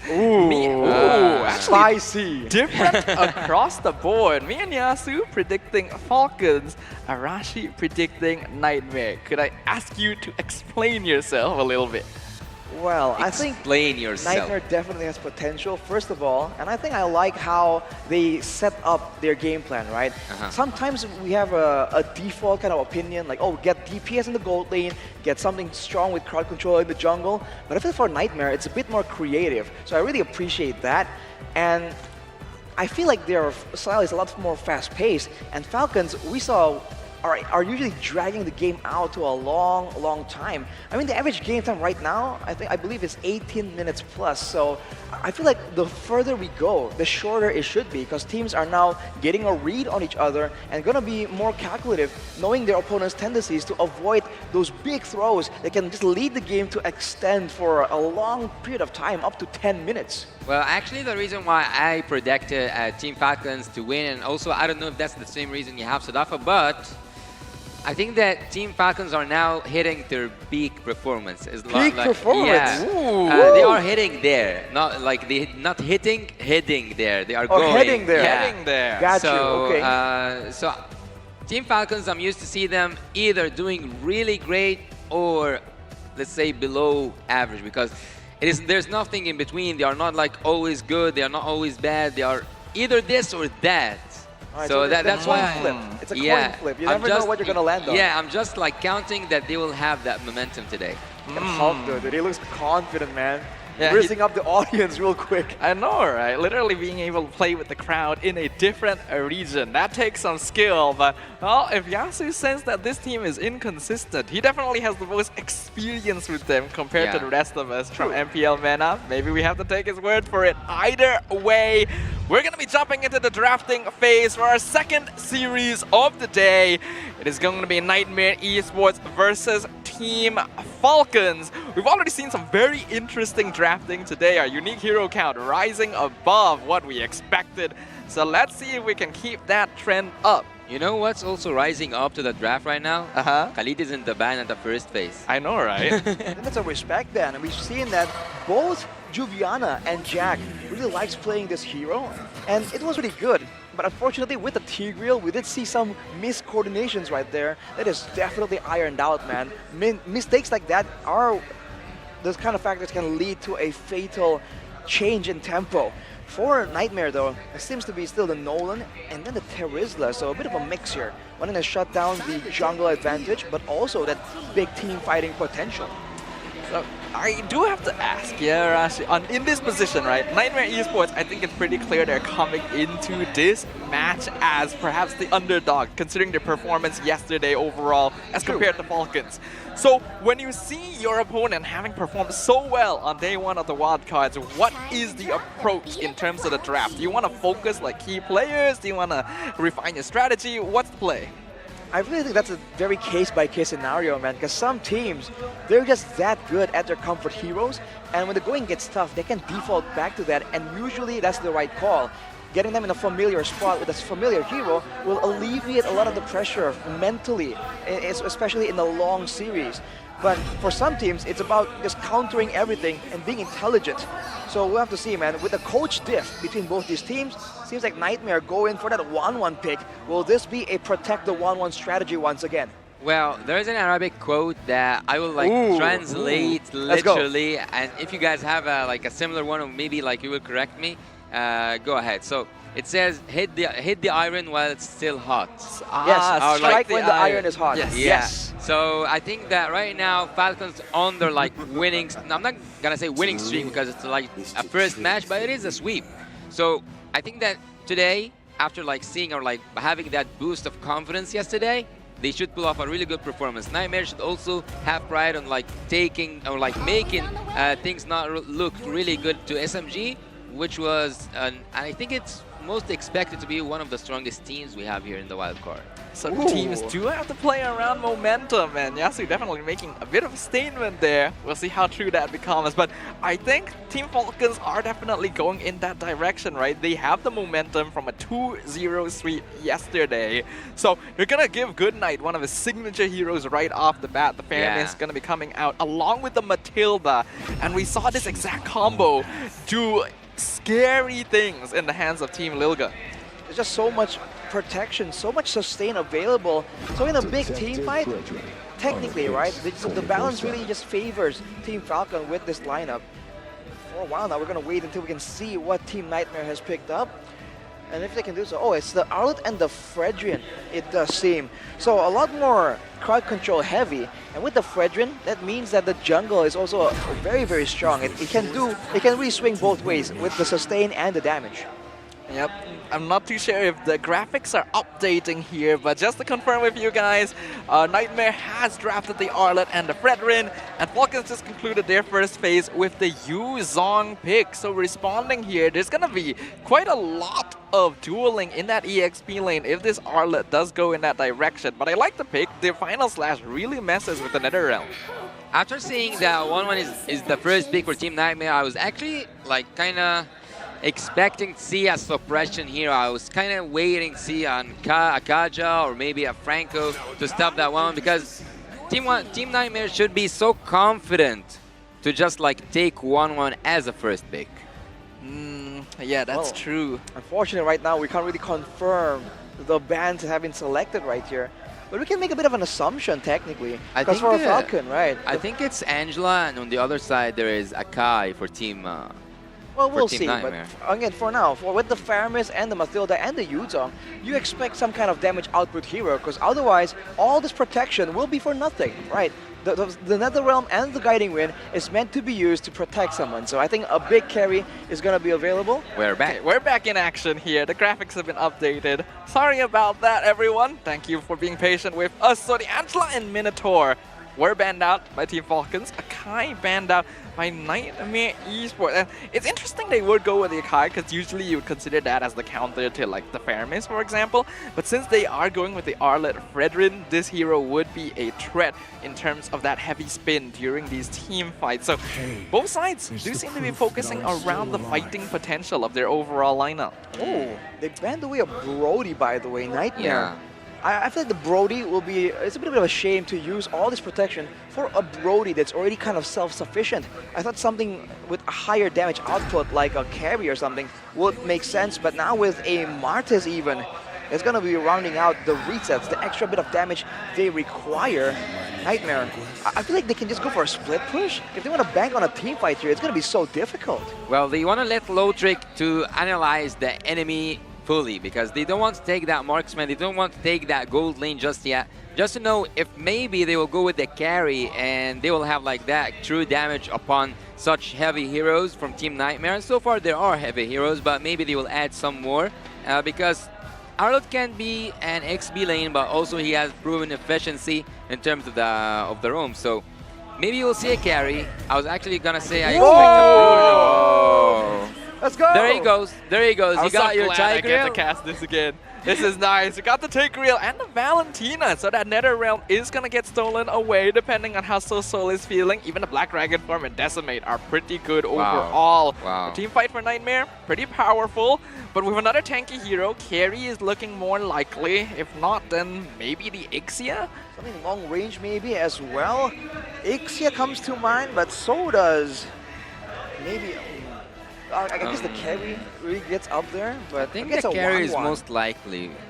Or do you they think? want to pull out? Oh wait, actually, Lotrick is one of those who play Beatrix really good. Oh, the carry makes more, makes more sense. I was thinking that Erythor has potential right here. It's a bit of a counter to the 1-1.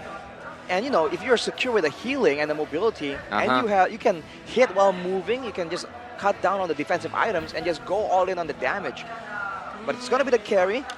But there's a lot of ways to deal with this. Part of why the Tigreal, I think, is underrated is the fact that during the whole combo, when you're getting hit with the Sacred Hammer, dragged away sideways, you can't really move either, right? So it's a bit of a delayed crowd control tool. And if they can stop the Faramis from casting the Netherrealm, for instance, that could be fatal. Yeah, a lot of people think that like Divine Judgment and Body Hunter are the big single target stuns, but you kind of forget how long the Implosion Sacred Hammer combo actually is, and that's AoE as well. So we'll figure out whether or not it works this time. I'm hoping and praying, but we're jumping back into the land of Dawn. Will the Falcons control the skies, or will their nightmares drag them down to the ground? We'll find out in game number 1 of our second series. And it does look like we're going to jump into a pause real quick to make sure the players are able to perform at full potential. Well, I think that the formation of Team Nightmare is quite paralyzing.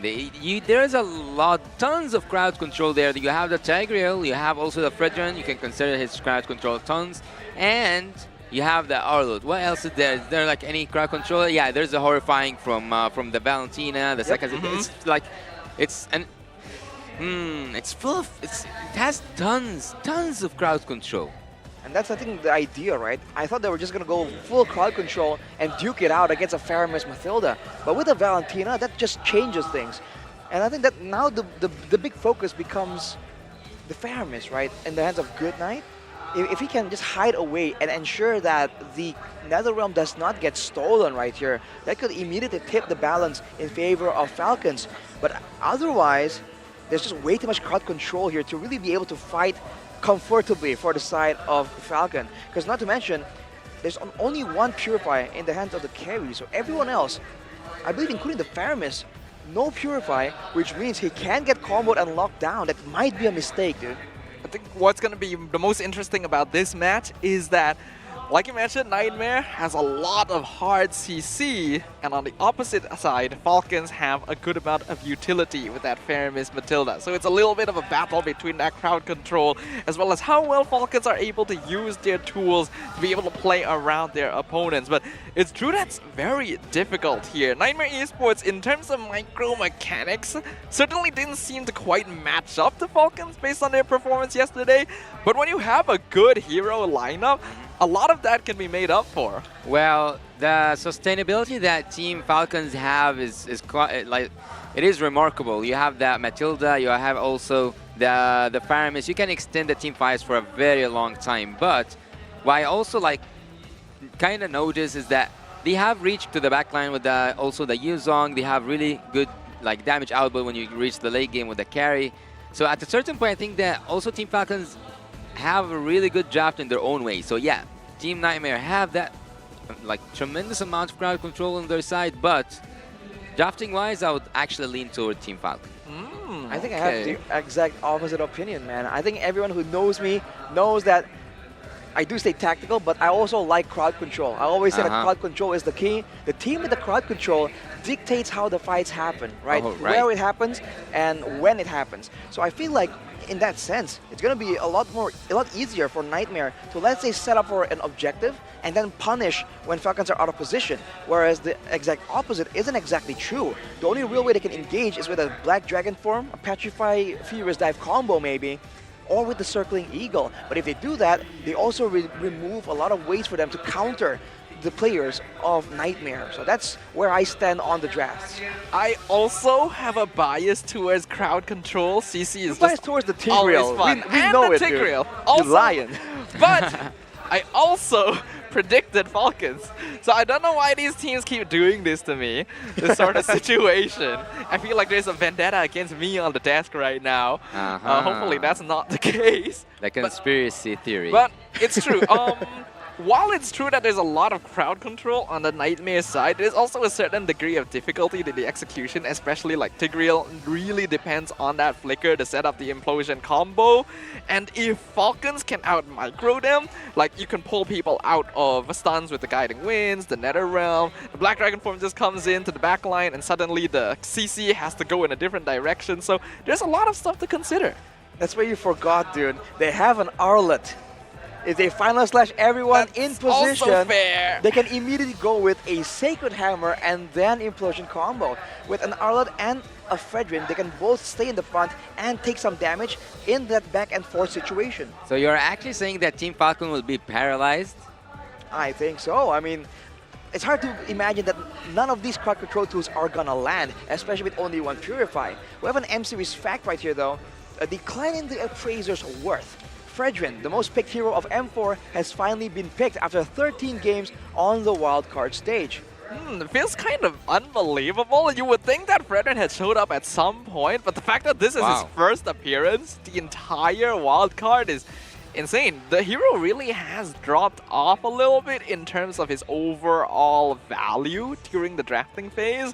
And while I myself am a Fredrin player, I am kind of glad because we have seen a little bit too much of this man. Too much of that characteristic undercut. He had an era for himself. Absolutely, man. Always pick or ban, and at some point he was able to be flexed to the EXP as well as the jungle, in the mid lane as well sometimes, and I think at one point even the roam position, but that's a long while back. But it's so flexible. It's built-in sustain, damage, and crowd control, right? It's just a good all-rounder. But I do believe that in the current meta, despite the rise of assassins and the like, The Fredrin is still solid, but I think a lot of teams are just trying to hide it, dude. I suspect that in M5 over in the Philippines, we might just see a bit more of these. Really? Again? A bit more Fredrins. Are we like? I don't know. Like even as a Fredrin player, I do feel like the heroes just had a bit too much time in the spotlight. Like, how do you feel about Fredrin? Well, look, as I told you, at some point, that professional player, if you remember the topic that we talked about in the last match, told me it's about perfecting. It was actually at the Fredrin era, at the utility heroes era, that those like tanky heroes who can go in just to secure that objective, or like neutral objective.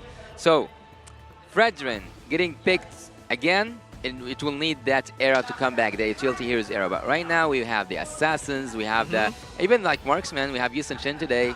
We have fighters, we have everything. I think the marksmen are a bit more of an exception, right? Yeah, no, it was a Yusen Shin. Here's the thing, Yasu. When there are a lot of marksmen and assassins in the jungle, what becomes good in the jungle? Tanks.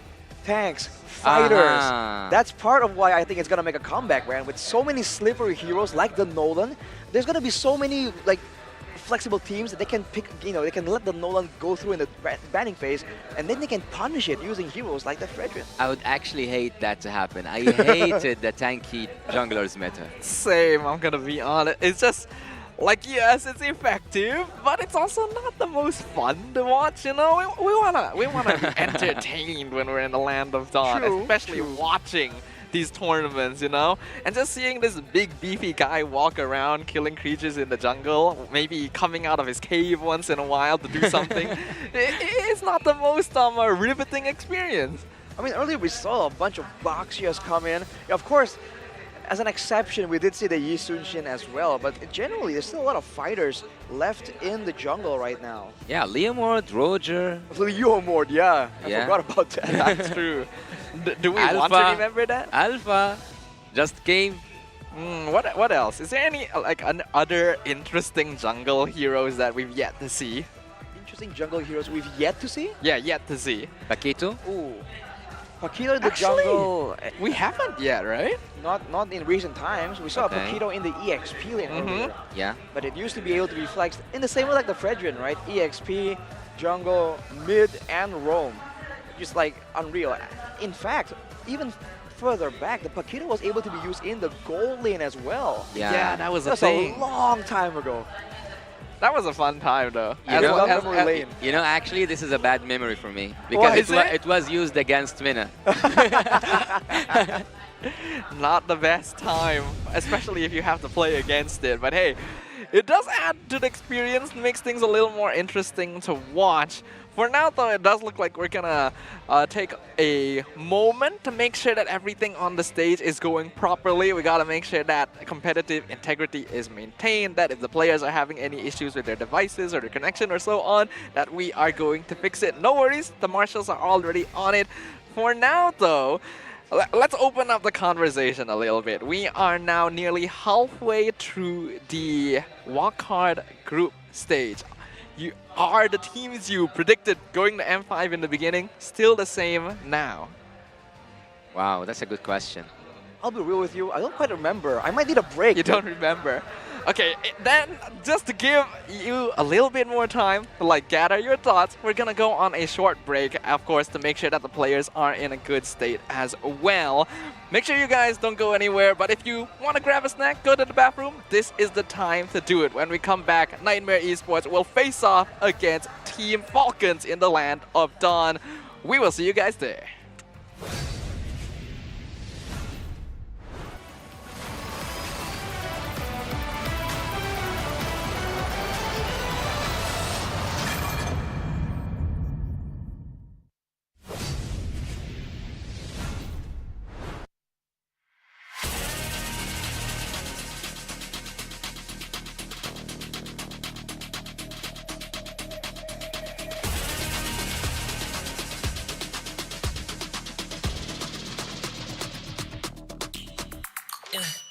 Hit me like I might get over, but you can give me in no corner. I know I can make a comeback, ace this round and finish this game now. Got the power on my shoulders, yeah, you know that I'm a soldier. You can keep me off my guard, but you can't keep me from my honor. I feel like like the floor is lava. The energy's getting higher. You're saving my arms. 'Cause I know just what I got. I got you like na-na-na. And you know I hold the power. It's really not love. Oh, yeah. Making my grind good to great. So don't stand in my way. Standing tall and I won't fall over. We are better than great, good. We are better than great. We stand tall, won't run away. We are fun, nothing gon' change. Great, we are better than great. Can't get it great, I'm better than great. I play my own role, I become the greatest. Transcend myself into this game, yeah. I build a power to dominate fate. Championship mind on top of the week. We start to the game, shout, reveal. Better than great, that's how we feel. I feel like the floor is lava. The energy's getting higher. You're saving my arms. 'Cause I know just what I got. I got you like na-na-na. And you know I hold the power. It's really not love. Oh, yeah. Making my grind good to great. So don't stand in my way. Standing tall and I won't fall over. We are better than great, good. We are better than great. We stand tall, won't run away. We are fun, nothing gon' change. Great, we are better than great. If we stand tall and believe we can make it, you and me, with a sense of urgency, you'll see I'm better than great. I'm better than great. Oh yeah, yeah. Oh, I'm better than.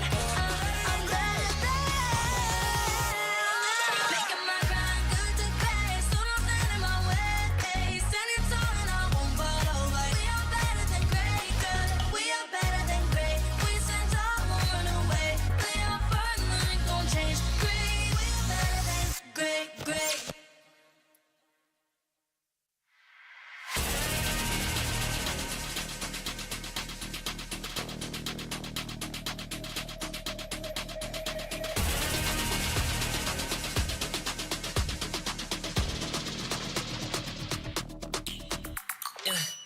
Hit me like I might get over, but you could give me in no corner. I know I can make a comeback, ace this round and finish this game now. Got the power on my shoulders. Yeah, you know that I'm a soldier. You could keep me off my guard, but you can't keep me from my honor. Na-na-na, I feel like the floor is lava. The energy's getting higher. You're saving my arms. 'Cause I know just what I got. I got you like na-na-na. And you know I hold the power. It's really not love. Oh, yeah. Making my grind good to great. So don't stand in my way. Standing tall and I won't fall over. We are better than great, good. We are better than great. We stand tall, won't run away. We are fun, nothing gon' change. Great, we are better than great. Can't get it great, I'm better than great. I play my own role, I become the greatest.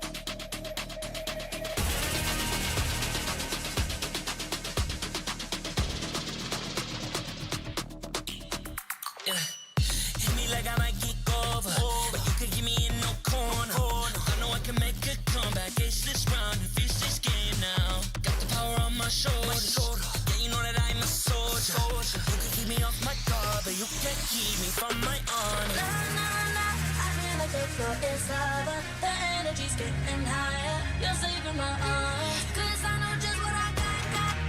I got you like na-na-na. And you know I hold the power. This feeling I love. Oh, yeah. Making my grind good to great. So don't stand in my way. Standing tall and I won't fall over. We are better than great, good. We are better than great. We stand tall, won't run away. We are fun, nothing gon' change. Great. We are better than great. Can't get it great, I'm better than great. I play my own role, I become the greatest. Transcend myself into this game, yeah. I build a power to dominate fate. Championship mind, no time for the weak. We start to the game, shout, reveal. Better than great, that's how we feel. I feel like the floor is lava. The energy's getting higher. You're saving my arms. 'Cause I know just what I got. I got you like na-na-na. And you know I hold the power. This feeling I love. Oh, yeah. Making my grind good to great. So don't stand in my way. Standing tall and I won't fall over. We are better than great, good. We are better than great. We stand tall, won't run away. We are fun, nothing gon' change. Great. We are better than great. If we stand tall and believe we can make it, you and me, with a sense of urgency, you'll see I'm better than great. I'm better than great. Oh yeah, yeah. Oh, I'm better than. Making my grind good to great. So don't stand in my way. Standing tall and I won't fall over. We are better than great, good. We are better than great. We stand tall, won't run away. We are fun, nothing gon' change. Great. We are better than great.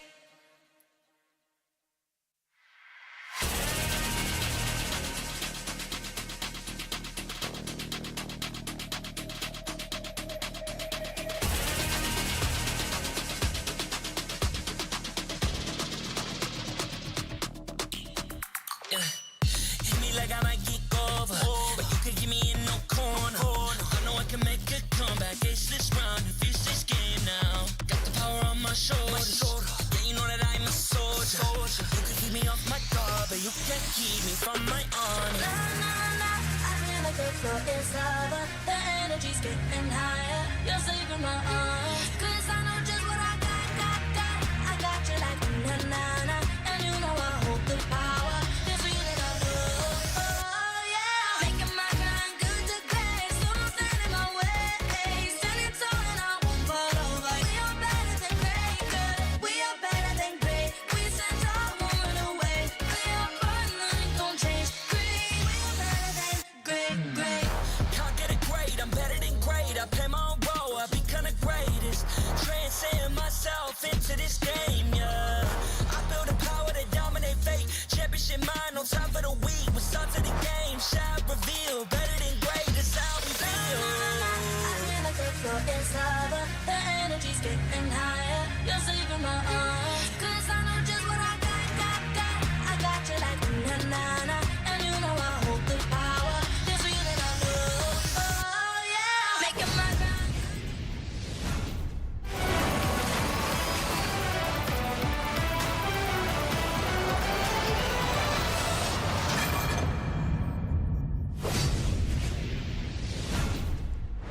Ladies and gentlemen, look alive! The M5 World Championships wildcard stage has returned to your screens. Thank you very much for being patient with us, but we are back. And thank you very much for joining us once again. My name is Stafa, alongside Arashi and Yasu once again. For those of you who are just joining us now, we're about to enter our second best of 3 series of the day.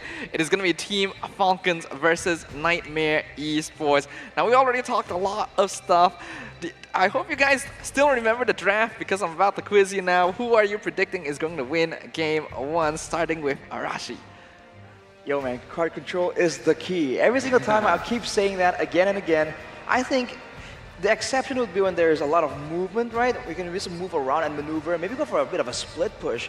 But I gotta say, I side with Nightmare Esports on this one. Ooh. Dodo. Really? He's not Dafa, he's Dodo. Dodo got the mascot here.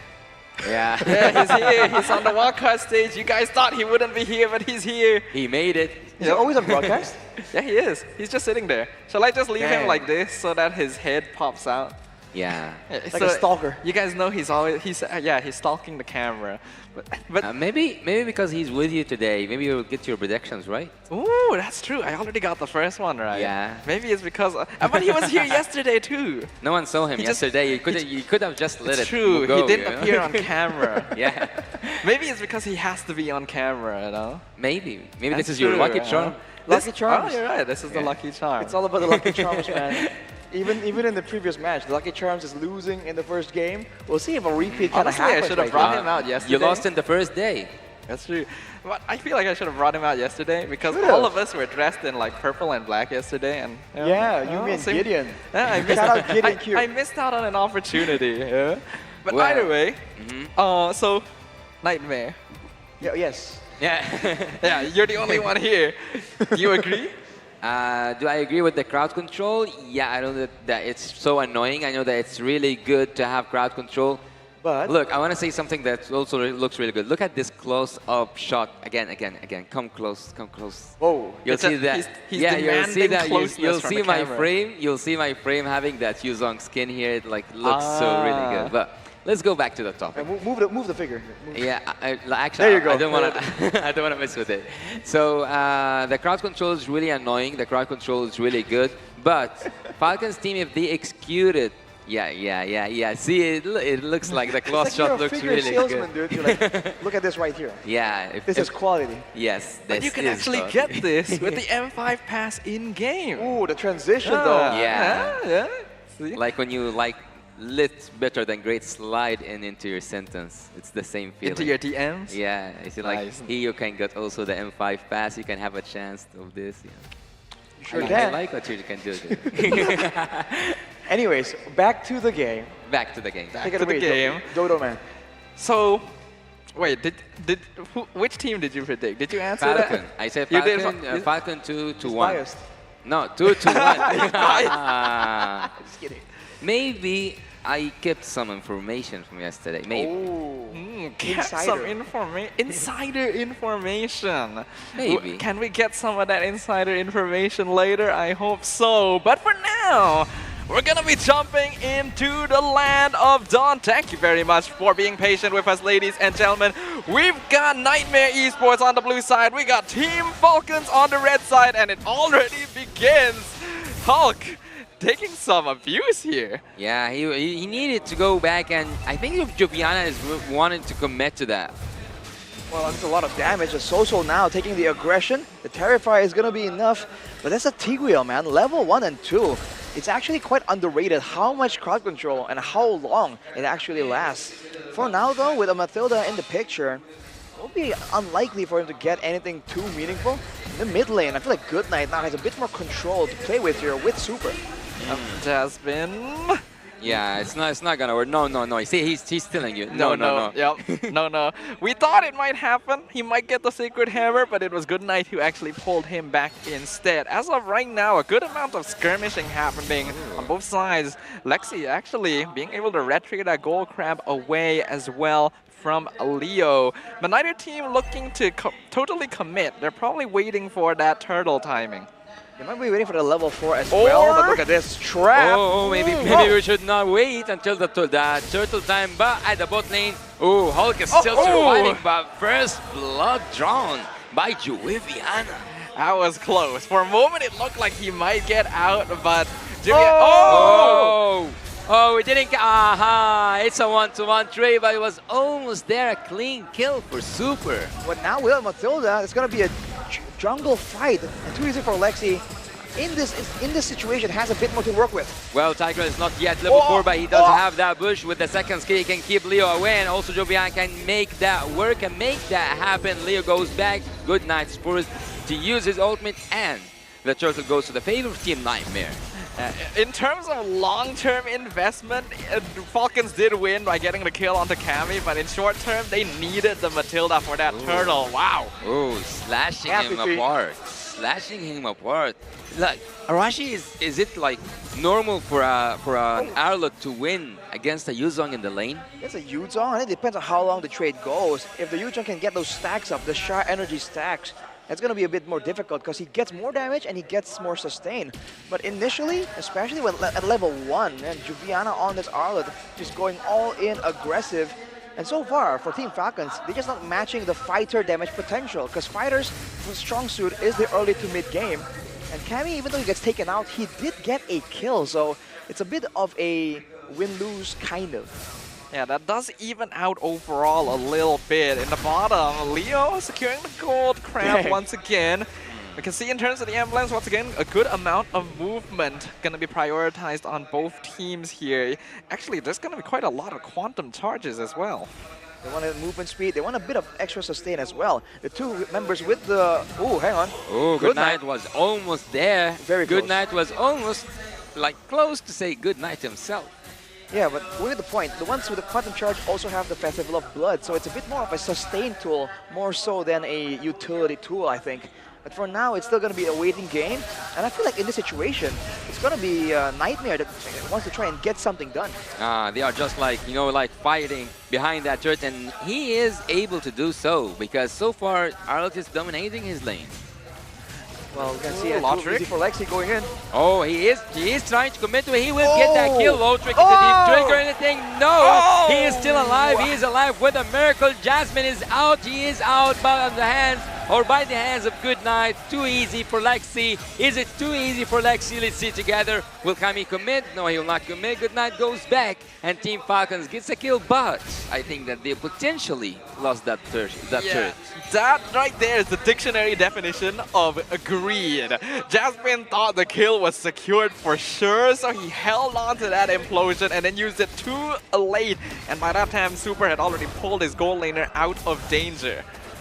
Juviana, he just stands with the there. standstill before the flicker, just making a statement. Look at the bottom side though, Jasmine is trying and deter Logic from getting too much gold tower gold. He have to pull back. He have to pull back. Can he get it? No, it's so hard. Oh, Jasmine, does he have a flicker? He does have a Soul's flicker. here too, Oh, dude. he doesn't need to even use that flicker. The final slash coming smoothly by Joviana.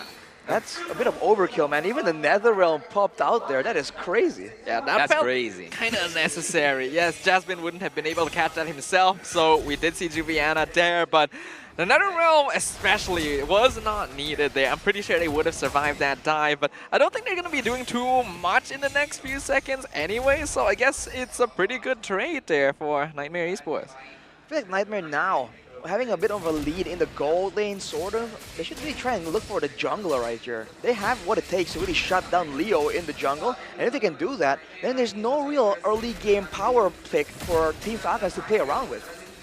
But the map looks like a mirror to me, because while Team Nightmare is focusing on that top lane, Team Falcons is focusing on the bot lane, and Super manages to make Joviana away, and the turret is exchanged by Team Falcons. Making sure they're able to get the tier 1s in the EXP lanes respectively, but a mid lane fight. Oh, look at that ultimate flicker coming here. We can see here that the 1-1 will use her ultimate. She couldn't commit to it because there was no time, and the final slash coming, taking Logic away, taking away the marksman out of the calculations.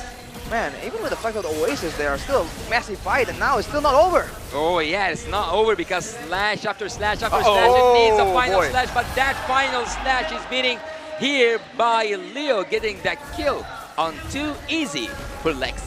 Yeah, too easy for Lexi. Definitely overstayed his welcome there. His team did very well in that fight. That's the strength for all the crowd control that they have. But he could have just walked away. It really wasn't likely that they were going to be able to get another kill. But at least they're able to give Cammy that tier 1 down bottom and slowly start snowballing on this 1-1. That is a big problem later on, especially for Cammy. The Netherrealm is a bit of a good counter against the crossbow of Tang, but later on it's still going to be a lot of damage, and Leo here almost gets caught out. He's going to be zoned away, man. Look at how much response is used to just tell Leo, like, yo, get away from the turtle, bro. This turtle. And I will abuse we against that. Yeah, this turtle does not belong to them anymore. That's gonna go over to Too Easy for Lexi. Brought to you by Republic of Gamers. As of right now, Nightmare Esports still gonna be maintaining a 1.8k net worth lead, but honestly, it's not all that much. And if Team Falcons can continue buying time for Lotric, their late game can be pretty good. Yeah, Kami's in a really bad position. The Black Dragon formation here, and we can see that Jasmine is in a really bad place, but who is really in a bad place is that Team Falcon now cannot, well, they can, they already can take that damage, and they also take that double kill. Leo is there, and Team Falcons with the double kill. Very well played right there. Going for Jasmine instead of Cammy, and they were actually able to bait him in. Oh, Juviana? Yeah, he's taken now some of his own medicine. He's now facing the slashes of that Martian, and will it be a final slash? A final slash is there by Joviana, but the ultimate should be triggered, and there's a knock-up. There's a knock-up happening here. Too Easy for Lexi is trying to continue with that team fight. He's trying to follow up and save his teammates, and he does save his teammates. Team Nightmare goes back.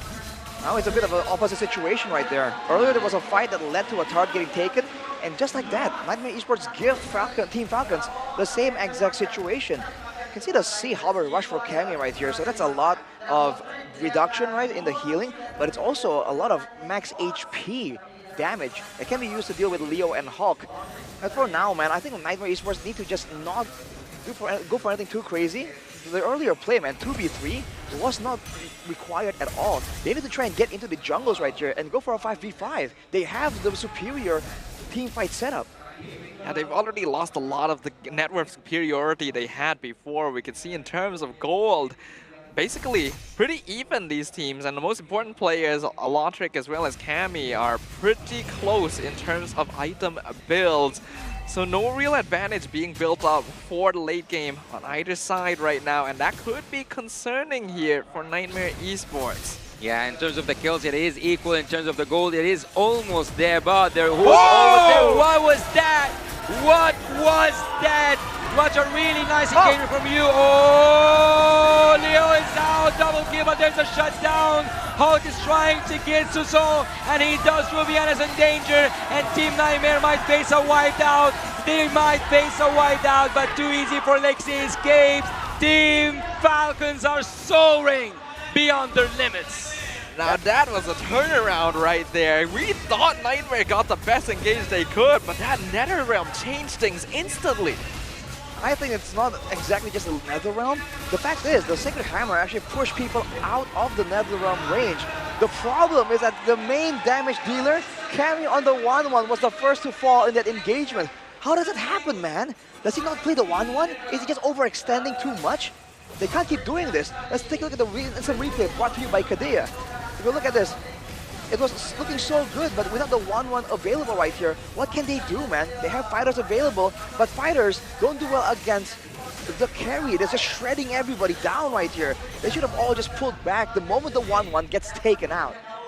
Yeah, the consistent damage was way more available for Team Falcons once Cammy fell. A death bush, you don't want to get there, you don't want to get there. Rematch. Jasmine is now, nice ultimate.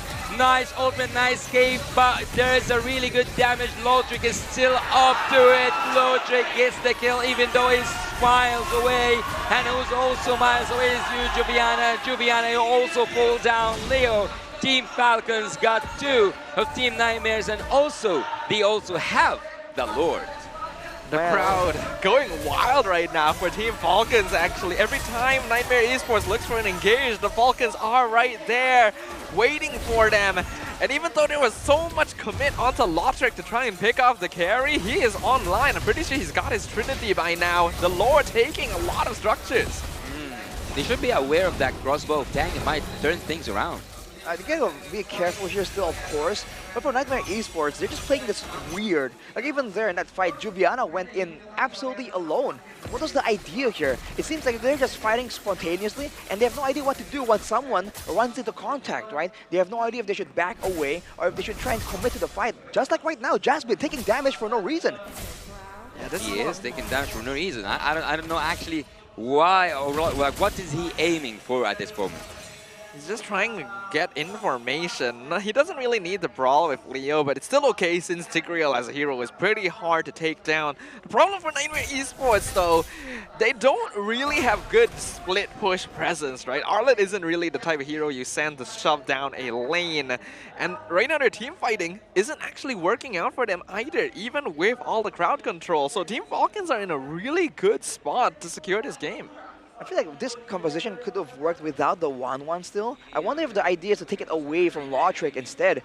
Because honestly, that's the problem right here. He's just a bit too immobile as a 1-1. Usually you see 1-1s dodging from everything, but in this game, he's just getting completely nuked out before anything even happens. So he needs to be a bit more careful, because there's a lot of ways that Nightmare Esports can really bait out the ultimates.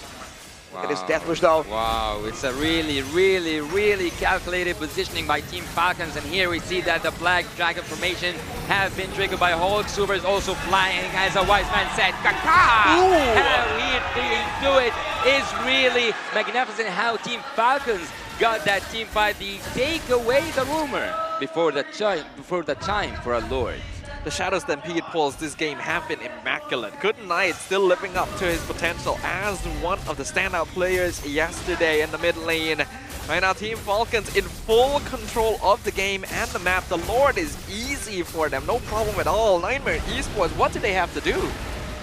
Nightmare Esports, I think what they had to do was avoid throwing so much in the early game, but now I feel like the best they can do is wait for a mistake. Ooh, unless nice Team Falcons steal. really makes a mistake, I don't think there's a way for Nightmare Esports to come back to this. Their main strength is the fighters, the early game, the crowd control.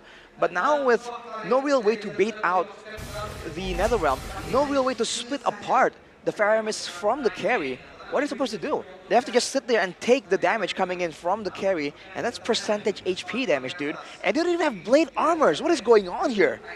But aren't the marksmen equal in gold, almost? They are almost equal, but Lautrec does seem to be positioning a lot better than Kemi. Yeah, the health helps a lot as well. Nightmare Esports gonna be in a lot of trouble here. Bottom inhibitor is gone. Lord crashing up top. Yeah, Lord is just getting in there, getting the second inhibitor choice for Team Falcons. Team Falcons might go in, but Good Knight didn't want to go in that way with the final slash. The Black Dragon probe is now triggered by Hulk, and Hulk might go. Hulk is here. Hulk arrived. Team Falcons are trying to go in, but Team Nightmare don't want to let that happen. They don't want to let it go. Kabi is looking to trigger his own ultimate, but he cannot find any ultimate openings. He will not find it at time, but Kami takes the kill. Double kill for that Leo. Triple kill might be committed. Triple kill is there, and Team Falcons might just finish. They have the marksman, they have the jungler. Now they don't have the jungler, but they do have Good Knight. They might go for that finish. Only too easy for Lexi. Is it too easy for Lautrec? It is not so easy for Lautrec. They are trying to touch the base. Have a touch base. Is it a base down? Is it a touch base? One more touch. One more touch. One more touch. One more touch. Puts that base down. With his final breath, Good Knight bids Good Knight to the opposing side and wishes they have nightmares in their dreams. Literally the final hit by those minions. I cannot believe that happened. Wow, dude. They're so good. You can see him just vaulting all the way from the mid lane. Yeah. I'm coming in, dude. I'm gonna save the game. And he did. Good Night, Nightmare. We'll have to see if they can come back in the next game, but that was a solid showing, dude. Okay, I want to take pride of something. You both said that crowd control would win, and both of you like the draft of Team Nightmare. Now I'll say the execution. My information, my side, when I said I favor Team Falcon, I am right. I mean, I got an answer for that. I didn't see a single crossbow of Tang, dude. Yeah, not a single one, right? Not a single one. So I feel like if everything goes according to plan, you know, it goes like how it's supposed to go on paper, there's a lot more potential in the roster of Nightmares, but that is just not how it went, right? Their game plan was not solid, they got pushed apart, kind of confused by the pace that was pushed on them by Team Falcon. And in the end, Logic on that carry, man. I mean, he should be a bit more vulnerable, right? He has no tools like the crossbow of Tang, but he's the one standing in front doing damage. And on the flip side, it's the one that looks kind of useless, to be honest. It's quite weird the way that these fights were taken because Lotric was doing a good job. He understood that Nightmare Esports seems to have this tendency of wanting to run at him, so he just has to stand there and pelt them down like a turret. Whereas on the opposite side, Cammy could have just waited for his team to set up these crossbows of Tang for him, and yet his positioning always seemed to be really far in front. And that did not help the situation. Nightmare Esports were missing out on a lot of their damage. They had the crowd control, but what happens if you CC the enemy and there's no damage behind them? It was really actually strange for me to see that you have that ton amount of crowd control and not be able to even pull out one crossbow tank. Yeah, that felt bad, but let's go over to our MVP of Game 1. And of course, it's gotta be the man himself, right? Good night on the Faramis. Literally the deciding factor, flying in after his respawn just to get those final few hits on the crystal and secure the game for his team. Is that a support boot I spot in his in-game equipment?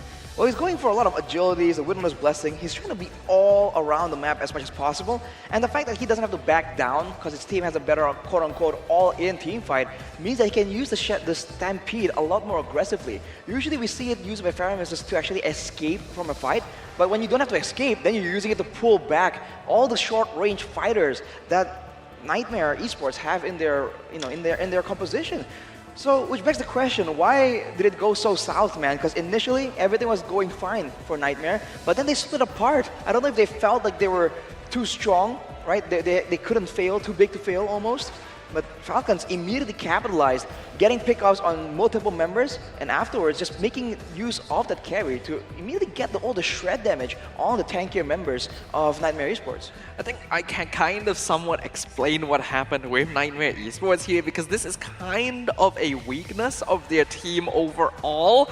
They have a tendency to prioritize team fighting, and they like making it messy. They have a tendency to actually trade bodies, and a lot of their fighting comes down to just having the numerical advantage, which a lot of time was not achieved because of the way the Falcons were positioning.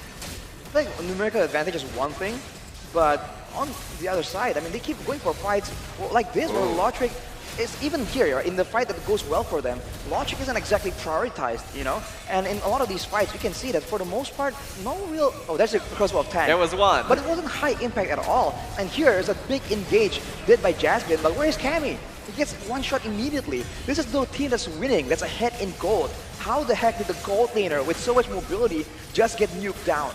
That is just not... I don't think that's acceptable at this level of play. And afterwards, they keep fighting, but look at Lotric. For the most part, the bulk of the ultimates and the resources aren't used to really shut him down. And in the end, they try to fight going backwards like this, and their composition just isn't built for it. There's no way they can pull it off. Yeah, it's not the best synergy here coming from Nightmare Esports, and they're gonna need to figure out the more precise ways of how they want to approach the next game, because if we see this kind of gameplay again, I have no doubt that Falcons are the better team just overall. But what are your thoughts? Well, I think that the one player for me who was outstanding for a reason, I think that it was like a Shinigami for Team Falcons. Leo was just like collecting souls in this game. That is true. His score at the end, we didn't highlight him very much this game, but 9-2-3 is very impressive. Look at Goodnight here, though. Oh my The hero. This is like, I'm coming in, boys, watch out. We thought it's the last they hit. Stopped him. Yeah, he did. But that projectile, that final projectile, literally with his dying breaths, saving the game for his team. So close yet so far, dude. And looking at the stats afterwards, even the buffs were just taken away from Falcons. Once the Lord was in play, Falcons just used the advantage they had and the fact that they can now predict the movement of Nightmare to really force them into a fight that's a bit more coordinated in the Lord Pit. You're talking earlier about their weakness being how they lean into team fights and how messy they like their team fights. I feel like in a messy team fight, it'll be good for them because they'll find Lotric. The thing is, it wasn't messy. They just went on weird people. Like they were jumping on on Hulk, they were jumping on Leo. Not exactly who you should be prioritizing, especially knowing that for the most part, their whole composition relies on Lotric just shredding everyone down. Yeah, there didn't seem to be a big game plan here, even though there's a very obvious target on the side of Team Falcons. So Nightmare Esports has a lot of cleaning up to do if they want to have better chances going into game number 2. But the draft for Team Falcons was really effective against this team here. Having the extra life in the Netherrealm, as well as the way to just go on in and out so easily with Super, is very good to deal with a team that's less experienced at dealing with these kinds of engagements. If you look at his items as well, for Cammy, he has the Wind of Nature and he's building towards a Rose Gold, I assume. So he has some defensive items, but he just was zoned out so hard. I expected the carry to be in his position, but that's just the exact opposite of what happens right here. Showing again that it's not only about the drafts, dude. It's how you're able to actually execute on your game plan and avoid the big mistakes like what they did earlier. With so much catch, they are the ones who lost their marksman. Can you believe it? Yeah, do you think it's because like coordination was lacking or something? It did feel like there were a lot of fights where like Jasmine, for example, jumped in and then the team was either like a bit slow to respond, or maybe Cammy just felt too confident that an implosion would set up a crossbow for sure that he just jumps on in. Well, if that's the case, then they shouldn't be playing the 1-1. That's not how you're supposed to use it, man. But they missed coordination, I think so. There's some big moments there with the final slash, for instance. There was a lot of great final slashes that hit like 4 people, but there wasn't really any follow-up. So it doesn't seem like coordinated or communicated at least before it even happens. Looking at the cards right here, Lotric, of course, is the rich guy. The carry, though, it's your boy Goodnight, the dancing man.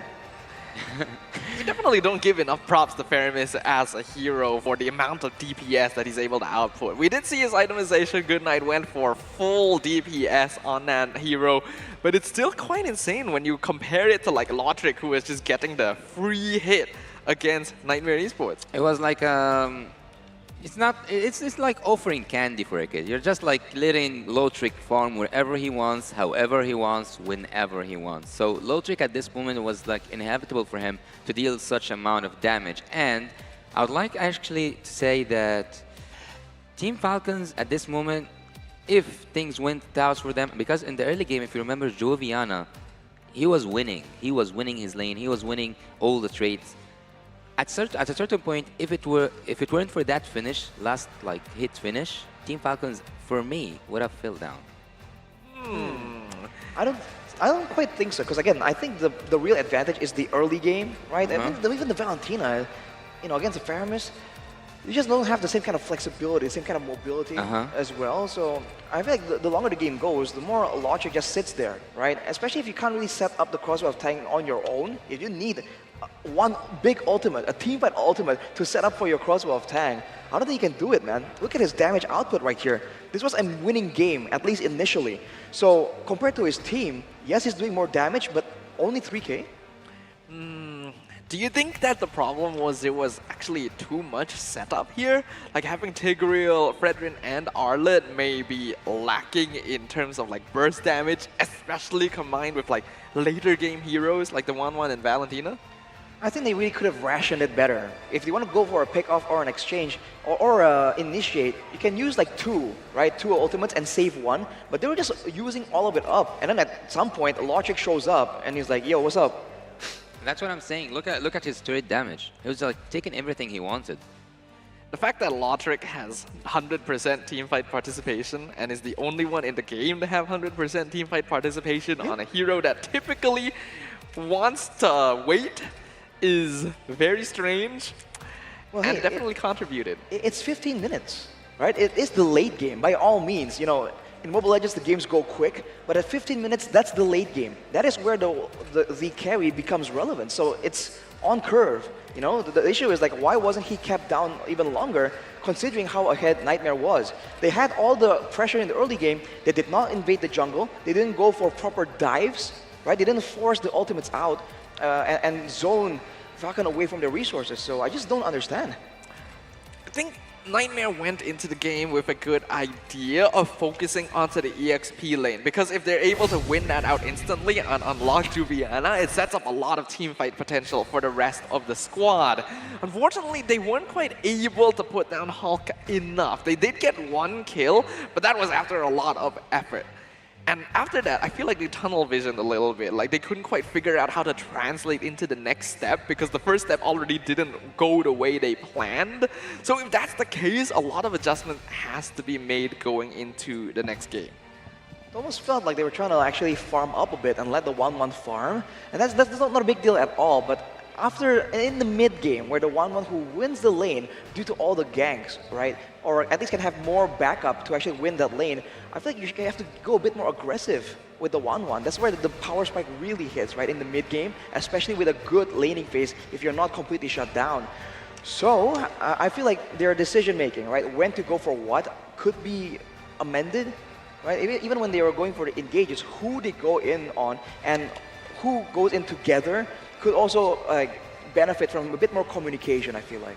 Well, going like backstage for both teams, I think that we have seen already a moment yesterday where a team going back to the rooms, coming back a totally different team, which was like Team KBG, if I'm not mistaken.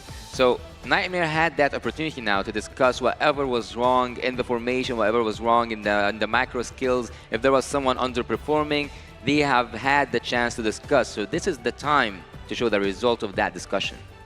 Beyond that as well, we have to highlight again the fact that Nightmare Esports does have a coaching staff, whereas Team Falcons does not. And even then, they were able to win out in terms of that draft and execution. Wow. So if Nightmare Esports is able to like figure things out here, able to use the break time, then we can see the value of that coaching staff. Otherwise, it's gonna become a little bit of a discussion here. For sure. I mean, just because you have coaching staff doesn't make you immediately the better team, right? I mean, that's the assumption. But unfortunately, there's so many factors that we might not even be aware of that dictates which team can do better right here, right now. So I really do think that there's adjustments need to be made from both teams, because even technically for Falcons, it wasn't the most dominant performance either, right? They were struggling in the early game, but looking at the audience predictions right here, they are definitely the favorites. Yeah, it's very overwhelmingly leaning into the Falcons side. Even here on the stage itself, we heard a lot of cheering for Team Falcons when they were executing these big plays. So it does look like the team from MPL MENA has actually quite a large fan base, even outside of their own region. Well, we are trying. We are trying to have like a better show off on the, or like showcase on the international stages, and so far so good. So Team Falcons are doing really good. Team Falcons are proving that they can bring up something new to the table. Yeah, they are doing like the classical draft, and for me personally, because like I've been like able to cast all their games during the MPL season, for me there's no surprises whatsoever for Team Falcons. So, well, team, or like, would it be a possibility that Team Nightmare didn't study Team Falcon enough?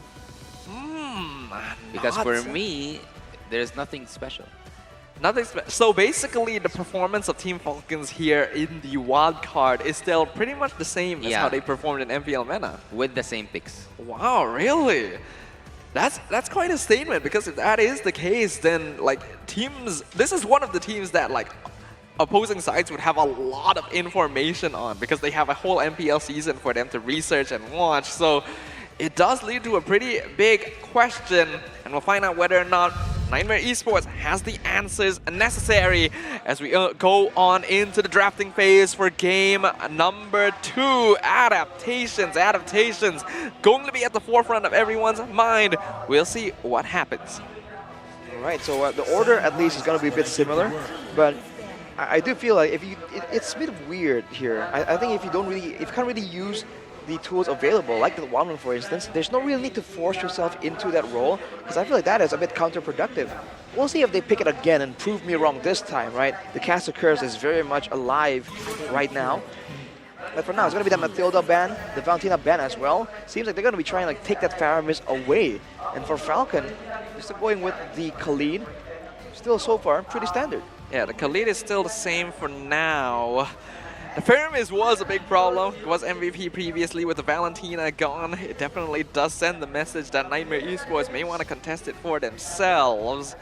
Wonder if there's anything else. Well, speaking of caster curses, I think that we are here in Malaysia. There is like a famous, most like, I'm not gonna say curse the caster, but the caster who, when he is there, the teams of Malaysia lose. We are here like with Lafel. Hopefully, like this SMG takes the ticket. So that what came to my mind when we said like caster curse. I mean, Right. all he has to do is not say that SMG will win. So far he's good. Because usually, like the way we game the caster curse is Lafel will predict the opposite team. Also, so far he didn't predict, so they are fine. Yes. Yeah. That's what. That's why, like on the if you didn't know, that's why on the international stage, whenever you see Lafel's predictions, it's for the team that the Malaysian team is facing, so that his curse affects them. So is that why he's put in the host position right now? They're like, yo, please, we can't deal with another curse. No, it's because he's such a good translator. I see. Well, that's very true as well. Well, Nightmare now, though, with the Valentina banned out, they will ban out the Nolan as well. I have to wonder if Falcon is thinking of doing the same thing right here. I mean, with the if they want to get the if they want to deny the Pyramis, they can do it right here, and they do. So I think the gold lane becomes the next more contested thing. But on the table is generally the 1-1. So is Nightmare Esports gonna try and get that again? Well, did Falcon just ban their own Pyramis? Yes. Because I think they were expecting Nightmare to just pick it up. I actually kind of thought they might let it through and then grab heroes like the Arlet that will just straight up counter it themselves, but I guess they just want to take it off the table entirely since the Valentina's gone. But in terms of picks available, I do feel like there's still plenty of options, like the Angela's still open, the Baxia is still open. So it doesn't necessarily have to be the marksman right off the bat, because we saw what happened to Cammy previously because of that. Wait, the thing is that what's open are combinations and not single heroes. It's gonna be Cammy on the 1-1 yet again. The first game's performance did not inspire confidence, but maybe now they can find something that works. For Falcon, now they can get the combo. They go for a Joy though. Will they go for an Angela as well? Or are they gonna go for something perhaps in the mid lane? It's gonna be the Angela. TAA. Tactical analyst Arashi. Whenever you need to know a hero pick, you can rely on him. But for now, I think Nightmare should consider like things like the Franco and Kaja, right? With the Joy already showing up. Ooh, okay, they're gonna go for the Guinevere instead. Fulfills a pretty similar role. And the Novaria as well. We already talked about this hero earlier in the day. That vision could be pretty valuable to Nightmare. Especially against the Joy, someone's going to be hiding in the bushes, right? Waiting for a chance to really take the backline by surprise. I think that's something that Falcon can definitely do. But against the Guinevere pick right here, I think they have to be a bit concerned as well with where exactly is it going. If it goes in the roaming position, it might be a bit difficult for the Angel to match up to that kind of impact. If it's going to the jungle, it's also a fighter against the Joy. So this Guinevere pick is actually multifacetedly good for the side of Nightmare. Well, look, Joy for Team Falcon especially is flex pick because Joy can be transformed to the XP lane. That was like actually so predictable to me. And like I was saying yesterday, whenever I see an Angela, I can see a Claude or an Earthel, but I will leave that like the analytical bot for you. I want to I want to talk about that Leo or Hulk can play Joy really good, and actually who is better at that team by playing Joy is Hulk, not Leo. So like he added a lot of spices back there in Mina, so it's quite predictable for me for the XP lane after taking the Joy to be the second phase. Ooh, we do have a fun fact here actually. Perfect migration. 4 games. Guinevere has been picked in the wild card. All 4 have been victories. Could this be a sign for Nightmare Esports? Will they be able to claim another game here, similar to the way they did against Team SMG? Guess we'll find out. For now, Team Falcons are gonna start off the second phase of the bans. And what was that? Not too sure yet. We have to wait and find out once the asset clears up. But man, I feel like the Angela, Joy, and Claude, like you mentioned, Yasu, you can still flex the Joy away to different lanes. And I think Troublemaker was using it in the mid lane as well. So hey, here's a chance there, maybe for Good Night. I don't know if the insider info matches up with that possibility. But for Nightmare, that's the question here. Is it going to be a pick-off style? Because if it is, the Novaria is great, but it's not enough solo to really facilitate a pick-off. Usually the gold laner gets involved as well. With the 1-1, it's not exactly burst damage. Based on the way that Yasu is excitedly signaling me, he seems to be very confident that this is going to be a good night, Joy. Why is that? Well, because I've seen, like, knowing the players personally, I've seen Leo asking for some tricks from Goodnight about Joy. So maybe Goodnight is an expert at using Joy. A secret Joy pick, but you've never seen it in like No, MPL I've never seen Meta. it. No, I've never seen it. Will Goodnight be feeling a little bit like a troublemaker today, perhaps? I guess we'll find out. But it would be interesting, like, Arash, say if they did put the Joy into the mid lane, what would be the value of it over, say, like the jungle or EXP? Well, you have kill pressure off the bat. With the mid lane is so short, and you're so squishy as a mage, right? So sometimes when you're trying to contest the lane clear, you walk up a bit, you get hit by burst damage coming in from your lane opponent, and then the jungle can like really quickly execute you, depending on who it is. If it's someone like a Fredrin, for instance, then a Fredrin Joy combo, that's gonna take you out really, really fast. And so that pressure will in turn lead you to have a weaker wave clear. As we take a look at the message here. Some love. Good night. I love you. Big fan of Goodnight there in the crowd. Always nice to see. It does look like we're going to have some small technical difficulties here. Once again, thank you very much to our Marshall team up on stage, making sure that everything is in order. And this will once again give us some time to discuss how things are going as of right now. With Team Falcons having the momentum, how confident are you that they will be able to clean sweep this? How confident am I? So, based on the momentum itself or on the draft, on the first phase? Their momentum. Well, based on the momentum, we can say that they have just came from a clean sweep and they are starting off really good. The macro skills that they have are definitely improved than they have been in MENA. So Team Falcons are actually doing something, and actually bringing up that they are better than what they were doing in MENA. I remember that they also played in the MPLI, which gained them some experience just right before they come here. That is true. Even if their performance wasn't all the best on that stage, it was still experience, you know? It still makes a difference. Geek fam. Yes. But that's like, I consider that that was a different roster though, yeah. It was a different roster. It's a different roster. I'll give you the fact that they did win out that game, and that experience is going to be valuable, but they still didn't get past the group stage.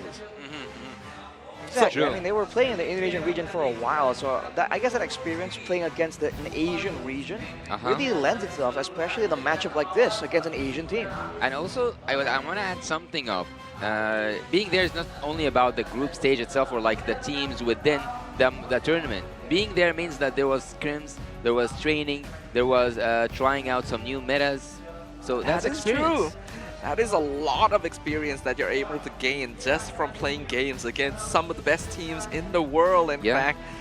So that could be a big deciding factor, and I'm definitely seeing the impact of that. This is a team that has a certain degree of maturity up on that stage right now, and Nightmare Esports are really on the receiving end of that. We'll have to see what they can come up with to try and deal with this though. We saw the draft earlier, but again, I can't help but be concerned about the 1-1, because earlier, the real threat maybe is the Yuzong along with the Martis maybe.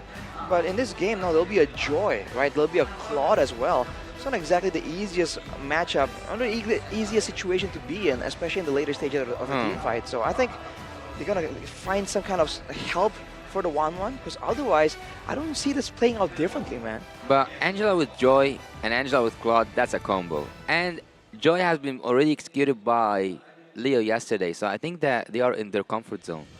But I will also say, as a Joy player myself, playing against high mobility heroes like the 1-1 can be kind of annoying, because you think that they're very squishy and you'll be able to burst them down, but if you just miss a single dash on that second skill, which might be pretty easy if the 1-1's just jumping around, then you become kind of a sitting duck. That is true. So that's why there's a bit of skill involved in the Joy, definitely. But we'll have to see, man. Can Falcon make it work? Because I feel like there are ways to really take advantage of this.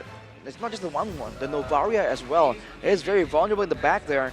And only with a Guinevere, we see the spatial migration used aggressively. Maybe in this game, they can really force that spatial migration to be saved, to be used as a defensive tool instead. But Arashi, do you think that Kami is trying to test himself, or like to say, no, I can't do this? Maybe it was like a one-time thing that I failed 1-1. Like taking it as a first pick again.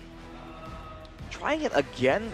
So you're saying, like, is this like him testing himself? Trying it statement again? Like, oh, I just like, that was a one-time thing. It was just unlucky. Yeah.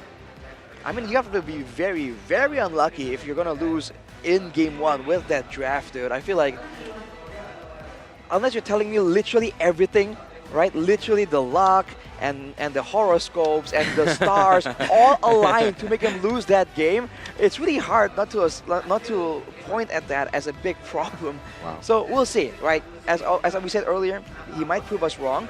I'm not sure if I've seen him play the 1-1 before. Maybe a bit more with different carries in the composition. Then maybe the 1-1 will have a bit more space to try and do some damage. That could be one of the main problems that he had in game 1. Him being the main target for all 5 members from the side of Falcons. Yeah, 1-1 as a hero will play a lot more effectively if the team has setup for him. And in game 1, there was a lot of setup. You had the Tigreal, you had the Arlet, but there's also arguably some difficulty in engaging on that because of the presence of heroes like the Feramis and the Martis who can quite easily threaten that back line. This time we have the Guinevere, which will really lock someone down for a long time. If you can't get a crossbow of Tang off of the Violet Requiem, you're not going to get a crossbow of Tang off of anything. Could that be a game changer? The what, the crossbow of Tang or the... Like being able to get the crossbow of Tang off on the Gwyn ult. Oh, definitely, man. I mean, the crossbow of Tang is a huge component in the 1-1's damage. It also allows you to be a lot freer. That was the advantage that the 1-1 had over the carry. The fact that you can output damage, but still be immune and safe from all the counters coming in from your opponents. But just like that, ladies and gentlemen, we're back to the drafting phase. Thank you so much for your patience. As we take a look, the Arlet and the Yuzong EXP lane targeting in the banning phase, going really fast. Minotaur as well. Okay, so the Arlet Minotaur makes a lot of sense on Team Falcon's side. They want to dive in, they got the Joy, they got the Claude. They want to make sure Nightmare Esports doesn't have that counter engage. The Yuzong ban, though, is quite interesting, considering right now neither EXP lane has really been shown unless we're seeing the flexibility of the heroes right now. Well, it actually makes sense to me from the side of Team Nightmare because once they saw that Arlet was making so much trouble, Team Falcons decided to ban it, and it was making trouble to whom? To Yuzong. So they said maybe they want to take that Yuzong, that's why they banned. Well, no, you're talking about how Falcon... They want to dive in, so they're banning away the Arlet and the Minotaur. Because that's exactly why the Yuzong and the Kufa are banned away. There's our dive tools available. But the Akai comes through right here. So it's going to be a... Well, both Akai and Joy can be flexed out, so Falcon's getting creative right here. But if they want to go for a full dive, the Akai can work. If he spreads everyone away from each other, then the dive could be a bit more linear for the whole team. Because it's not really a combo-based kind of dive. But the heavy spin would negate the issues that Joy might have against a high mobility team comp, right? If you're gonna be worried that you can't hit them because they're dashing away from you, then why not lock him down? It could work here, but I do wonder if there may have been like more viable options overall. Well, Akai is one of those big... Ooh, 2 picks already from Team Nightmare. Whoa! Okay. Benedetta. That is interesting, man. Did we see Benedetta so far?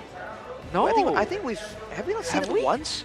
I don't think so. Not yet. I might be getting mixed up with MPLI, but Benedetta against a Phoveus. Don't forget the 1-1. It's not an impossible matchup, but with so many dashes here, it's definitely a good time for the Phoveus if he does not get shut down. That could be something that Nightmare can use because they have a very strong jungler, man. The Fredrin. Look how Team Falcons are organized. Mid lane, Phoveus. And you have Hulk, as I told you, on the XP lane with a Joy. and Leo got the Akai. That's interesting right there. Now, this is not the first time we've seen Phobius. The previous performance, he did actually win that game. So this hero performs very well in these niche situations where there's a lot of dashing. And we have that from the 1-1 and the Benedetta. Cammy already got caught out very often in game number 1. We'll see whether or not he can change our minds here. Game 2, we turn into the land of Dawn, and looks like there's gonna be a pause once again. Every single time, man. I want to make that dramatic entrance. Yeah, it seems like the game 2 is not getting into the land of Dawn, more like getting out of the land of Dawn for a bit. For us like to take take a pit stop. Yeah, for a small moment right here. The Phobius, though, in the mid lane, it looks weird, but in the past we have seen it played in the mid lane before. So in a way, there is a precedent. And when there is a precedent, there are teams that have found a way to deal with it. Although, I'm not quite sure if Nightmare Esports have the experience to actually deal with such a niche kind of situation. I don't know if they were still expecting the Phobius to go in the EXP lane towards the end right there.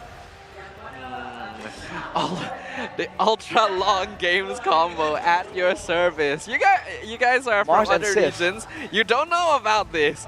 But what happens is whenever Mars or Sif are on a desk, the games are longer, there's more technical pauses, and basically everything that could go wrong does go wrong. And when they're both on a desk, then it actually does double. This is a proven track record, and if we look over to the VM cast right there, whose faces do we see?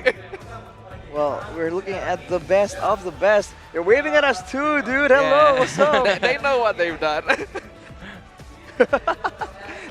Is there any sort of like trend? Like, are there like specific caster curses happening in like your respective regions? Oh yeah, we have the Omwawa curse. Whenever it's his passive, we call it. Okay. Whenever he's just Passive. around in the arena, he doesn't even have to be on duty, man. If he's just around as an audience, the games go as long as possible. They're usually very, very long. They last till like 12 p.m.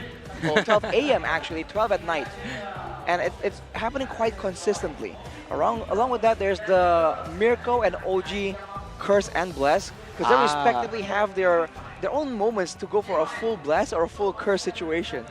Interesting. So we are already aware that the Mer curse is there, and it's quite similar to the Lafel curse. I didn't realize you had like a Sif Mars long game curse over in ID as well. How about in Vena?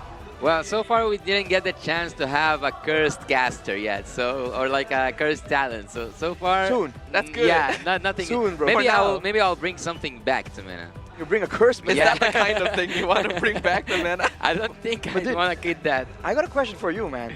Ask. Falcons is getting a lot of support, and in fact, Saudi wasn't the area, the region with the highest percentage of supporters for Falcons. Some of the other countries kind of outdid them when it comes to the total percentage. So why is Falcon so popular outside of MENA here? Is it the personality? Is it the fabulous beards coming in from the MENA region? Wait, what? We don't have those in Asia, dude. Asians don't have beards. That's rare. Okay, so I think that Falcons are getting like a little bit of focus because, as I told you, they have a variety of members. And actually, if you are following up MENA, you will know that Team Falcons, it is their first season ever as a team. This is the first time we have something called Team Falcons. And when they showed up, they got the rookie of the previous season. They got the 2-times champion Leo as a jungler, and then they got also Lotrick and Goodnight together, and they had this combo. As I told you, there's a synergy, high synergy between Super and Hulk, so they combined an all-star team from MENA. Well, that could explain the MENA popularity, but in Asia, dude? In America even? What is going on there? I don't know. It's a good question. That is crazy. Hopefully the fans can tell us in the comments of why exactly all of y'all are wild. If Team Falcons has so much support. If you can please tell us what appeals to you so much. I think some other teams can really, look to Falcons as an inspiration, dude, because, popularity is a big deal in esports. Look, there's something, it's not a quote, it's something that happened and is common, like in Egypt generally, is that when you see, it's not a quote, look, I'll just say it. When you see a team that is not known playing up against giant teams. Which team do you want to win if you are not supporting the giant team It's from the underdog buff. That's why Team Falcons are getting so much support against the international scene because they are the underdogs. Against Nightmare, though. I feel like some of these teams would be considered more underdogs than Falcons. Maybe, though. yeah. Or even now, there's an MPL technically for MENA, right? There is an MPL. Yeah, man. So, I don't think there's an MPL for Nightmare. Is there? There's a So caster who's the handsome there. real underdog here? Thank you very much. That is my girlfriend in the crowd right Whoa! there. So like I get to see Mr. my picture Dodo. up on screen, which is nice. Thank you very much to her right there. Hopefully she enjoys the game after this, just like all of you. But I think the more handsome player is actually on screen right now. I know. Dude, they've been like Just look at Leo them. on cam for a pretty long time. They know right what there. the fans want to see. I want to see the big man Leo. They want to see. He's very tall, actually. They want to see the MENA people with beards. Exactly. So they combine Look Leo at that! and Look Hulk. at this. The beards are That's the what I'm highlight. telling you. Look at the comparison of facial hair from Falcons compared to Nightmare, dude. It's like a facial hair gap. Yeah, Leo's taking care of himself. Definitely. Where's your facial hair, Yasu? That's a good question. From Nightmare to Sweet Dream, it says. Dang. That's nice. They're predicting the 2-0. They want the 2-0 right there. Man, definitely having a good amount of supporters overall. Hopefully we do get these difficulties solved pretty soon. The Marshall team is hard at work. Again, we apologize to everyone at home and thank you very much for still sticking with us here at the M5 World Championship wildcards. The game will get going very soon. In the meantime, you guys get to hang out with us for just a little bit longer. Actually, this is a chance. I wanted to ask you earlier, Arashi, about like whether or not the teams you personally predicted going to M5 were still the same now that we're like halfway through the group stage. I feel like there were some surprises for sure. I don't know why I'm talking like this. Yeah, why are you talking like that? That's my pondering voice. I feel like, You're holding back something. Technically, I thought I was agreeing with the favorites, right? I think SMG definitely got it. They have experience, which I think is very valuable in a longer, prolonged event. If it's a best of one, for instance, we've seen a lot of teams just burst out of nowhere, get a victory, get out. But in the best of threes, right, in multiple days of competition, I think the experience will definitely make a difference. But with yesterday's performance, I must admit, I got kind of confused. Like, wow, this is the favorites? What's going on? What's happening? It almost made me feel like there's something extra going on behind the scenes, you know? Okay, so your predictions before wildcard started were SMG and... What was it? I think it was SMG and... I gotta look at the list of teams, man. I'm getting old. You've already forgotten your personal predictions from like 2 days ago. Dude, we've been looking at like 8 different teams every day. DJY with a Mirko High next to Maro, actually. What's up, guys? Sup?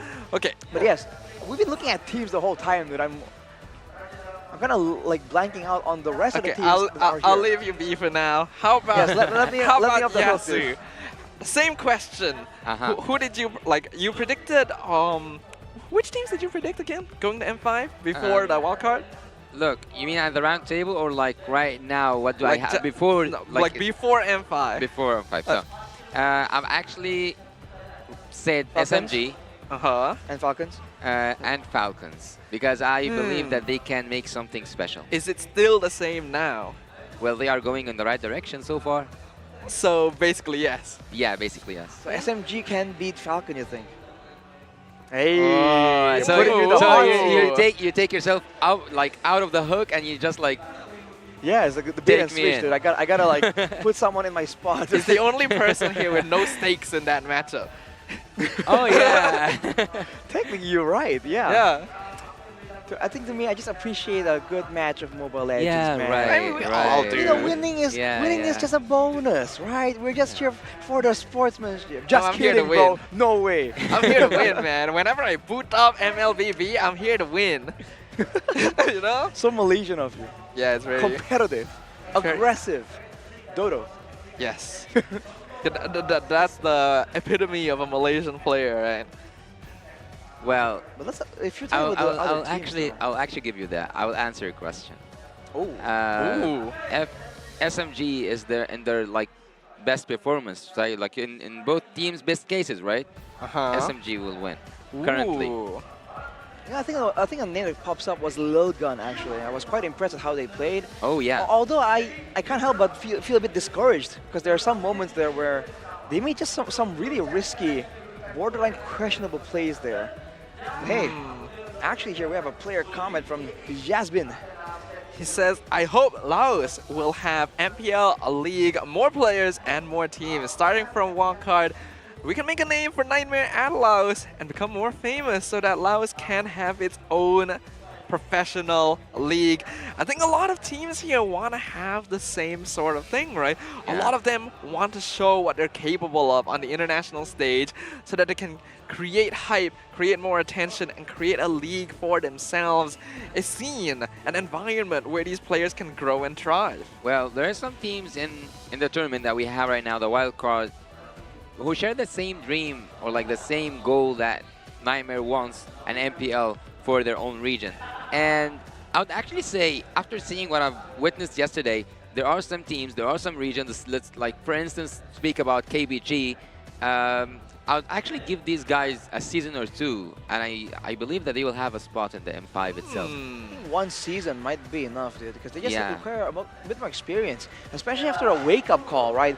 Meeting the other more developed regions, it's definitely going to ignite their competitive passions.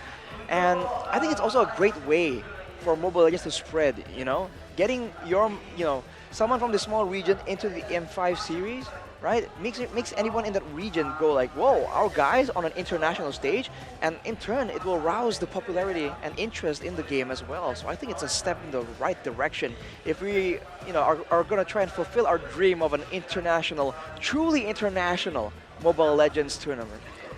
Well, I have a question for, because we're now having discussions, right? Yes. The wildcard idea itself, I stand fully with it. I believe in second chances. So do you guys think that by offering this second chance, will it add something up to the M5 itself?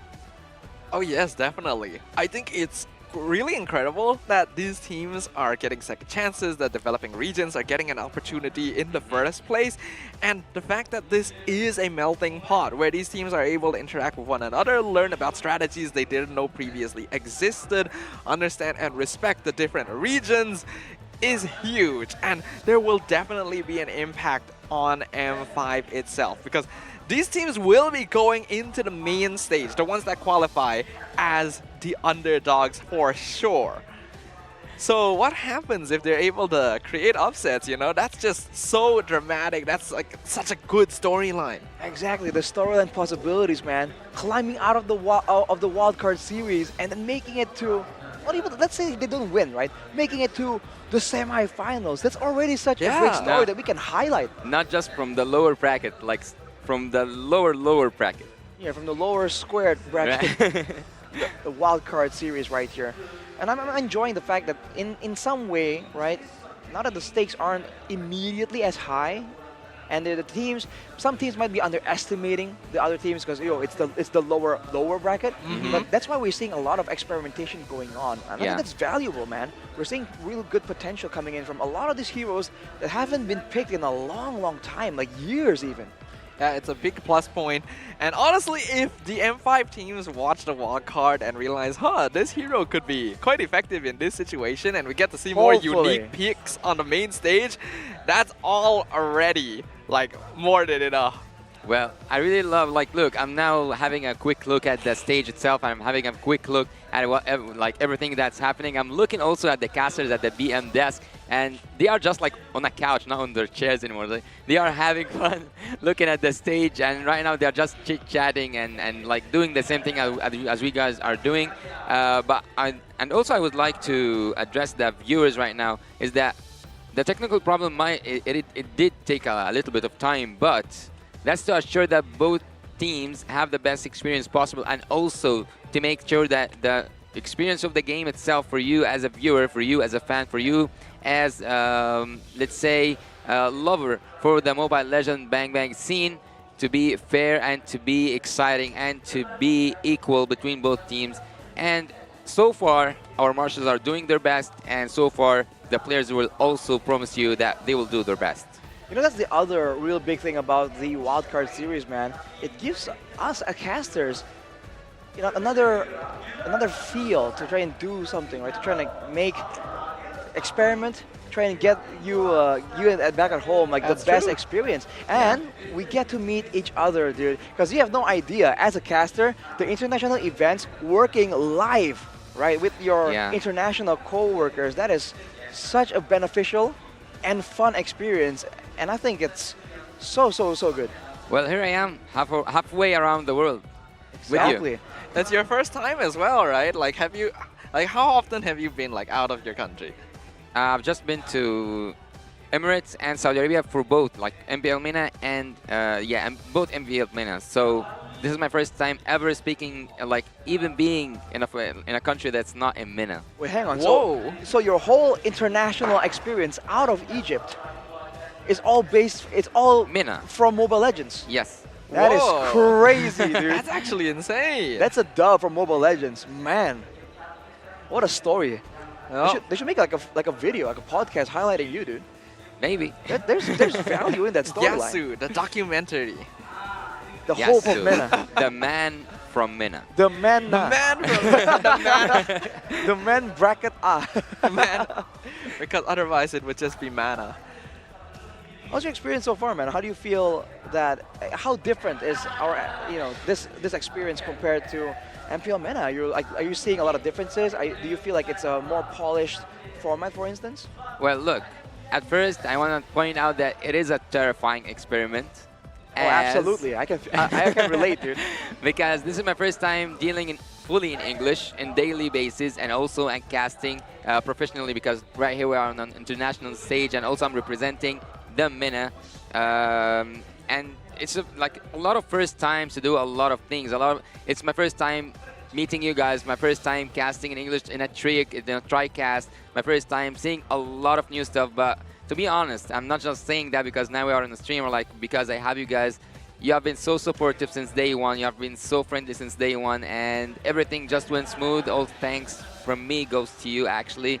And yeah, you've been like, you haven't been anything but generous in giving me information and in giving me experience and heading me towards the right direction. Whether I was like doing any part at the cast, whether I was like the one who was shouting and doing the team fights, even the analytical parts. It's like, literally, I've learned so much from this international experience, and also Malaysia itself was a very welcoming country. I'm glad to hear that. I agree, man. Malaysia has been good to us. Really? Nasi lemak is delicious. Man, nasi lemak is the best. Y'all got that. The food is great. You guys got to try out definitely a lot more stuff while you guys have the chance to. But let's show some love in the comments for Yasu. It's his first time like being outside. I can't imagine how terrifying it is, because like last year was my first time doing an international event, and it was local. Oh, You know, really? it was still in Malaysia. So I can't imagine coming to a different region, doing your first international event in a different language entirely. Like, that just seems like such a huge challenge. A different format as well, by the way, because fun fact, in MENA, they do not do a three-man cast. Yeah. This is Yasu's first exposure to it, so, dude, like, full credit to you. This is a very difficult situation. I just hope that people bear up with me, like they don't get like, yeah, this guy is not doing great, but I'm really, Dude, I'm be trying okay, my man. best. Dude, our I'm really community, trying my man, best. I believe in our community. You guys will behave, right, in the comments? I'm looking at you right now. But dude, I got my eye on you. But Dodo, man, you know, for me, myself, this is actually my first time participating in an international event and getting flown out. Because I was part of M4, but that was in Indonesia. And I missed out on SPS due to personal reasons, scheduling conflicts. But I didn't get to come here for SPS either. So this is actually my first time flown out of the country myself. I've never even been flown out. So I'm still waiting for that first Soon, chance. brother. Maybe one day, you know. But yeah, glad you guys are having a good time here in Malaysia. The BM cast is actually waving at us now. And this is the Caster podcast. It's right actually here. a podcast. Yeah. It's a fun podcast, though. I mean, that's always the goal, right, of a podcast. Like, you don't hold a podcast to have it be a not fun podcast. Well, hopefully it's fun. I mean, Obviously, the goal was not to have a podcast here today, but you know, when life gives you lemons, you hold a podcast. you plant a tree. Yeah. You plant the tree. No, you A hold the lemon tree. podcast. Ah. No, it is correct. You hold the podcast. Yep. You talk about lemons. Yes, indeed. It's like logical. When life gives you lemons, you have to to have a podcast. Do you guys About like lemons. Do you Yeah, like it makes lemons? sense. Do you guys like lemons? I mean, iced lemon tea is good. Yeah, but like lemons on their own is a bit too sour for me. I mean, you're not supposed to eat them on their own, though, are you? Well, I have a friend who does. What's wrong with you? And it's just like, oh, it's healthy. I'm like, I guess, but why? To That's find a- out why, maybe we can get some more info. It Dodo man. it doesn't sound healthy to me. I feel like you're. Anyway, let's just throw it over to the stage. You know, our podcast is done. Let's let the hosts have a moment on a screen because they got an interview up on stage.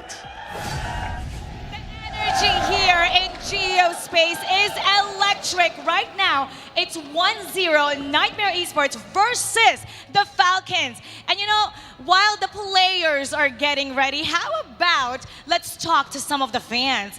I'm gonna pick some fans, random fans in here. You know, I see, oh, okay. Come on over here. Come on over here. Actually, you three, oh, Maro, you're here. Come on over, come on over.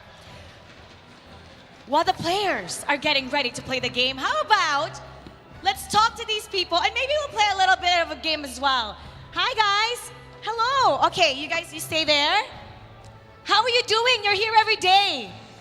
You're here every day. So I see that you're here with some people. Who are your friends? Who are your friends?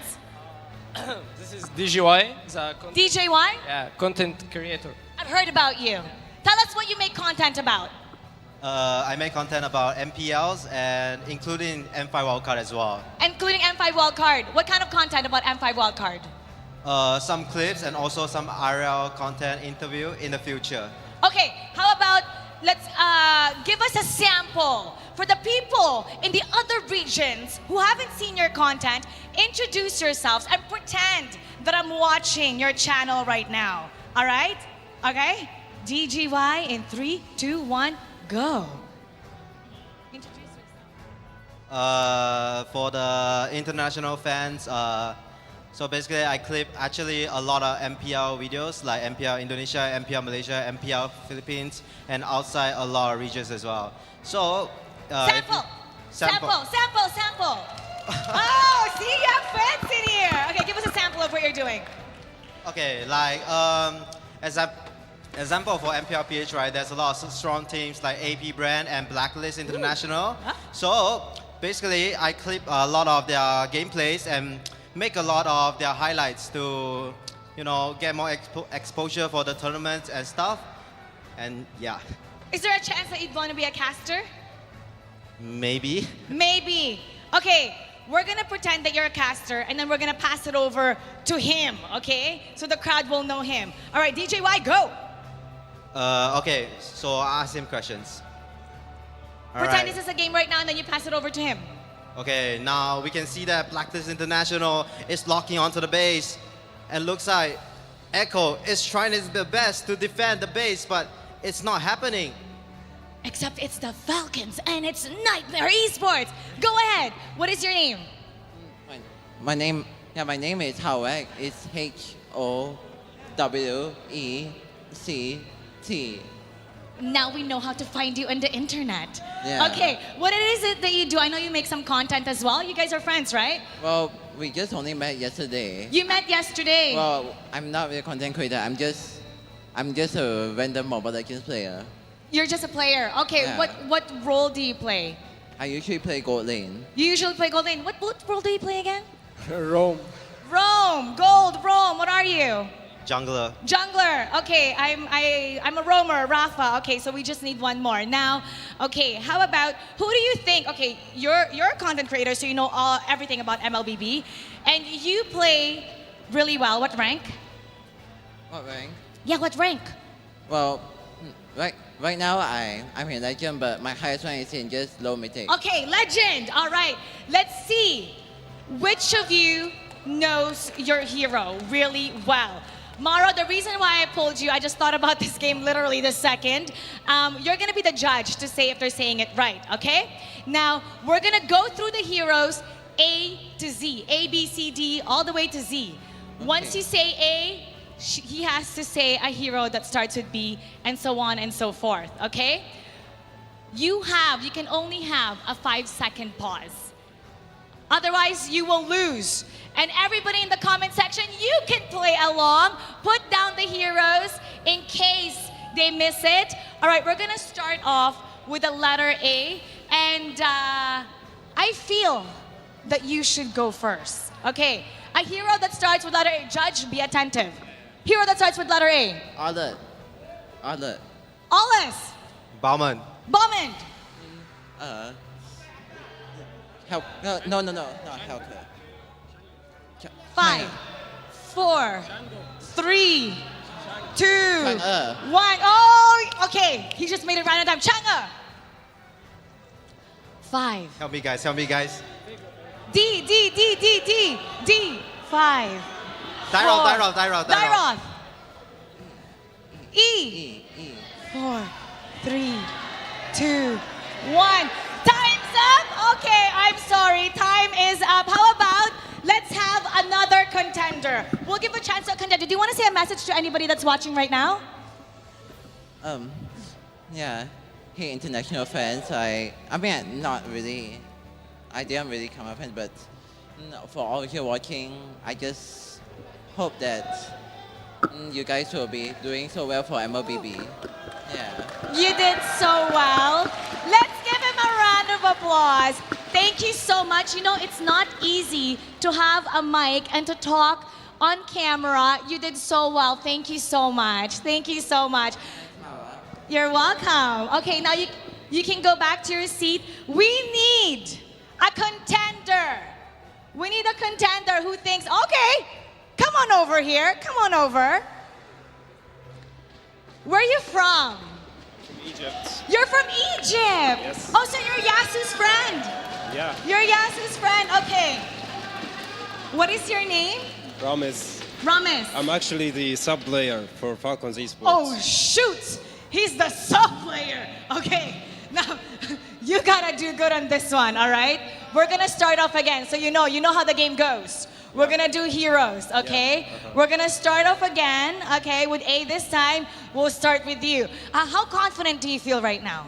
100%. 100%. He feels like he's 100%. What's your role, by the way? What's your role? I'm mid laner. You're mid laner, but you know all the heroes for sure? Yeah. Well, let's put a spell on him. You're gonna forget the heroes, okay? All right, we're gonna start off with A. Go ahead. Aldous.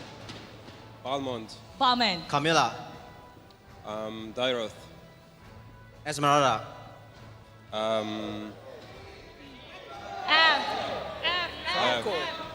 Franco. Franco.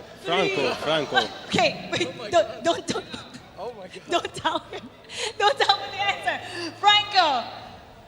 G. You have to say G or you're GG right now. G. Granger. So it's an H, yeah? E, F, G, H. There's a flag now. Hilda. Yeah, okay, fine. Hilda. Yeah, okay. I.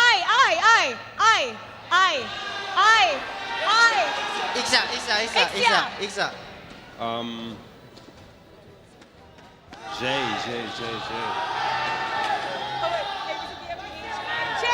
J. There's no hero J. J, yes.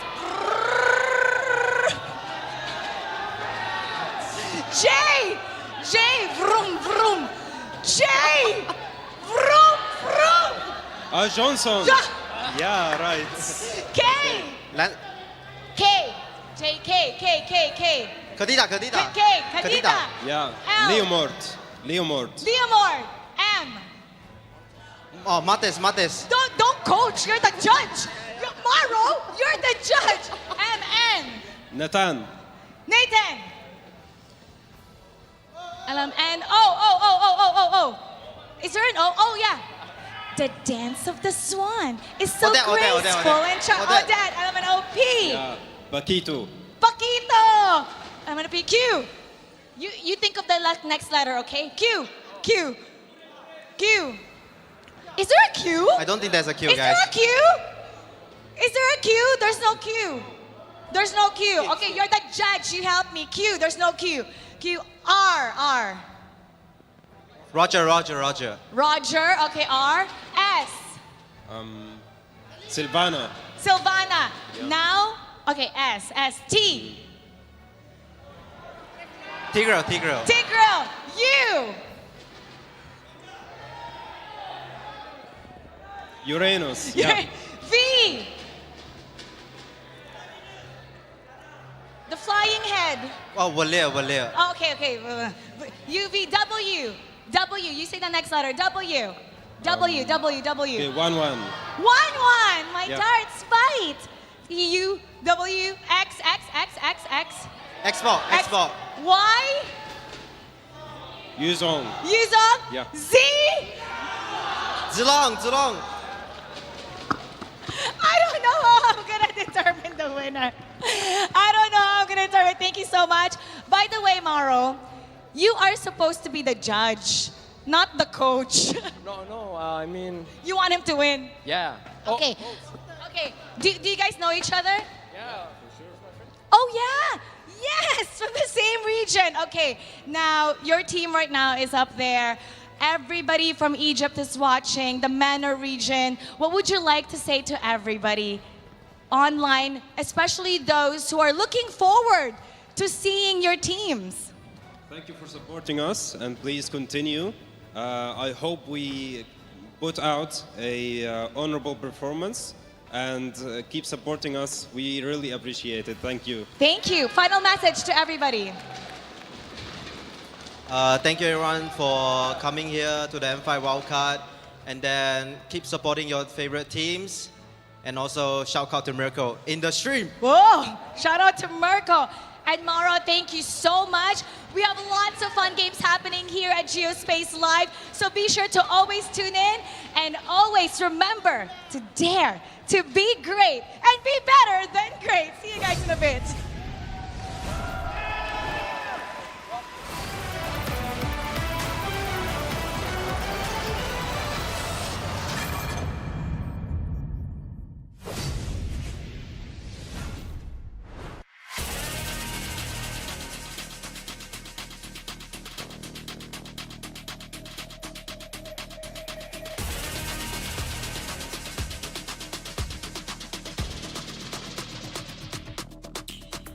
Hit me like I might get over, but you can give me in no corner. I know I can make a comeback, ace this round and finish this game now. Got the power on my shoulders. Yeah, you know that I'm a soldier. You can keep me off my guard, but you can't keep me from my honor.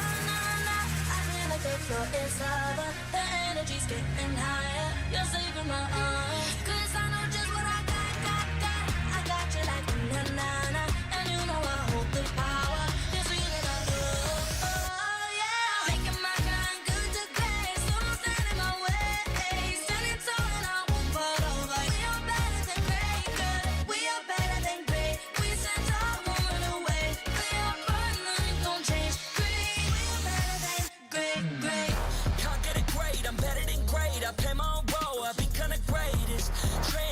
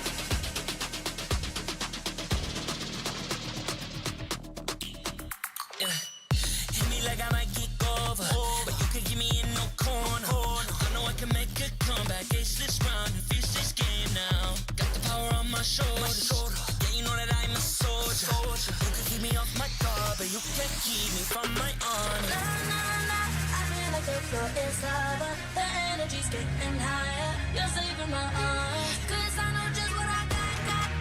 I got you like na-na-na. And you know I hold the power. This feeling I love. Oh yeah. Making my grind good to great. So don't stand in my way. Standing tall and I won't fall over. We are better than great. Good. We are better than great. We stand tall, won't run away. We are fun, nothing gon' change. Great. We are better than great.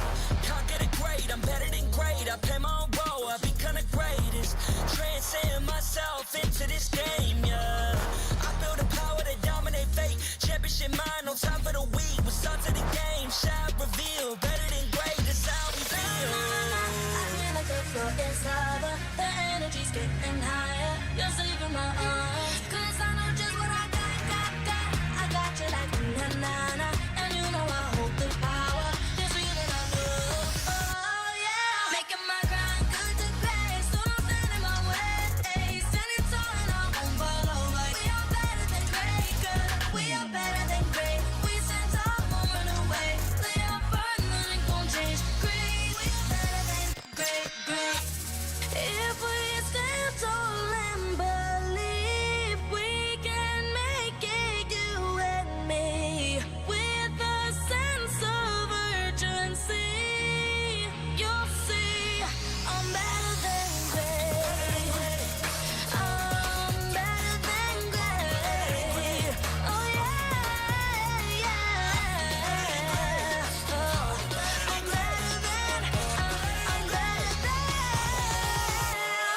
Making my grind good to great. So don't stand in my way.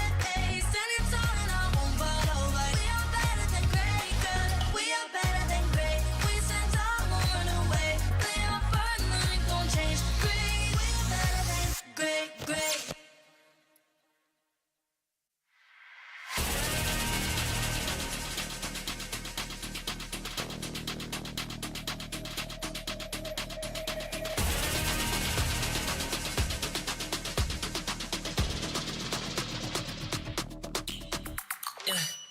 Hit me like I might get over, but you can give me in no corner. I know I can make a comeback, ace this round and finish this game now. Got the power on my shoulders. Yeah, you know that I'm a soldier.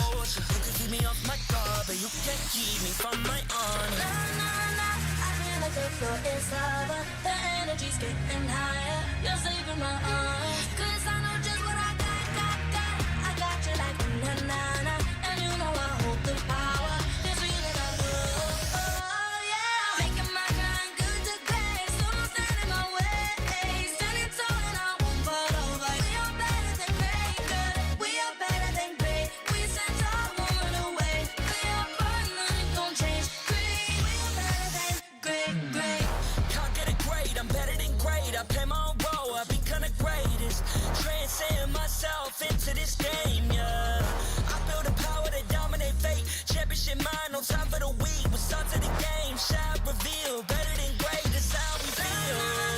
I feel like the floor is lava. The energy's getting higher. You're saving my arms. 'Cause I know just what I got. I got you like na-na-na.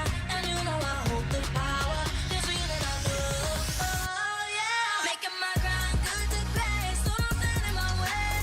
Standing tall and I won't fall over. We are better than great. Good. We are better than great. We stand tall, won't run away. We are fun, nothing gon' change. Great. We are better than great. If we stand tall and believe we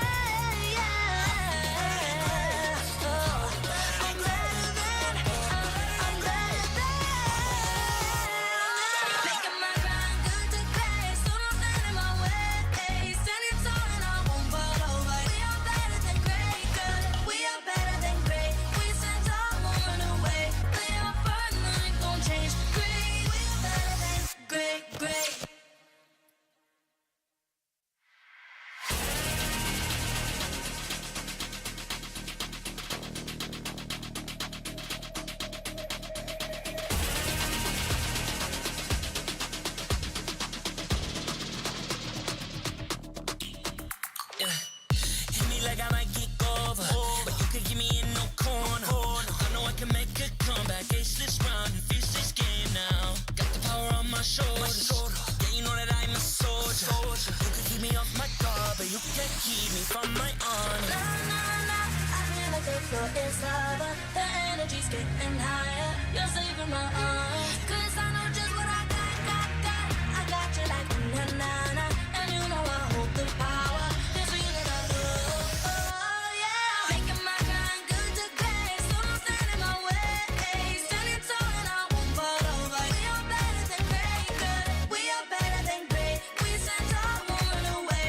We are fun, nothing gon' change. Great. We are better than great. Can't get it great, I'm better than great. I play my own role, I become the greatest. Transcend myself into this game, yeah. I build a power to dominate fate. Championship mind, no time for the weak. We're start to the game, shall reveal. Better than great, that's how we feel. I feel like the floor is lava. The energy's getting higher. You're saving my arms. 'Cause I know just what I got. I got you like na-na-na. And you know I hold the power. This feeling I love. Oh yeah. Making my grind good to great. So don't stand in my way. Standing tall and I won't fall over. We are better than great, good. We are better than great. We stand tall, won't run away. Play our part, nothing gon' change. Great. We are better than great. If we stand tall and believe we can make it, you and me, with a sense of urgency, you'll see I'm better than great. I'm better than great. Oh yeah. Oh, I'm better than. Making my grind good to great. So don't stand in my way. Standing tall and I won't fall over. We are better than great, good. We are better than great. We stand tall, won't run away. Play our part, nothing gon' change. Great. We are better than great.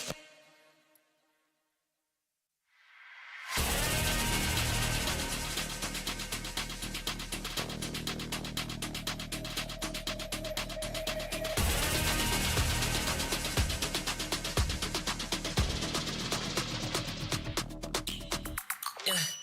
Hit me like I might get over, but you can give me in no corner. I know I can make a comeback, ace this round and finish this game now. Got the power on my shoulders. Yeah, you know that I'm a soldier. You can keep me off my guard, but you can't keep me from my honor.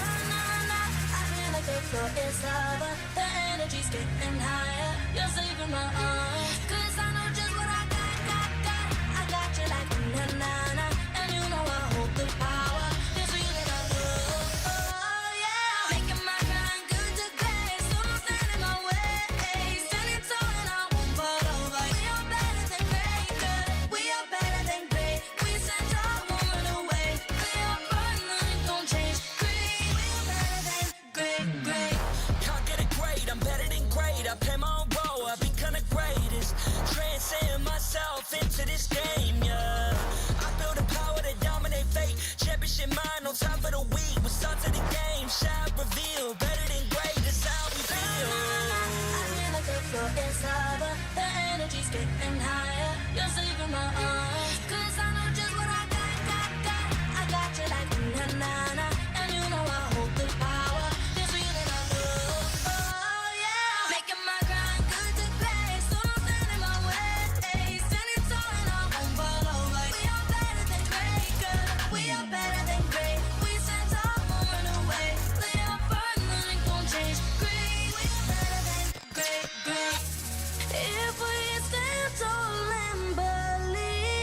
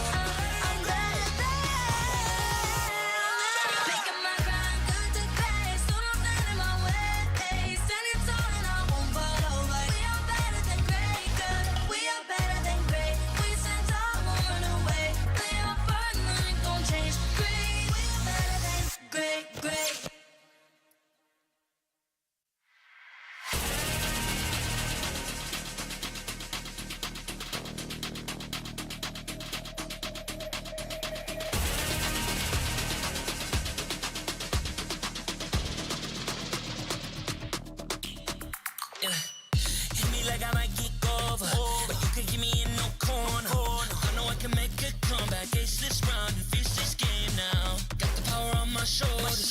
Yeah, you know that I'm a soldier. You can keep me off my guard, but you can't keep me from my honor. Nah, nah, nah, I feel like the floor is lava. The energy's getting higher. You're saving my arms. 'Cause I know just what I got. I got you like na na na. And you know I hold the power. This feeling I love. Oh yeah. Making my grind good to great. So don't stand in my way. Standing tall and I won't fall over. We are better than great. Good. We are better than great. We stand tall, won't run away. We are fun, nothing gon' change. Great. We are better than great. Can't get it great, I'm better than great. I play my own role, I become the greatest. Transcend myself into this game, yeah. I build a power to dominate fate. Championship mind, no time for the weak. We're start to the game, shall reveal. Better than great, that's how we feel. I feel like the floor is lava. The energy's getting higher. You're saving my arms. 'Cause I know just what I got. I got you like na na na. And you know I hold the power. This feeling I love. Oh yeah. Making my grind good to great. So don't stand in my way. Standing tall and I won't fall over. We are better than great. Good. We are better than great. We stand tall, won't run away. We are fun, nothing gon' change. Great. We are better than great. If we stand tall and believe we can make it, you and me, with a sense of urgency, you'll see I'm better than great. I'm better than great. Oh yeah, yeah. Oh, I'm better than. Making my grind good to great. So don't stand in my way. Standing tall and I won't fall over. We are better than great. Good. We are better than great. We stand tall, won't run away. We are fun, nothing gon' change. Great. We are better than great.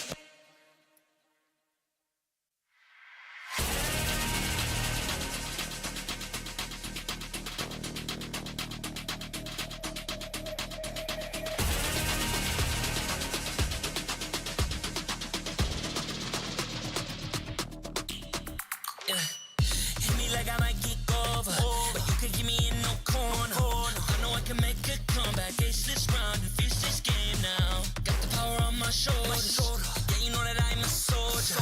You can keep me off my guard, but you can't keep me from my honor. Nah, nah, nah, I feel like the floor is lava. The energy's getting higher. You're saving my arms. 'Cause I know just what I got. I got you like na na na. And you know I hold the power. This feeling I love. Oh yeah. Making my grind good to great. So don't stand in my way. Standing tall and I won't fall over. We are better than great. Good. We are better than great. We stand tall, won't run away. We are fun, nothing gon' change. Great. We are better than great. Can't get it great, I'm better than great. I play my own role, I become the greatest. Transcend myself into this game, yeah. I build a power to dominate fate. Championship mind, no time for the weak. We start to the game, shall reveal. Better than great, that's how we feel. I feel like the floor is lava. The energy's getting higher. You're saving my arms. 'Cause I know just what I got. I got you like na na na. And you know I hold the power. This feeling I love. Oh yeah. Making my grind good to great. So don't stand in my way. Standing tall and I won't fall over. We are better than great. Good. We are better than great. We stand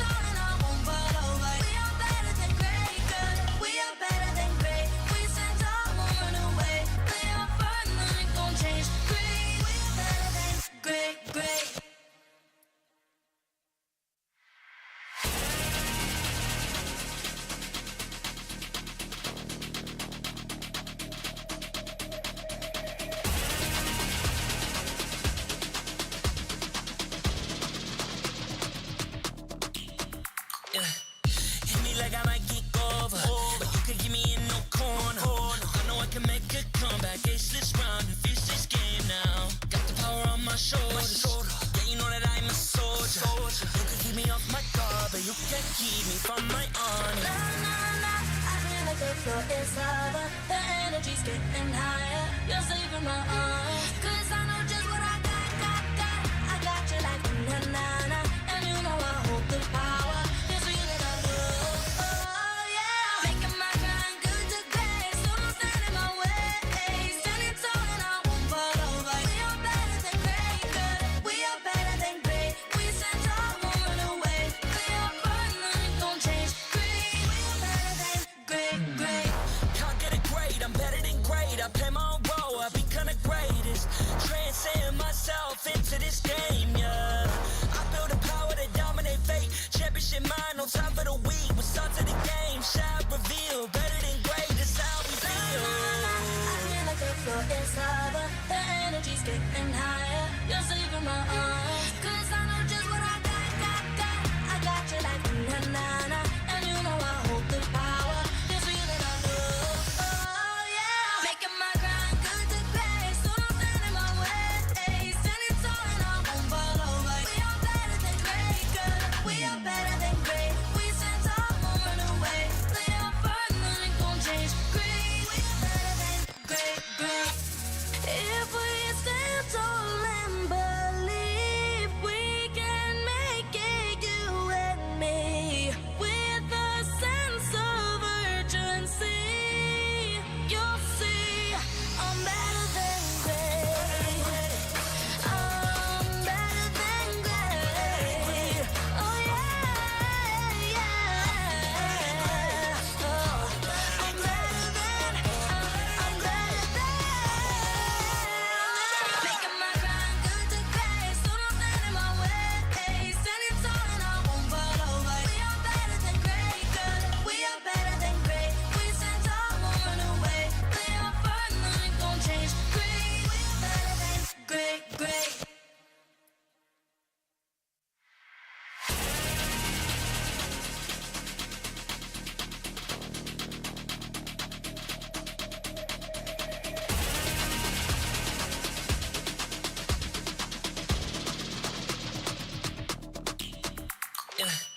Hit me like I might get over, but you can give me in no corner. I know I can make a comeback, ace this round and finish this game now. Got the power on my shoulders, yeah, you know that I'm a soldier. You can keep me off my guard, but you can't keep me from my honor. I feel like the floor is lava. The energy's getting higher. You're saving my arms. 'Cause I know just what I got. I got you like na-na-na. And you know I hold the power.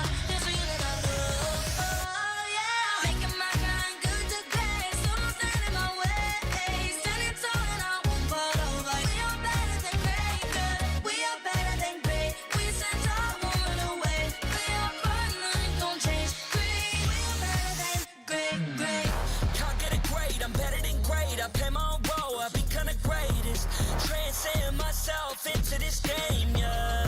I build a power to dominate fate. Championship mind, no time for the weak. What's up to the game? Shall reveal. Better than great, that's how we feel. I feel like the floor is lava. The energy's getting higher. You're saving my arms. 'Cause I know just what I got. I got you like na-na-na. And you know I hold the power. It's real and I know. Oh yeah. Making my grind good to great. So don't stand in my way. Standing tall and I won't fall over. We are better than great, good. We are better than great. We stand tall, won't run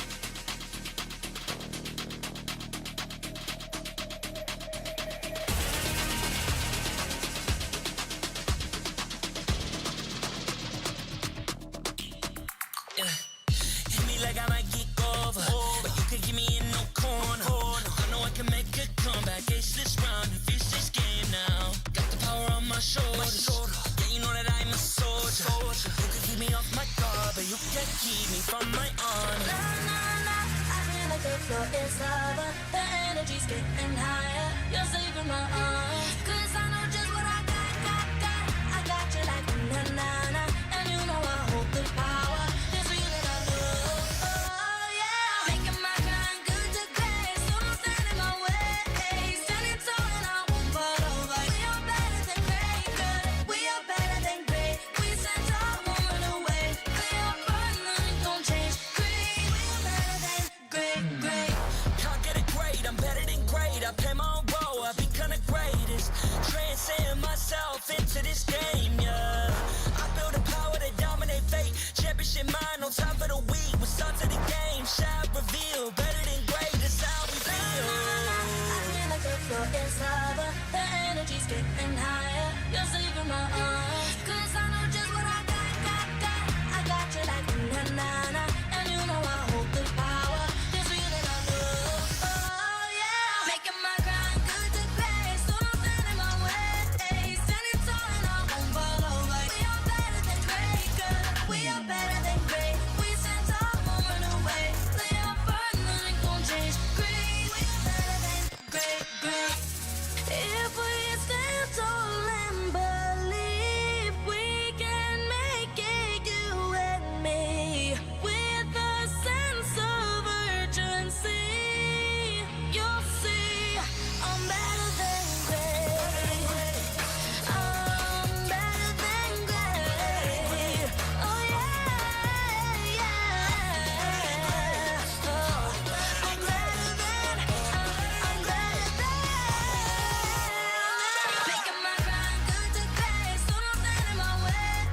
Standing tall and I won't fall over. We are better than great, good. We are better than great. We stand tall, won't run away.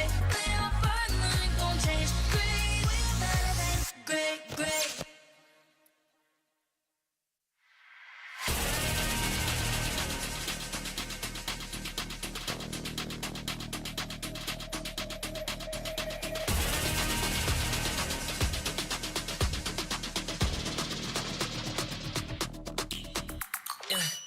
Hit me like I might get over, but you could give me in no corner. I know I can make a comeback, ace this round and finish this game now. Got the power on my shoulders. Yeah, you know that I'm a soldier.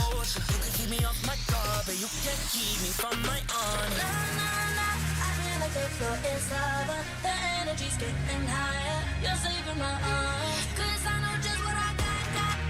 I got you like na-na-na. And you know I hold the power. This feeling I love. Oh yeah. Making my grind good to great. So don't stand in my way.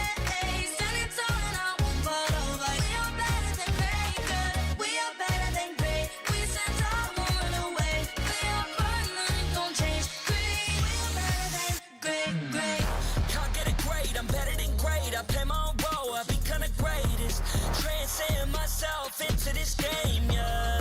I build a power to dominate fate. Championship mind on top of the week. What's up to the game? Shall reveal. Better than great, that's how we feel.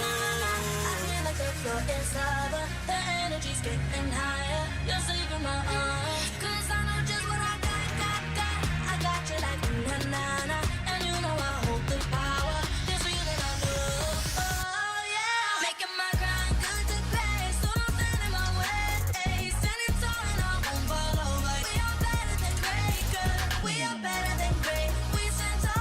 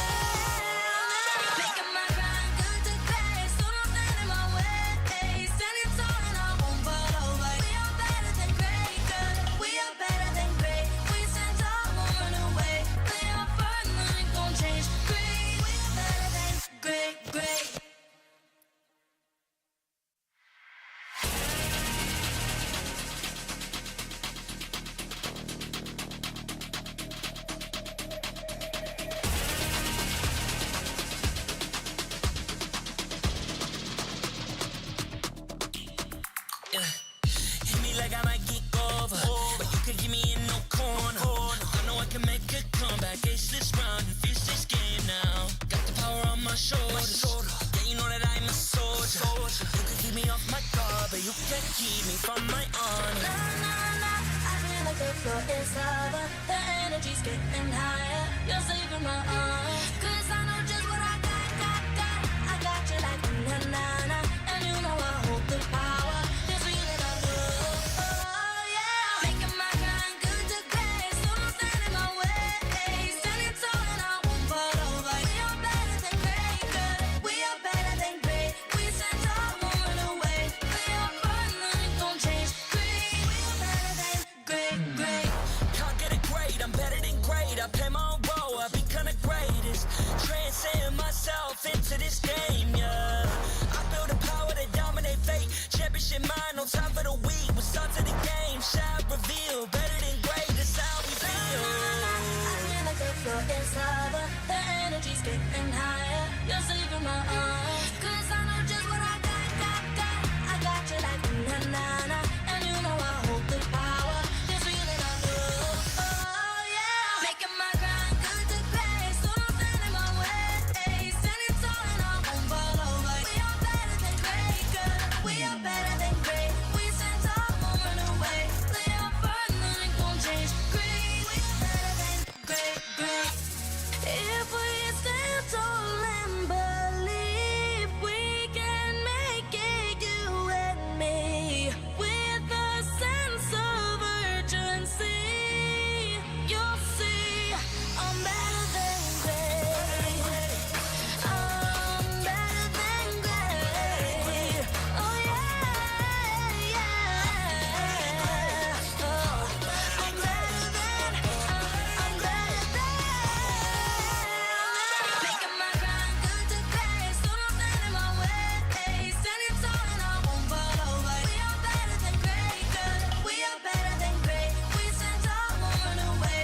We are fun, nothing gon' change. Great, we are better than great.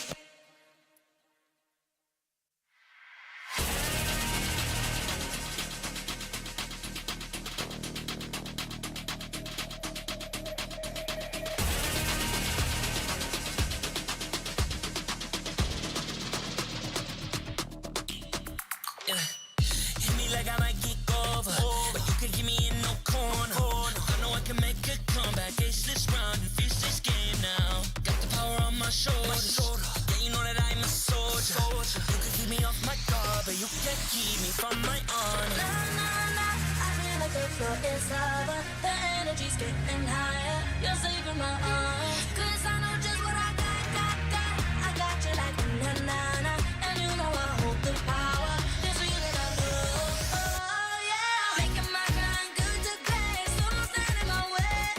Standing tall and I won't fall over. We are better than great, good. We are better than great. We stand tall, won't run away.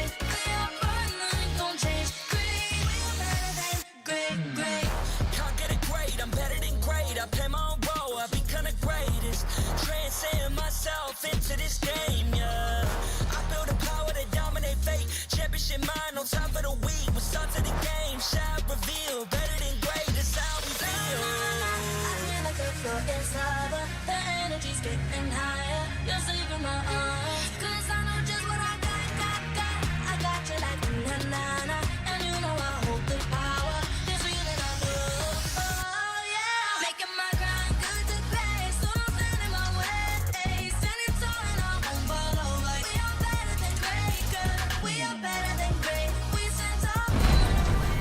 We are here at Gamers 8 to show that we are walking the walk.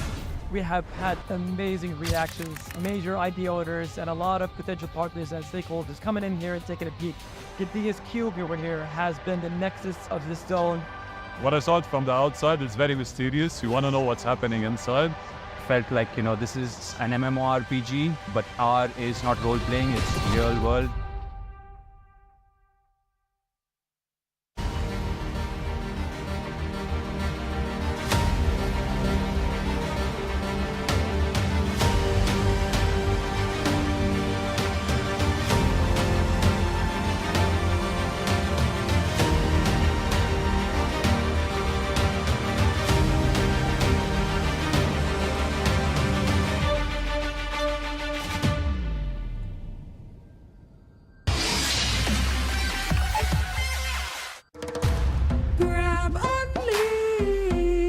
Boing, boing, boing, boing, boing, boing, boing, boing, boing, boing, boing, boing, boing, boing, boing, boing, Pag nag-grab only, savings ang dami, your wallet sings tonight. Laki ng bawi, pag nag-grab only, save 2 for alright. Boing, boing, boing, boing, boing, boing, boing, boing, boing, boing, boing, boing, boing, boing, boing, boing.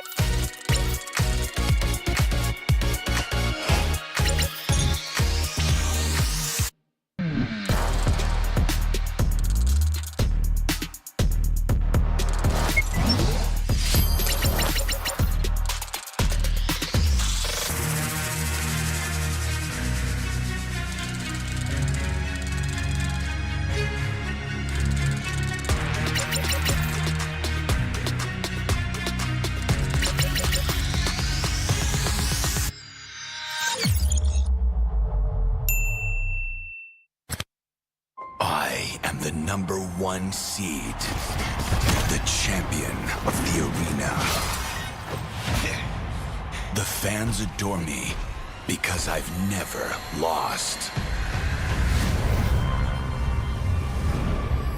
You are afraid that you will lose everything.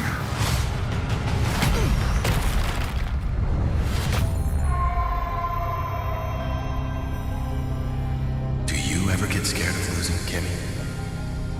Well, big bro, I think we should cherish the joy and excitement of each game. Not who won or lost. That's right. I'll strive for victory, but I won't lose myself in its pursuit.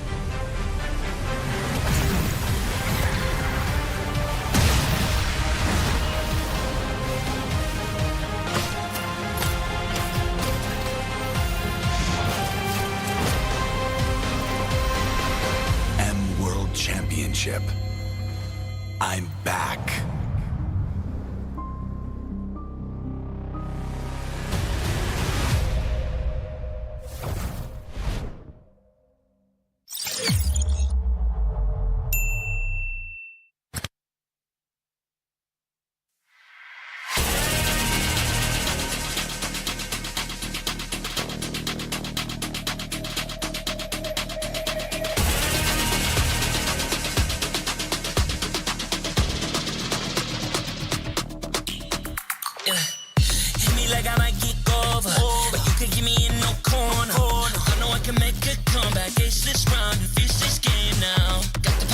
shoulders. Yeah, you know that I'm a soldier. You can keep me off my guard, but you can't keep me from my honor. Nah, nah, nah, I feel like the floor is lava. The energy's getting higher. You're saving my arms. 'Cause I know just what I got.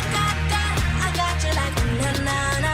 And you know I hold the power. This feeling I love. Oh, yeah. Making my grind good to great. So don't stand in my way. Standing tall and I won't fall over. We are better than great, good. We are better than great. We stand tall, won't run away.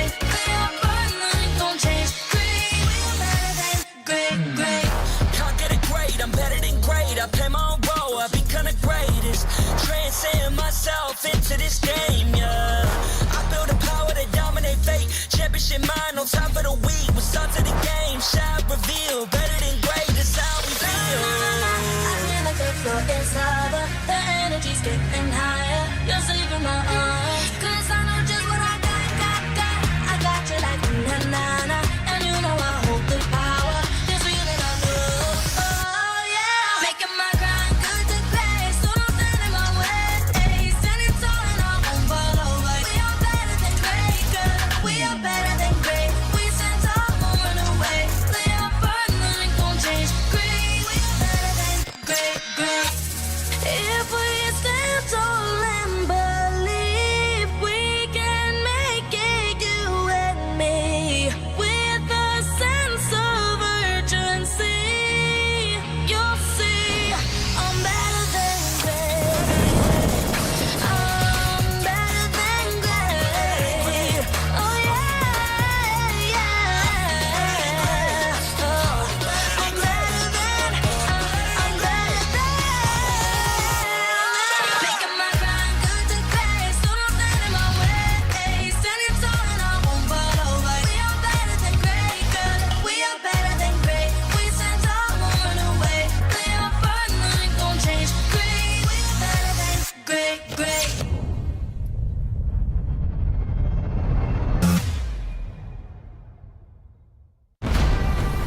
We are here at Gamers 8 to show that we are walking the walk. We have had amazing reactions, major idea owners, and a lot of potential partners and stakeholders coming in here and taking a peek. Gidea's cube over here has been the nexus of this zone. What I saw it from the outside is very mysterious. You want to know what's happening inside. Felt like, this is an MMORPG, but R is not role-playing, it's real world.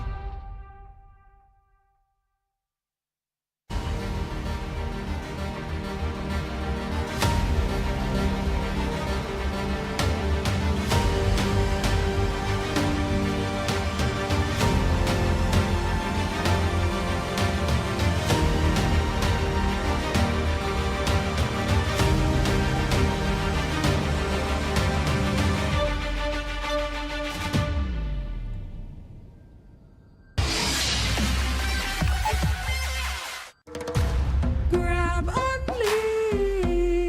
Boing, boing, boing, boing, boing, boing, boing, boing, boing, boing, boing, boing, boing, boing, boing, boing, Pag nag-grab only, savings ang dami. Your wallet sings tonight. Laki ng bawi. Pag nag-grab only, save 244 alright. boing, boing, boing, boing, boing, boing, boing, boing, boing, boing, boing, boing, boing, boing, boing, boing.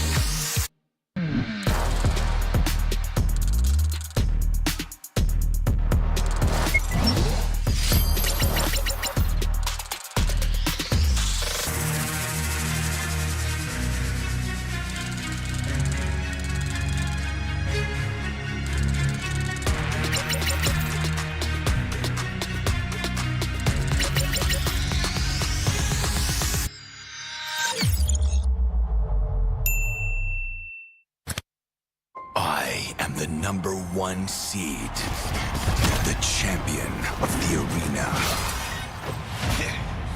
The fans adore me because I've never lost. You are afraid. Afraid that you will lose everything.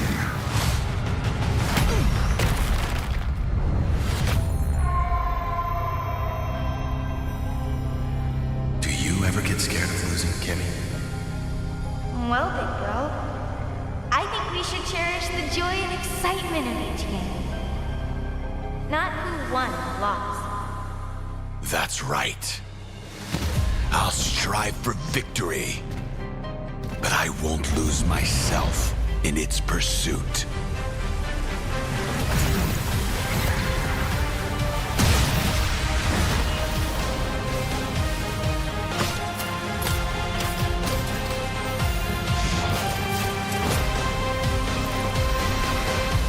World Championship. I'm back.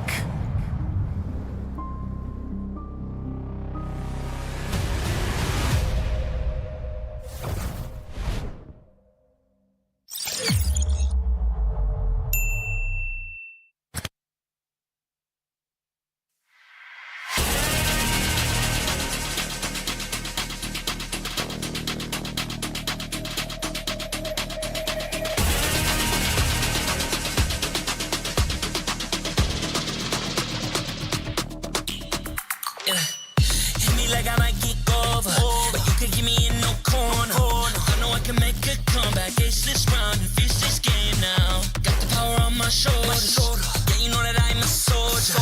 You can keep me off my guard, but you can't keep me from my honor. Nah, nah, nah, I feel like the floor is lava. The energy's getting higher. You're saving my arms, 'cause I know just what I got.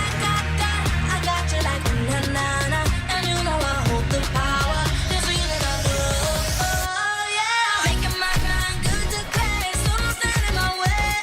Standing tall and I won't fall over. We are better than great, good. We are better than great. We stand tall, won't run away. We are fun, nothing gon' change. Great, we are better than great. Can't get it great, I'm better than great. I play my own role, I become the greatest. Transcend myself into this game, yeah. I build a power to dominate fate. Championship mind, no time for the weak. We'll start to the game, shine, reveal. Better than great, that's how we feel. I feel like the floor is lava. The energy's getting higher. You're saving my arms, 'cause I know just what I got. I got you like na-na-na, and you know I hold the power. This feeling I love, oh yeah. Making my grind good to grace, so don't stand in my way.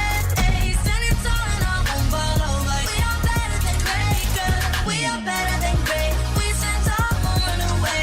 We are fun, nothing gon' change. Great, we are better than great. If we stand tall and believe, we can make it, you and me. With a sense of urgency, you'll see I'm better than great. I'm better than great. Oh yeah.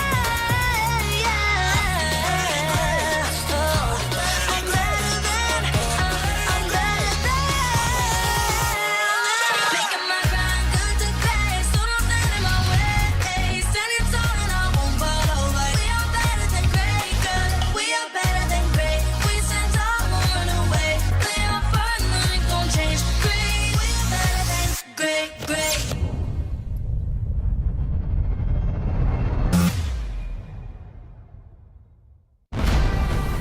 We are here at Gamers 8 to show that we are walking the walk. We have had amazing reactions, major idea owners, and a lot of potential partners and stakeholders coming in here and taking a peek. The biggest cube over here has been the nexus of this zone. What I saw it from the outside is very mysterious. You want to know what's happening inside. Felt like, this is an MMORPG, but R is not role-playing, it's real world.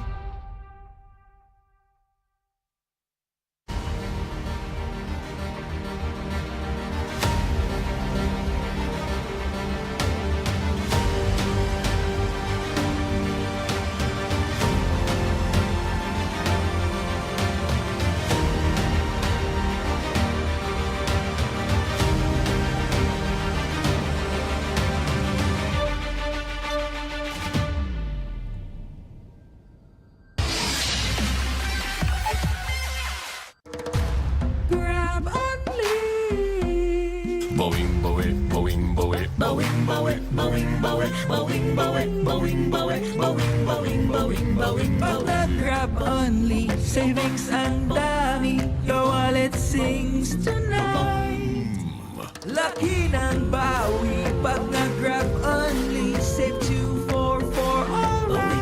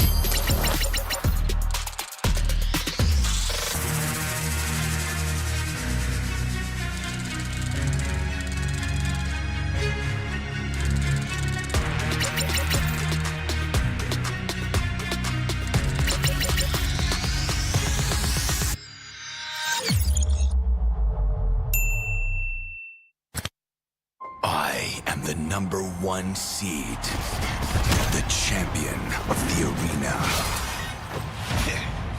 The fans adore me because I've never lost.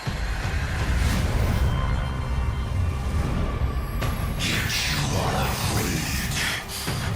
Afraid that you will lose everything.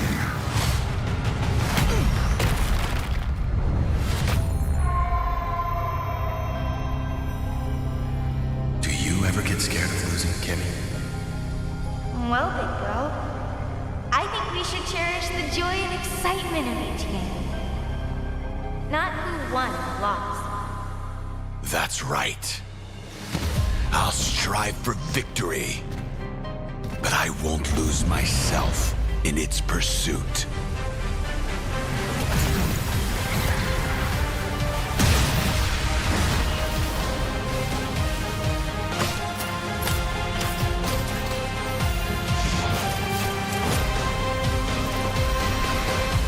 World Championship. I'm back.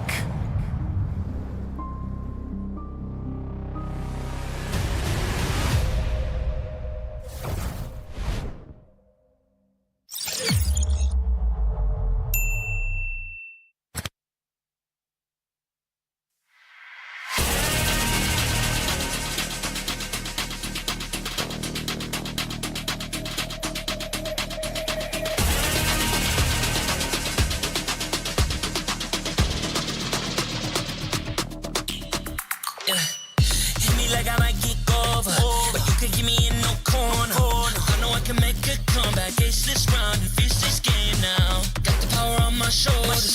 Yeah, you know that I'm a soldier. You can keep me off my guard, but you can't keep me from my honor. Nah, nah, nah, I feel like the floor is lava. The energy's getting higher. You're saving my arms. 'Cause I know just what I got. I got you like na-na-na. And you know I hold the power. This feeling I love. Oh, yeah. Making my grind good to great. So don't stand in my way. Standing tall and I won't fall over. We are better than great, good. We are better than great. We stand tall, won't run away. We are fun, nothing gon' change. Great, we are better than great. Can't get it great, I'm better than great. I play my own role, I become the greatest.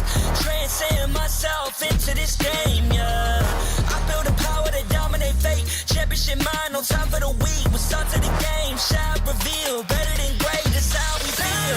I feel like the floor is lava. The energy's getting higher. You're saving my arms. 'Cause I know just what I got. I got you like na-na-na. And you know I hold the power. This feeling I love. Oh, yeah. Making my grind good to great. So don't stand in my way. Standing tall and I won't fall over. We are better than great, good. We are better than great. We stand tall, won't run away. We are fun, nothing gon' change. Great, we are better than great. If we stand tall and believe we can make it, you and me, with a sense of urgency, you'll see I'm better than great. I'm better than great. Oh yeah, yeah. Oh, I'm better than. Making my grind good to great. So don't stand in my way. Standing tall and I won't fall over. We are better than great, good. We are better than great. We stand tall, won't run away. We are fun, nothing gon' change. Great, we are better than great.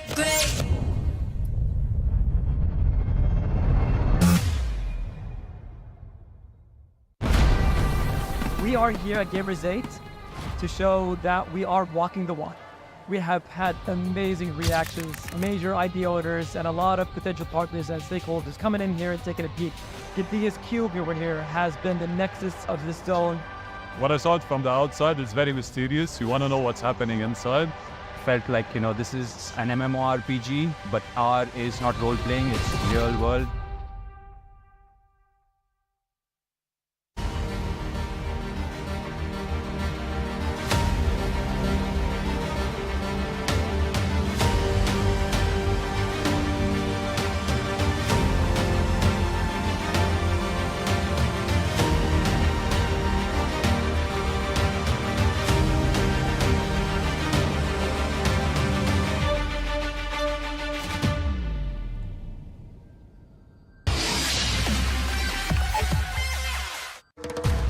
Grab only.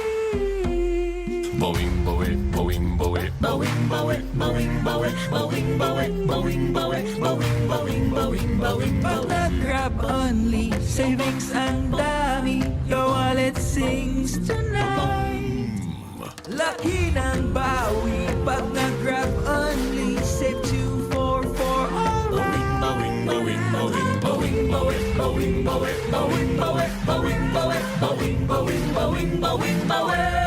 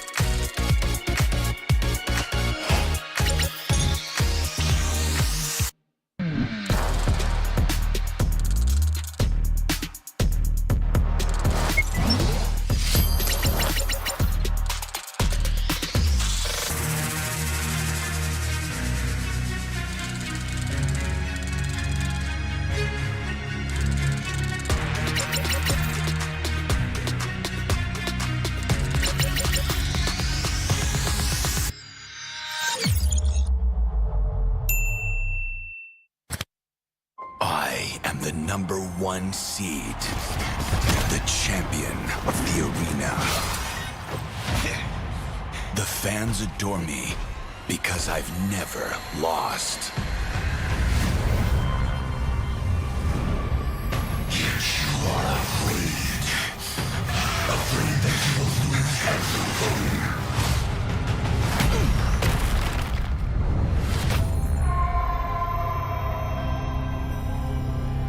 Do you ever get scared of losing, Kimmy? Well, big bro, I think we should cherish the joy and excitement of each game. Not who won or lost. That's right.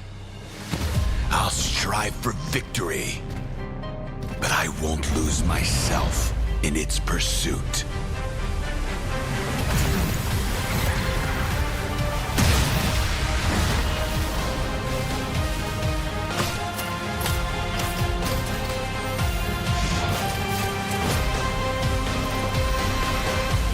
World Championship. I'm back.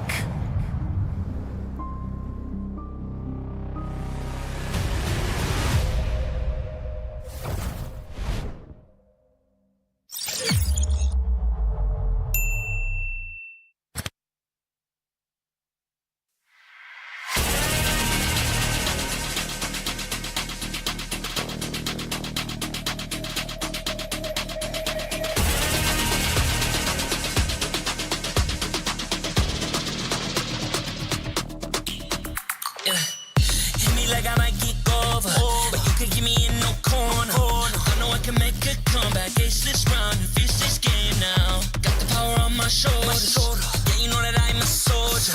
You can keep me off my guard, but you can't keep me from my honor. Nah, nah, nah, I feel like the floor is lava. The energy's getting higher. You're saving my arms. 'Cause I know just what I got.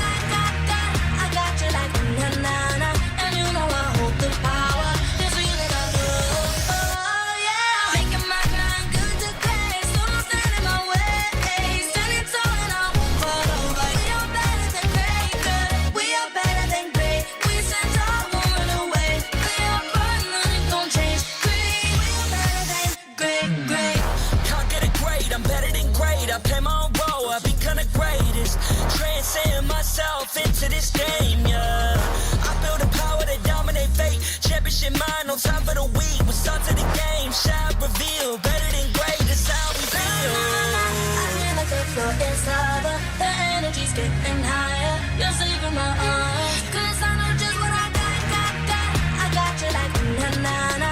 And you know I hold the power. This feeling I love. Oh, yeah. Making my grind good to great. So don't stand in my way. Standing tall and I won't fall over. We are better than great, good. We are better than great. We stand tall, won't run away. We are fun, nothing gon' change. Great, we are better than great. If we stand tall and believe we can make it, you and me, with a sense of urgency, you'll see I'm better than great. I'm better than great. Oh yeah, yeah. Oh, I'm better than. Making my grind good to great. So don't stand in my way. Standing tall and I won't fall over. We are better than great, good. We are better than great. We stand tall, won't run away. We are fun, nothing gon' change. Great, we are better than great.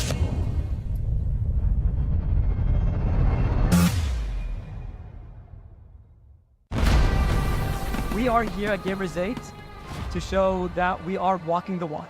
We have had amazing reactions, major idea owners, and a lot of potential partners and stakeholders coming in here and taking a peek. The DS Cube over here has been the nexus of this zone. What I saw it from the outside is very mysterious. You want to know what's happening inside. Felt like, this is an MMORPG, but R is not role-playing, it's real world.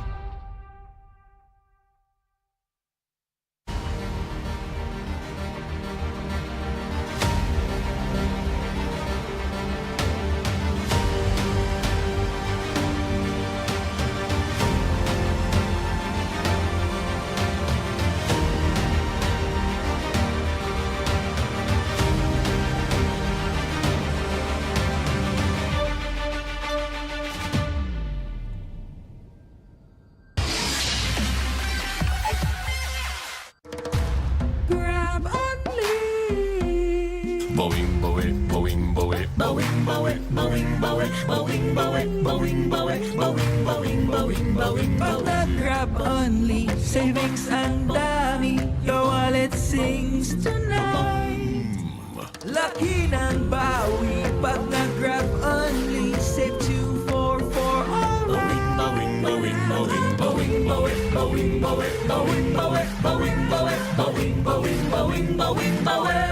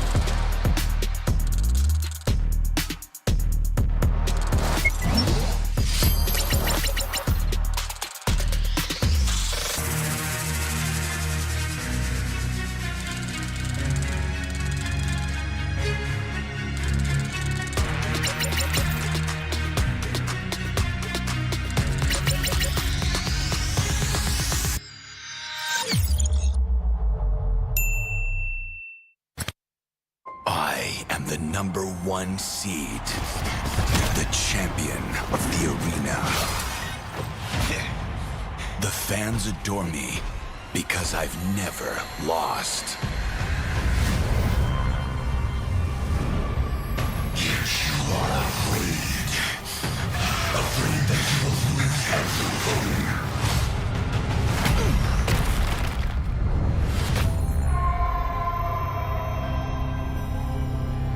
Do you ever get scared of losing, Kimmy? Well, big girl, I think we should cherish the joy and excitement of each game. Not who won or lost. That's right. I'll strive for victory, but I won't lose myself in its pursuit.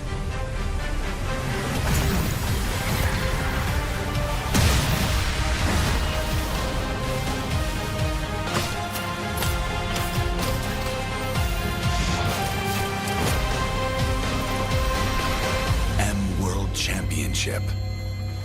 I'm back.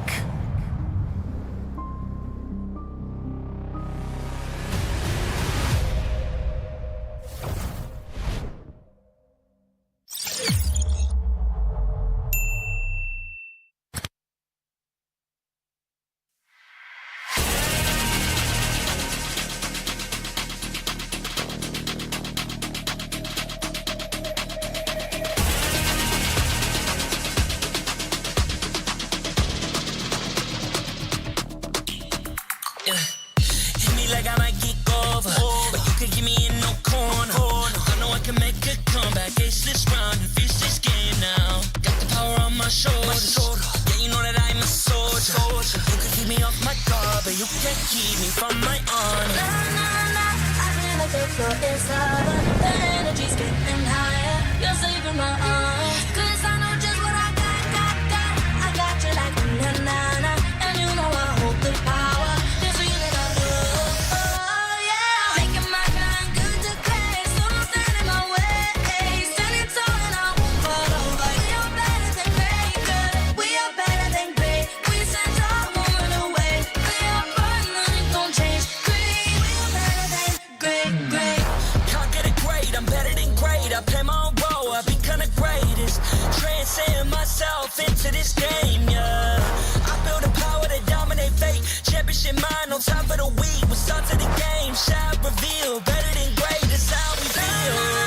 I feel like the floor is lava. The energy's getting higher. You're saving my arms. 'Cause I know just what I got. I got you like na-na-na. And you know I hold the power. This feeling I love. Oh yeah. Making my grind good to great. So don't stand in my way. Standing tall and I won't fall over. We are better than great, good. We are better than great. We stand tall, won't run away. We are fun, nothing gon' change. Great, we are better than great.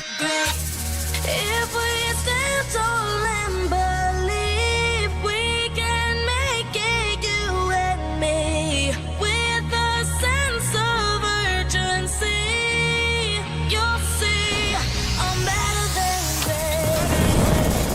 I'm better than great. Oh yeah. Oh, I'm better than. Making my grind good to great. So don't stand in my way. Standing tall and I won't fall over. We are better than great, good. We are better than great. We stand tall, won't run away. We are fun, nothing gon' change. Great, we are better than great.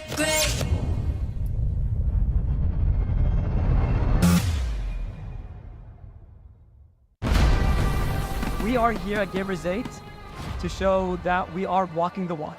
We have had amazing reactions, major idea owners, and a lot of potential partners and stakeholders coming in here and taking a peek. The biggest cube over here has been the nexus of this zone. What I saw it from the outside is very mysterious. You want to know what's happening inside. Felt like, this is an MMORPG, but R is not role-playing, it's real world.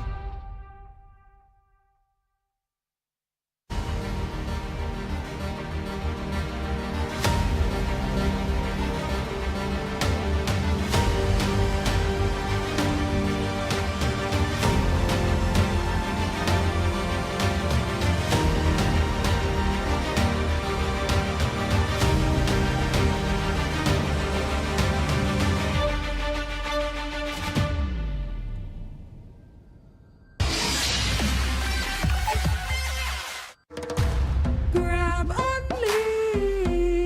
Boing, boing, boing, boing, boing, boing, boing, boing, boing, boing, boing, boing, boing, boing, boing, boing, Pag nag-grab only, savings ang dami. Your wallet sings tonight.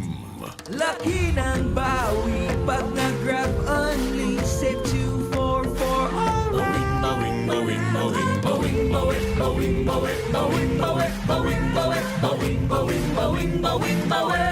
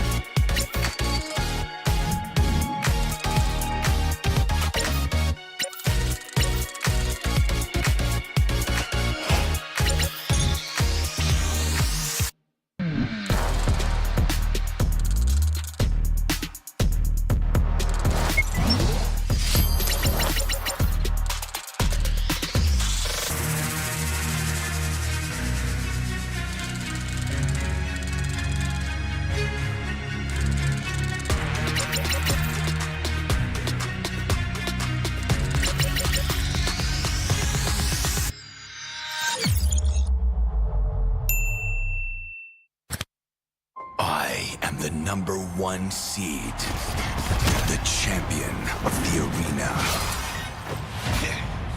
The fans adore me because I've never lost. Yet you are afraid that you will lose everything.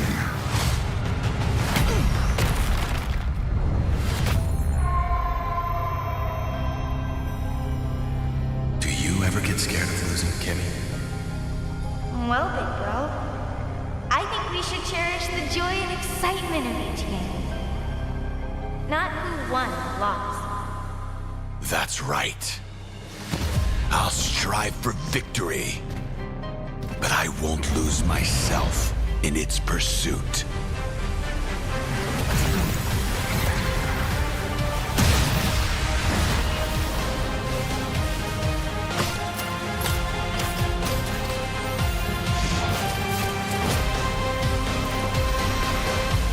World Championship.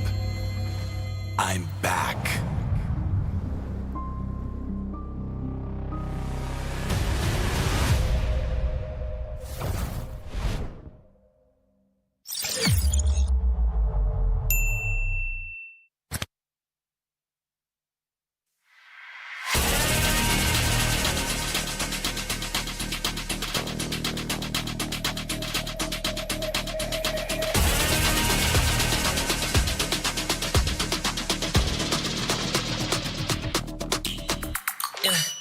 Hit me like I might get over, but you can give me in no corner. I know I can make a comeback, ace this round and finish this game now. Got the power on my shoulders. Yeah, you know that I'm a soldier.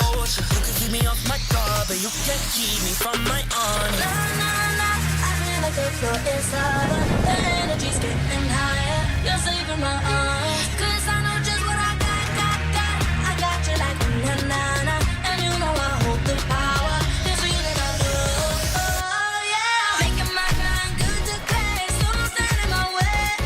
Standing tall and I won't fall over. We are better than great, good. We are better than great. We stand tall, won't run away.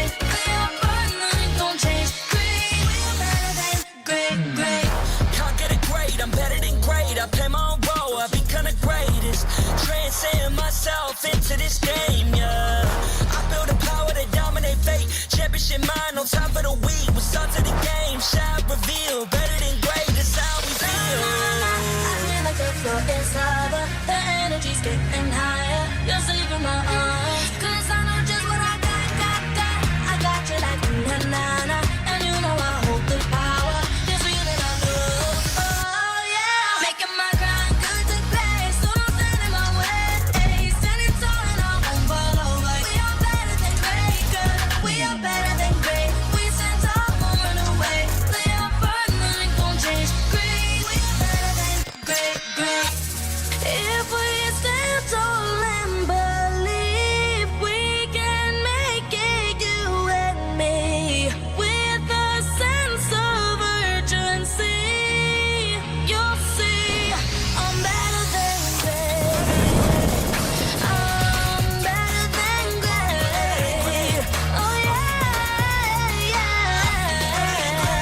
Oh, I'm better than. Making my grind good to great. So don't stand in my way. Standing tall and I won't fall over. We are better than great, good. We are better than great. We stand tall, won't run away. Play our part, nothing gon' change. Great. We are better than great.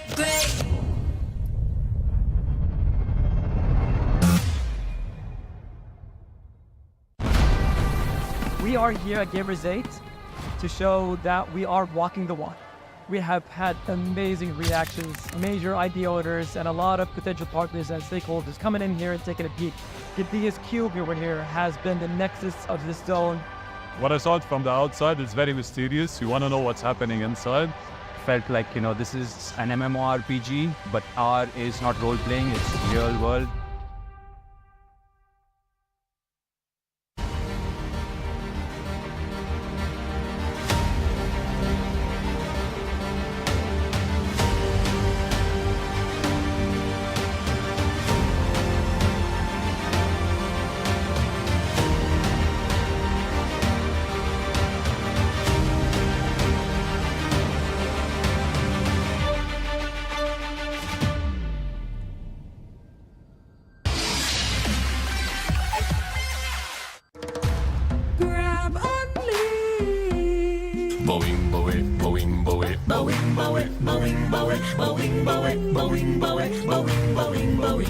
Pag nag-grab only, savings ang dami, your wallet sings tonight. Laki ng bawi, pag nag-grab only, save 2 for alright.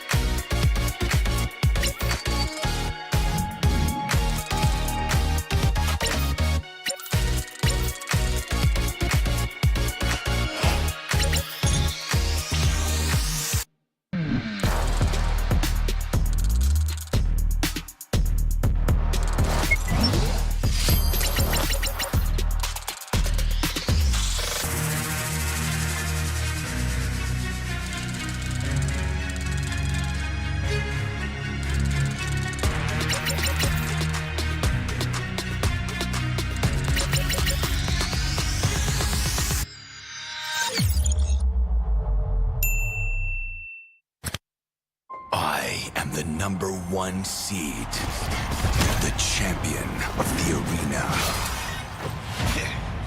The fans adore me because I've never lost.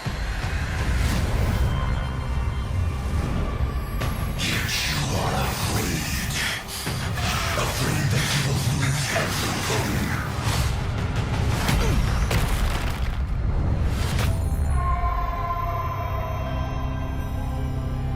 Do you ever get scared of losing, Kimmy? Well, big girl, I think we should cherish the joy and excitement of each game. Not who won or lost. That's right. I'll strive for victory, but I won't lose myself in its pursuit.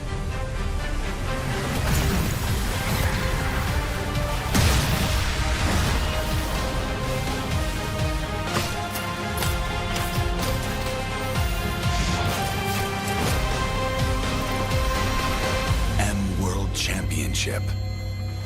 I'm back.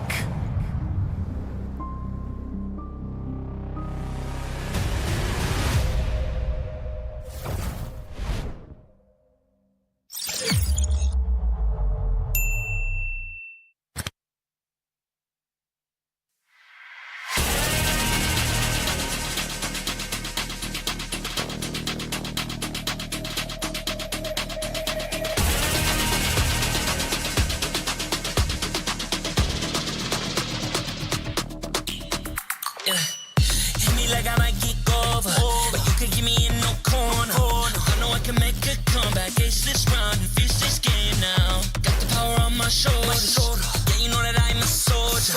You can keep me off my guard, but you can't keep me from my honor. Nah, nah, nah, I feel like the floor is lava. The energy's getting higher. You're saving my arms. 'Cause I know just what I got. I got you like na-na-na. And you know I hold the power. It's real that I do. Oh, yeah. Making my grind good to grace. So don't stand in my way. Standing tall and I won't fall over. We are better than great, good. We are better than great. We stand tall, won't run away. We are burning, nothing gon' change. Great. We are better than great. Can't get it great, I'm better than great. I play my own role, I become the greatest. Transcend myself into this game, yeah.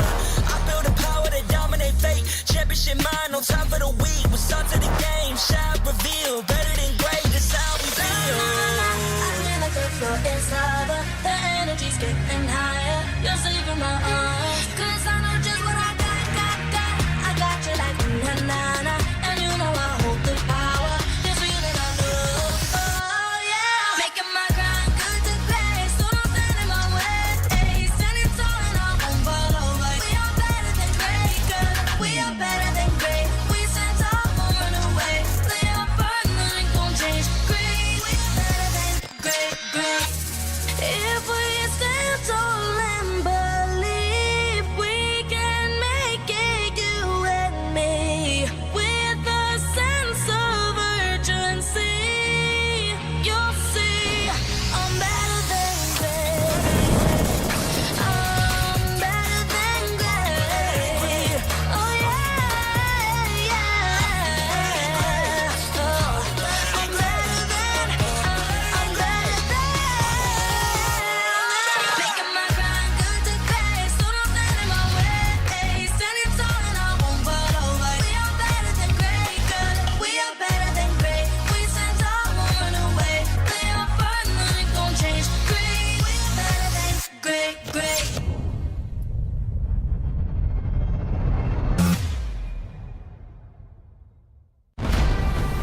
We are here at Gamers 8 to show that we are walking the walk.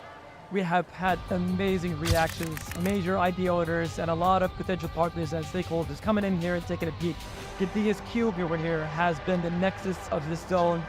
What I saw it from the outside is very mysterious. You want to know what's happening inside. Felt like, this is an MMORPG, but R is not role-playing, it's real world.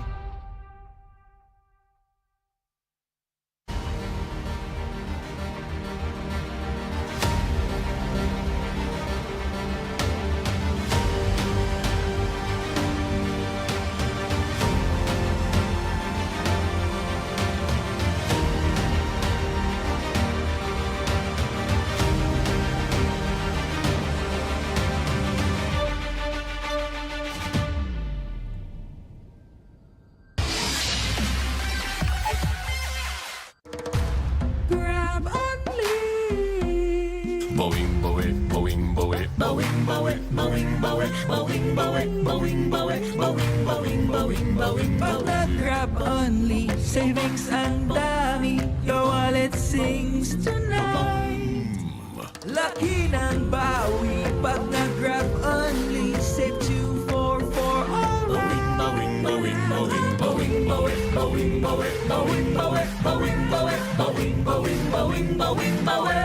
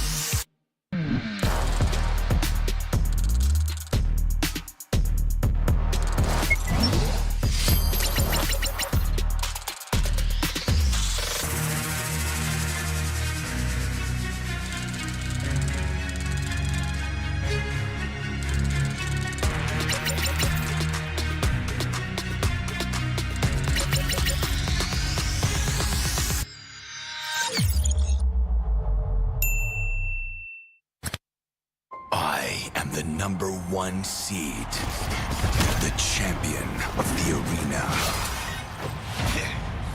The fans adore me because I've never lost. Yet you are afraid.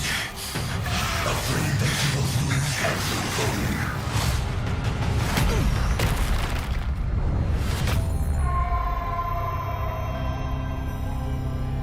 Do you ever get scared of losing, Kimmy?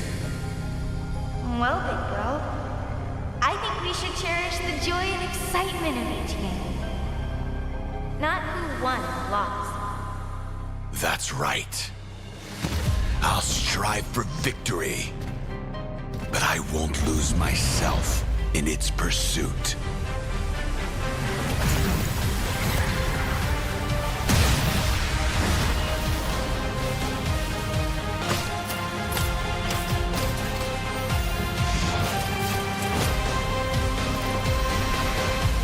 World Championship. I'm back.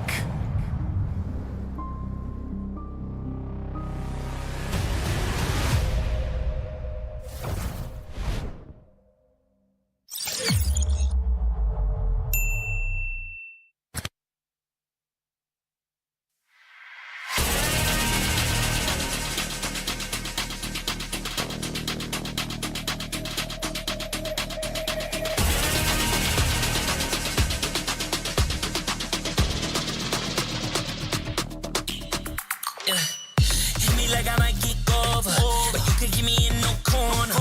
I know I can make a comeback, ace this round and finish this game now. Got the power on my shoulders, yeah, you know that I'm a soldier. You could keep me off my guard, but you can't keep me from my honor. Nah, nah, nah, I feel like the floor is lava. The energy's getting higher. You're saving my arms, 'cause I know just what I got. I got you like na na na, and you know I hold the power. This feeling I love, oh yeah. Making my grind good to great, so don't stand in my way.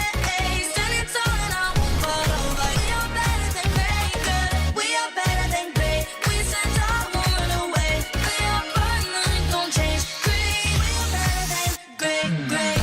Can't get it great, I'm better than great. I play my own role, I become the greatest. Transcend myself into this game, yeah. I build a power to dominate fate. Championship mind, no time for the weak. What's up to the game? Shall reveal. Better than great, that's how we feel. I feel like the floor is lava. The energy's getting higher. You're saving my arms, 'cause I know just what I got. I got you like na na na, and you know I hold the power. This feeling I love, oh yeah. Making my grind good to great, so don't stand in my way. Standing tall and I won't fall over. We are better than great, good. We are better than great. We stand tall, won't run away. We are fun, nothing gon' change. Great, we are better than great. If we stand tall and believe, we can make it, you and me, with a sense of urgency. You'll see, I'm better than great.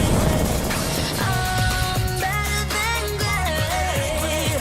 Oh yeah, yeah. Oh, I'm better than.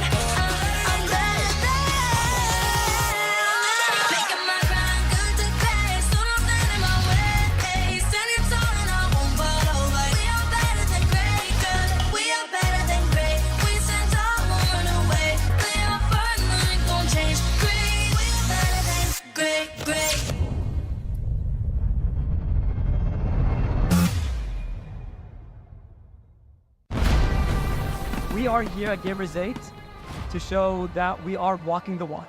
We have had amazing reactions, major idea owners, and a lot of potential partners and stakeholders coming in here and taking a peek. The DS Cube over here has been immense.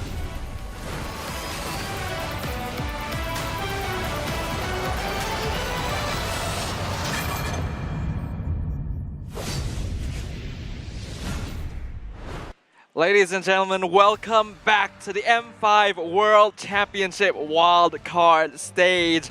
We are very sorry for all of the delay and very thankful to all of you who have stuck with us here.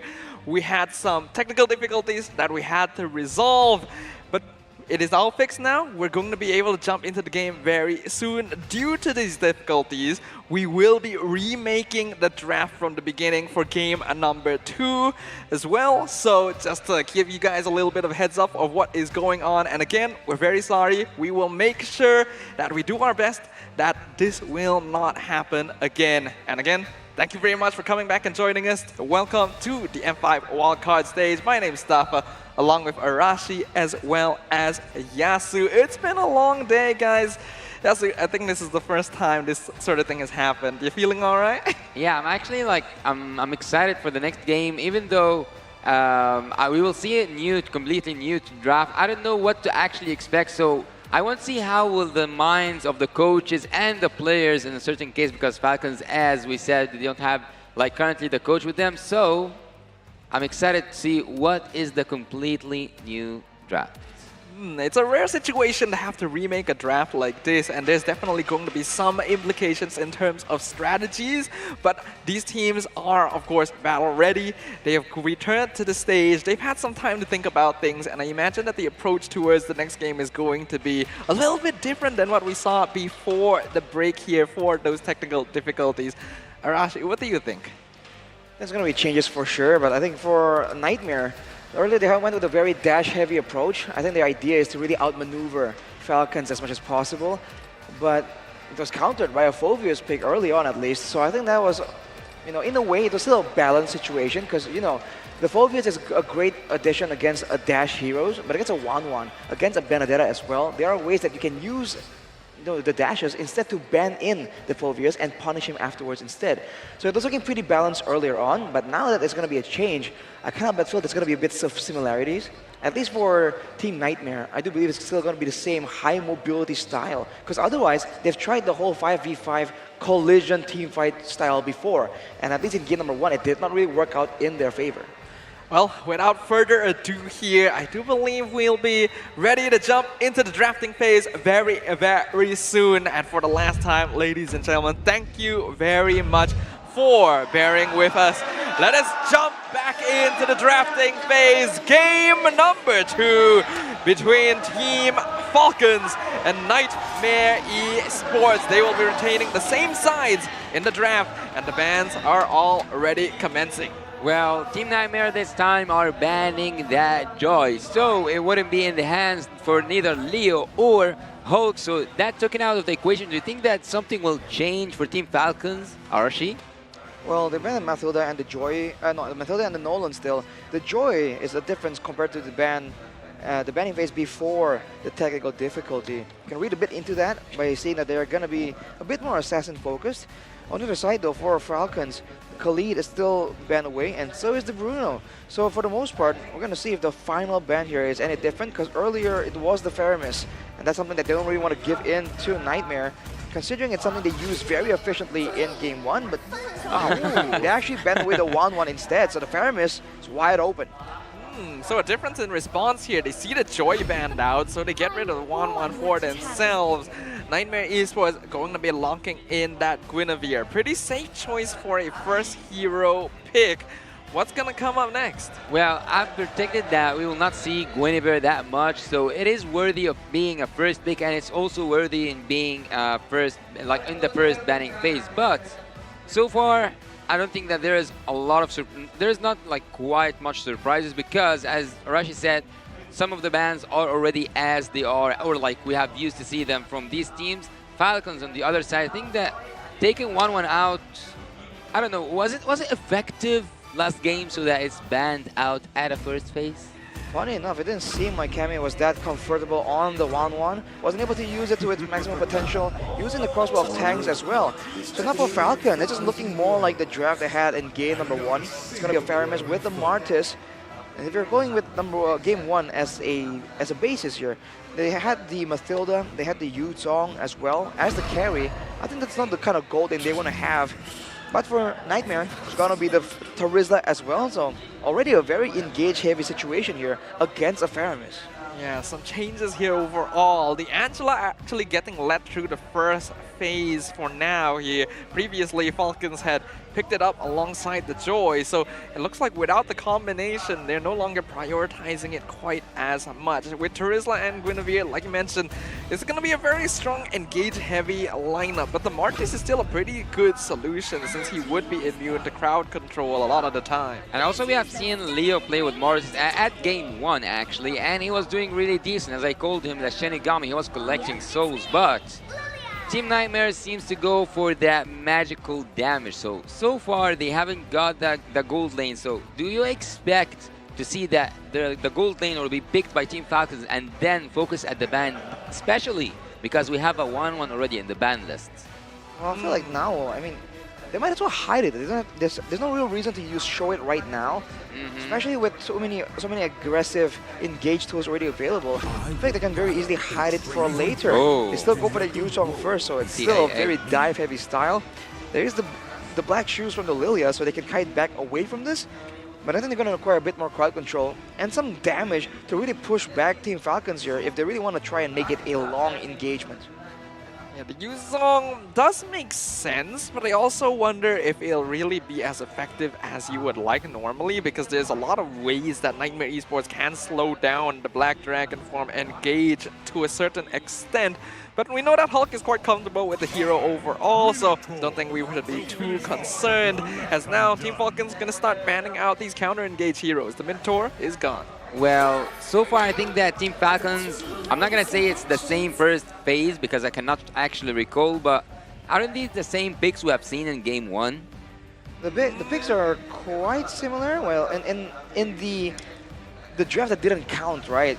For Nightmare, they had 1-1 Novaria, Guinevere, Fredrian, and Benedetta, actually. So the Lilia is a new addition, changing, replacing the Novaria. They had the Guinevere, but now they have that Tarizla, so they're not going with the Benedetta. I mean the Falcons draft. Oh, for Falcon, base. they had Joy, they have Angela, Claude, Akai, and Phovius. No, the first game. First game, my bad. Yeah. Because Faramis touched the base. Getting mixed up with the previous fucking It's alright. So Faramis was touching the base, and I remember that Leo was playing the Mortis, because I say that he collects souls, and there was the Yu Zhong, I believe. I cannot quite recall that. I remember the Martis and the Faramis. The Yu Zhong's a bit blurry to me, but I wouldn't doubt it. It's very Falcon style. Game 1? Yeah, game 1. Game 1. It was Mathilda, Faramis, Yu Zhong, Martis, and Curry. You're correct. Yeah, then. there you go. Okay, and the carry is a possibility. Yeah, that looks like Nightmare Esports remembers that as well. That's why they ban it for themselves. Yep, no thanks. Falcons ban out the Claude, so some focus towards those late game gold laners. And Team Falcons will lock in the Beatrix, a pretty safe choice for Lautrec as of right now. Well, for Lautrec, playing the Beatrix here with so much dive, you can follow up with the Rhino's Apathy to just supplement the pick-off and the dive, potential, the burst damage. But in a prolonged team fight here, it still seems to really favor the side of Nightmare. So if they can survive the initial collision, then they can abuse the Lilia, because we've seen what the Lilia can do in a prolonged fight. With the Akai though, this was, in the game that didn't count, it was picked up by Falcons. Nightmare will be trying to use it for themselves. Interesting choice. Definitely not a bad one as well. On paper, the Akai is a good counter towards that Nether Realm. You push people out of the zone, you no longer benefit from that extra HP. And the Brody will allow Cammy to hold his own pretty well against Lautrec in the gold lane. The last pick now going to be going to Team Falcons. Unless this Faramis is going to be flexed, they're going to be looking for a roamer. Yeah, they might look for a roamer. Might be Diggy. I don't know, I'm just like maybe a Diggy because there's tons of crowd control, but nope, it is a... Okay, so I wanted to say that Lotrix's first appearance at Mina was actually with the Beatrix, and this guy plays Beatrix really good. And also Super, he concluded Mina by using that Edith. Okay. So some comfort picks happening here for Team Falcons. As for the side of Nightmare Esports, what are your thoughts, Arashi? For Nightmare, it's a lot of dive, but it's also with the Akai though, so I don't get why the Terizla is picked alongside with the Akai. I feel like it's a pretty weird combination. But if the idea is to use the rest of the crowd control, the penalty zone and the special migration as a deterrent, and then while doing so, using the heavy spin to secure the neutral objective, then it's a very good neutral objective center take. But the problem is that's only going to be useful to secure the objective. Afterwards, they can't really escape from all the chase and dive coming in from the side of Falcons. It's a tricky combination to have to pull off. We'll see whether or not Nightmare Esports can live up to the hype, because right now they're going to be one game down as we enter into the land of Dawn. Game number 2. Team Falcons one step away from another clean sweep. Will they be able to do so? Welcome back, ladies and gentlemen. The long-awaited second game finally underway right here. And already a big difference here, but Good Night. Good Night is about to sleep. Look at Good Night, he's still trying to get that damage, but he goes back in a really strange way. He had to use his flicker, right? Not a bad choice, though. I feel like, yes, it's a very aggressive. Oh, Hulk? Yeah, almost.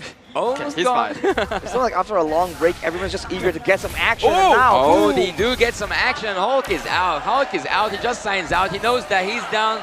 That's first blood for Team Nightmare. Oof. That is something that's so dangerous, man. The Guinevere gank potential. Now Cammy here, he might, something might be up right here. It seems like Team Falcons, they're putting their attention on the other side of the map.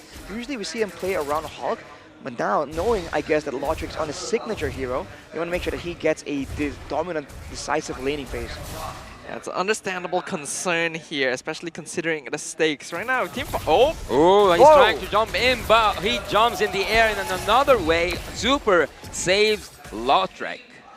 Nice response right there. Being able to outplay that is pretty solid from Lotrix there. He definitely sensed that something was coming, dashed away. They don't have enough damage yet to finish off Jasmine, but it's still pretty nice. Yeah, he's getting now some passive, and Hulk is trying to get that kill. He forces Joviana to use his flicker, so he goes back, and he will not be able to use the penalty zone with the flicker at the turtle time. Great play by Hulk there to get engaged when there's no minions around, so Juviana can't really regen from the Festival of Blood that he has. But here's where the draft really makes sense for Nightmare Esports. Can they secure the first turtle and put Leo behind? Well, we'll see right now because the spark is on and there's a Leo with the second skill tries, and he did secure that turtle. First turtle goes to the side of Team Falcons. Everything's safe, everyone is alive, and things are going a little bit. Yeah, it's tie, right? Yeah, it's not going toward anyone. That was a clean defense there. Super going for the aggressive engage to try and lock down too easy for Lexi before the heavy spin can come out. Allow them to secure the that. penalty zone. Hulk is trying to escape, and there's so much pressure. Hulk is still alive, but it's just one touch away. One touch away. He manipulates death, and he's back alive for a skill. Oh, flicker here. Here he is with that first skill. Leo is going deep. Leo is going so deep. He wants Juviana, and he gets Juviana. Look at Hulk. Look at Falcons. Look at Falcons. They are flying. Plays all over the map right there, man. On the top, on the bottom, everywhere. A display of mechanics and dominance on the map. What a draft and what a game plan so far, but with that advantage, will they just try and circle around Nightmare Esports and suffocate them? Because they have the tools to do so.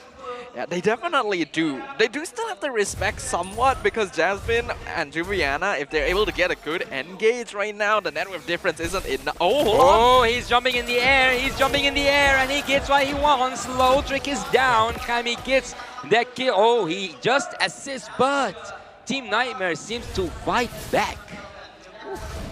What a gank there. That's the Guinevere ganking potential we've been always hyping up about. That's exactly why Yasu felt that it won't really make an appearance. It's just so dynamic, and it happens so fast, and it actually covers so much more distance compared to a lot of other engage tools. So for now, with the turtle coming up, I think the favor still lies on Team Falcons, but look at this. Jasmine's trying to play it so risky, but he knows what he was about to witness. It was a kill for Team Falcons. Turtle going to be taunted now, pulled over to the Team Falcons side. All 5 players on both teams going to be in the area as Juviana's pulled back. Juviana is in a really bad place. He's alone. He's trapped alone. Neo's trying to dance with that turtle. They are leaving Juviana because they know that the turtle is more important. And Akai goes in. Too easy for Lexi. It is too easy for Lexi. He wins that retribution battle. Good for him, man. Finally making the Akai pick work in his favor. That was a massive fight, though. Nightmare Esports, they actually dove towards Goodnight and made sure that the Nether Realm can't be used efficiently there. Even with the Black Dragon form used by Hawk, it's still they're unable to actually stave up the aggression and get Goodnight in position for a good turtle fight. That could be the winning condition, the winning strategy they can use again and again. It was a good attempt to zone by Team Falcons, but here they go again. Super wants, he's going in, he wants to take that kill. He's not going down alone. Juviana doesn't even go down, but they will punish him. It is inevitable. You have 4 members down, and Falcons take Juviana down. A little bit of vengeance there for the previous kill in the mid lane. Hulk gonna be defending, but the tier 1 tower does fall on Nightmare Esports, taking advantage of Team Falcon's over rotation to the bot lane. They're just trading kills, trading objectives.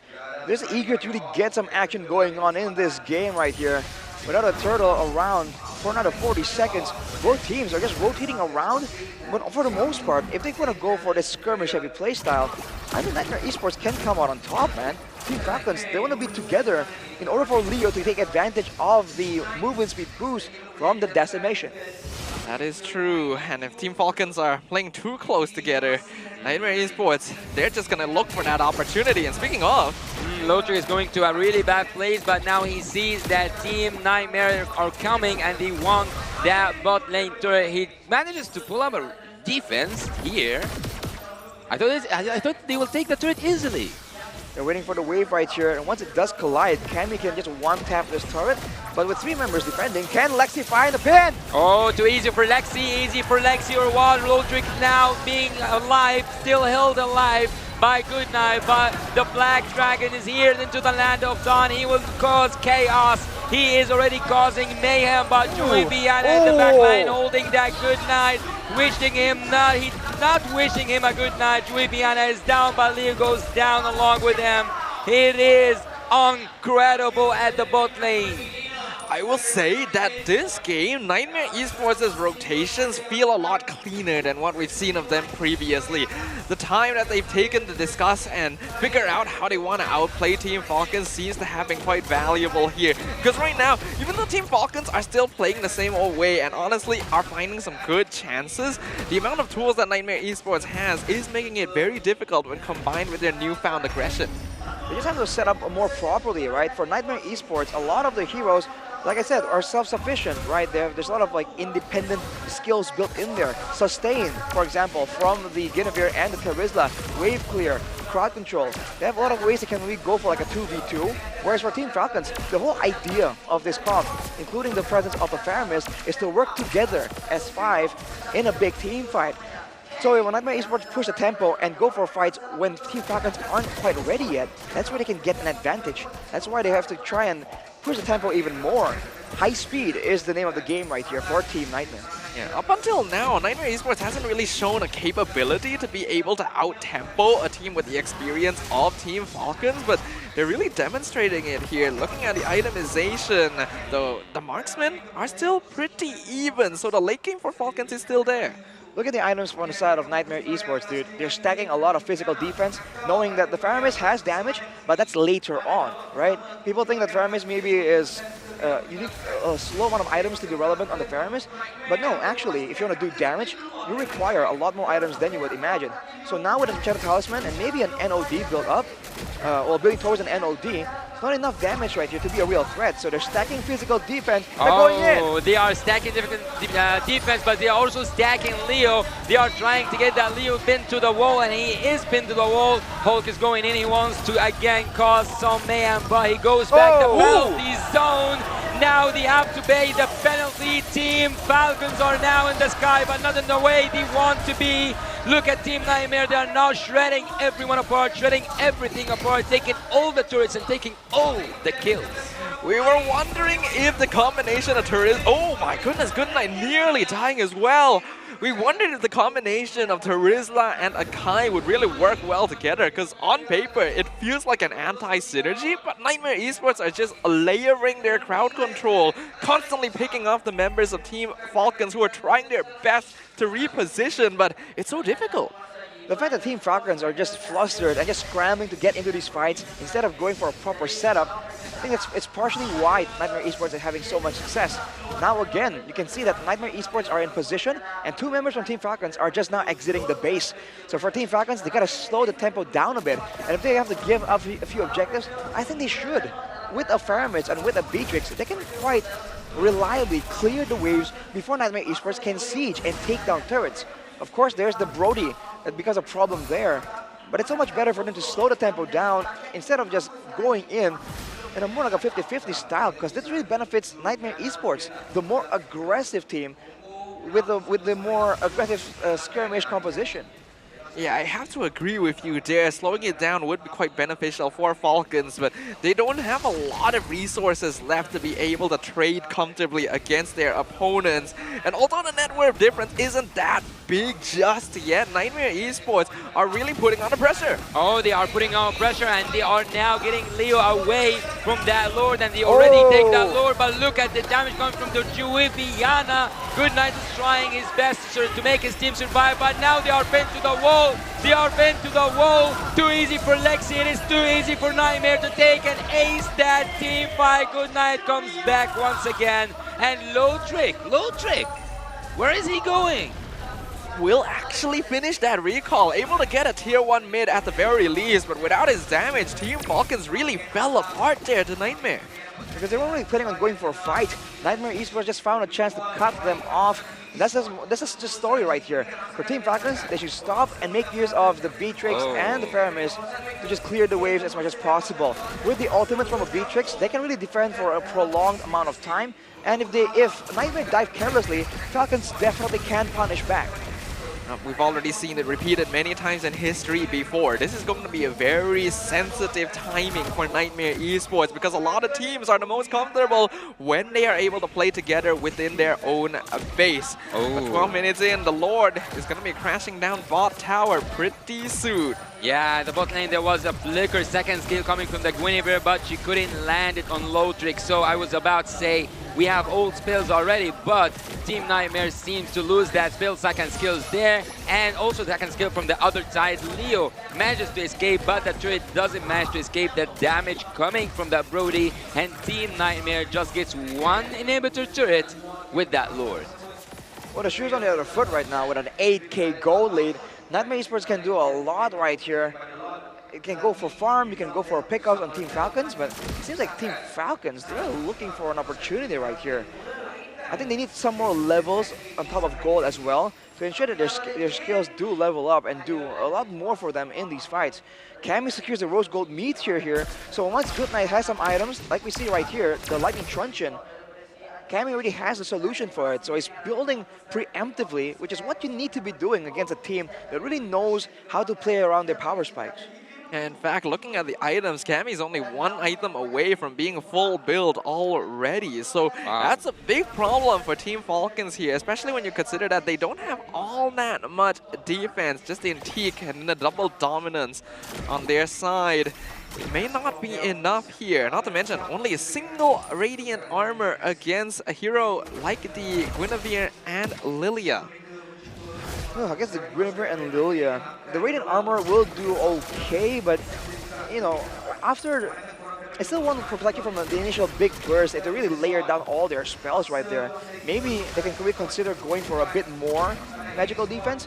But for now, Nightmare Esports are content just taking over the jungle. Now it's going to be a Lord fight. The Lord does more damage right here, so I think for Nightmare Esports, it's a great opportunity, but also a great risk. But once they see Logic on the bottom side of the map, they are definitely going to go and try to at least force Team Falcons to engage them without their marksman. The big question to pose is, what is Team Falcons willing to give up right here? Do they want to give up pressure? Team fight DPS, the Lord, hold on.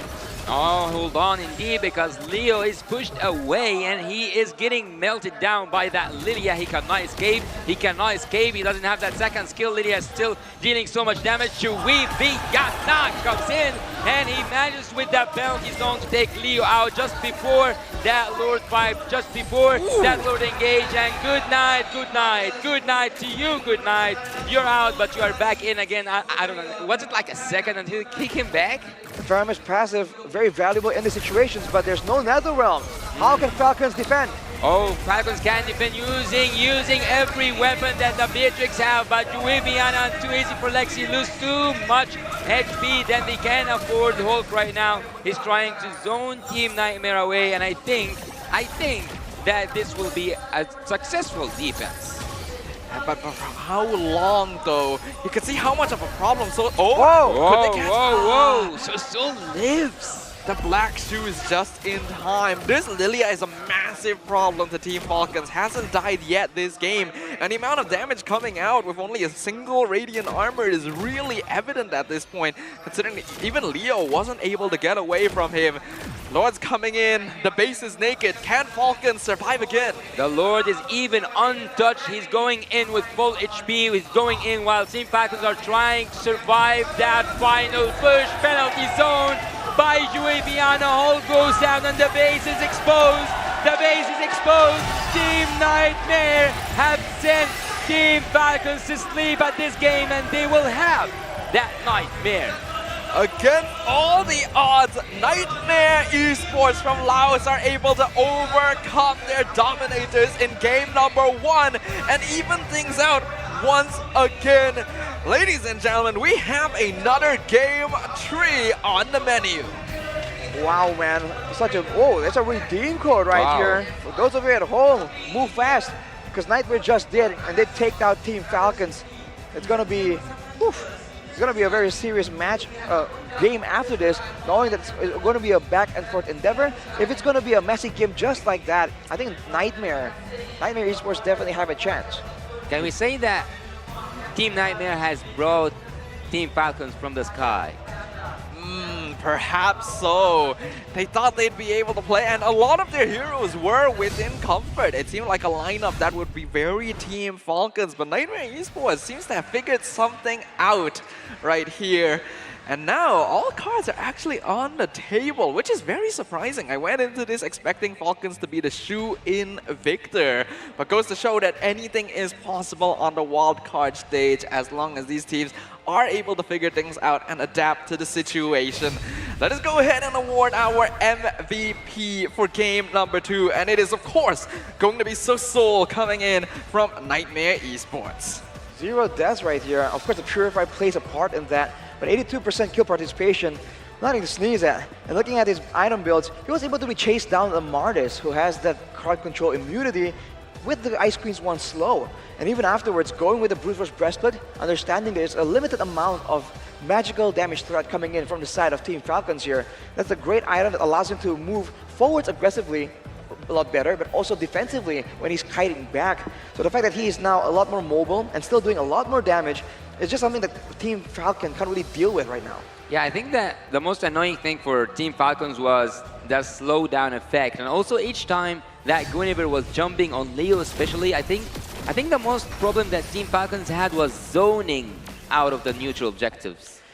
I feel like in this game it was even kind of even in the beginning, because it was a bit of a back and forth kind of situation, and usually it would really benefit the Martis. But afterwards, after Leo got some of the plays here, after the top lane also falls, it seems like they thought it was, it's their time to shine. But then they started losing in objective trades. They went for the dive right here. It worked out, but afterwards, they're really playing together. And once Nightmare Esports was able to separate them like this, by sending Terizla to get between the backliners and the frontliners, then Leo is going in alone, and Goodnight is in the back unprotected. And if you don't fight S5 with this composition from Team Falcons, it's just not its maximum strength in the situation. Yeah, I don't think they were prepared here because this is probably the most coordinated we have seen Nightmare Esports ever since the beginning of the wildcard. I don't know if they figured something out, but we do need to see more of it from this team because right now this is a huge evolution. The way they've been able to pressure out Team Falcons entirely, the way they chase them down. Unfortunately, I think too much pressure was put into the side lanes and Soso was ignored for a little bit too long. Can't really ignore him, especially in the mid lane. He's working with too easy for Lexi, and on the Akai, losing the first turtle was a bit of a setback, but afterwards, he's using the heavy spin aggressively, knowing that the rest of his team has the more aggressive, the more punishing crowd control tools that can use to really counter-engage after everyone has used a lot of their spells to really get away or get out of the way from that heavy spin. Yeah, it was a rough game here for Team Falcons, and despite their best efforts, they were not able to bring things back together. So Nightmare Esports now looking to be pretty solid. Do you think this momentum will be enough for them to cause quite the upset? Well, Team Nightmare, if I'm not like speaking about Team Nightmare, I think that Juiviana should take most of the credit. I know that Suso actually had the MVP, but every time Juiviana entered with that penalty zone, he was just like shaking Team Falcons around. He was like making them unable to coordinate between each other. So if there's an MVP that I could give, I would give it to Juiviana. Well, Juliana definitely was the big problem in the middle of the big fights. But even initially, I would say that I think Jasmine was also a huge portion in why Team Falcons were having so much of a difficulty. They were looking out for the heavy spin engagement. They're looking for the penalty zone to avoid it. Before you know it, the spatial migration lands, showing again why it's so good. And the fact that you can actually land that spell out of a bush, by the way, during a lane gank, is just such a long distance. And that's something that it's hard to really play around with. It catches you so off guard, and that's why Guinevere as a hero is so powerful right now. The fact that she can reflect into so many different positions is so valuable during the drafting phase, and the length of time that you're crowd controlled when you're caught by that spatial migration combo is deceptively long. So it's understandable that it would be difficult to have to deal with it, especially in that early game when they're putting so much pressure onto Hulk lane specifically. Nightmare Esports was able to convert that pressure and use the tools at their disposal to completely split up these fights from Team Falcon. Unfortunately for Team Falcon, just in this game, they didn't have the staying power to just stay in front of Nightmare Esports because they were already so behind in gold. If you look at the cards right here, Juviana is actually the rich guy. So in the EXP lane, he was just clearing and picking up a lot of kills and assists when it's possible. The carry is still so-so, of course, with the late game Lilia, but Super, you gotta give him credit as well for just absorbing so much damage in this game that has a lot of action. Yeah, unfortunately, it's very difficult for Super to do a lot in this game on that Edith. He has to pick a specific hero on the side of Nightmare Esports to actually grab. And if that happens to be the wrong one, like for example, Soul in the late game, then he just black shoes out of it, and there's no longer a safe engage for Team Falcon, since at that point, Hulk and Leo are a little bit too behind. They're not going to be able to tank the damage coming out of their opponents. So it's a rough situation to be in. So, yeah. Like, I don't really know, like, what should they have done? Well, Team Falcons at the early game, I think they had not a bad early game. Actually, they were a bit in like, let's say, in the driver's seat. But when it got further, when we started to see things happen and shift after that second turtle, Team Falcons just vanished from the Land of Dawn. I think they just started spreading apart because when they were playing around Leo, we saw the double come in. We saw that around the map, they were able to make plays. Yeah. It's almost as if they noticed like, hey, we just got a big play on the bottom side of the map. We just got another pickup on the top side of the map. We don't have to stick together. We're strong enough to really make plays happen everywhere at once, which is great if you can pull it off. But afterwards, once Nightmare Esports just grouped together, it seems like they just were late to the party, right? They keep getting cut off in the middle, and a lot of their members are not present in the beginning of the fight. They come in after, and that's just not the way to go with this composition, right? Wanting to play around the Netherrealm and the combos coming in from the Beatrix as well. The thing is, I'm not sure if they could have helped it very much, right? I feel like this was a very smart draft by Nightmare Esports, understanding that Team Falcons are a squad that likes to play together. And that goes doubly so when they have that fair miss to play around the Nether Realm. So they pick up heroes that are able to split the fight apart, that's able to completely separate the map.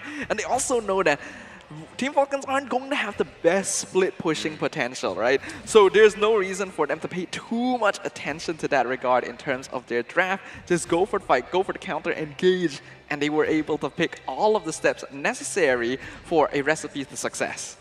Actually, there is something also I want to add on. I think there was a big miscommunication happening at Team Falcons, and when it appeared the most was at the time where I was like surprisingly seeing that Beatrix at mid lane pushing while they were trying to defend on that top lane. He was just like taking a first tier in mid lane while his team was getting demolished. Yeah, he tried, like Lotric tried to do whatever he could because he knew if he could scale, he could create some space, then maybe his team has a chance of coming back into it. But for now, they're going to have to go back to the drawing board. We're going into a game 3, but before then, we're going to take a short break for these players to refresh their bodies and minds. Make sure you guys join us then for the conclusion of this battle.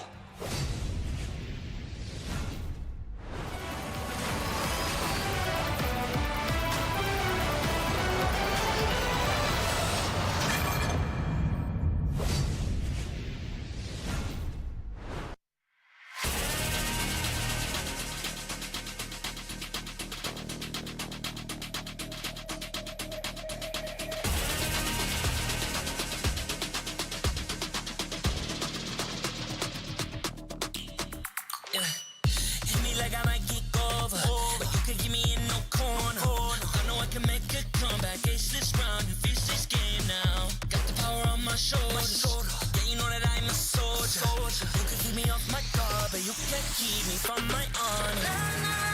I feel like the floor is lava, the energy's getting higher. You're saving my arms, 'cause I know just what I got.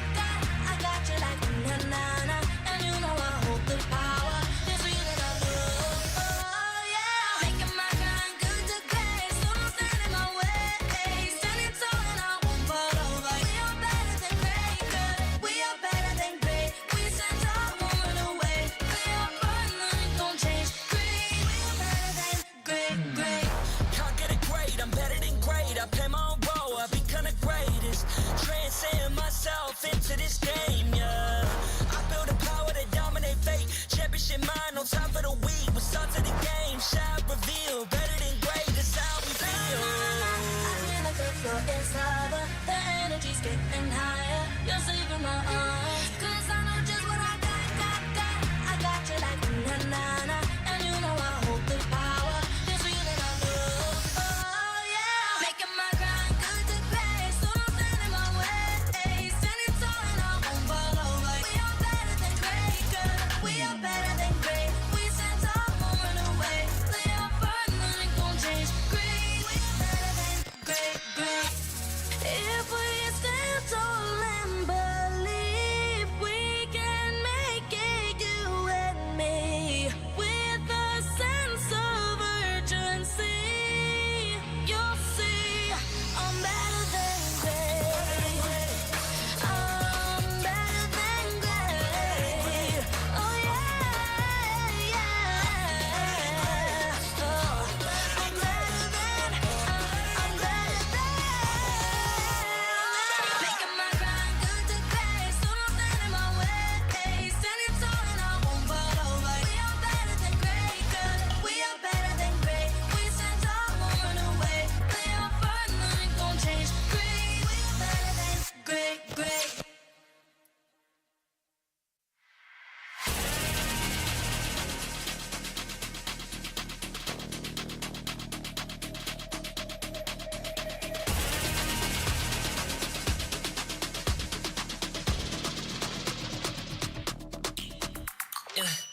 Hit me like I might get over, but you can give me in no corner. I know I can make a comeback, ace this round and finish this game now. Got the power on my shoulders, yeah, you know that I'm a soldier.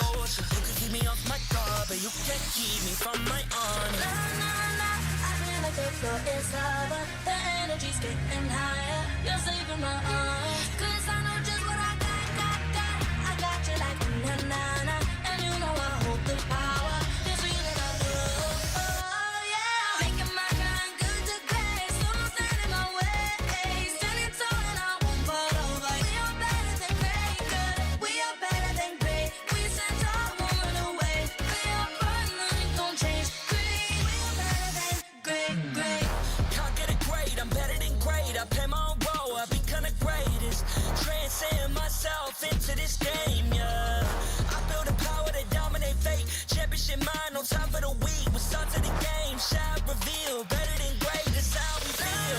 I feel like the floor is lava. The energy's getting higher. You're saving my arms.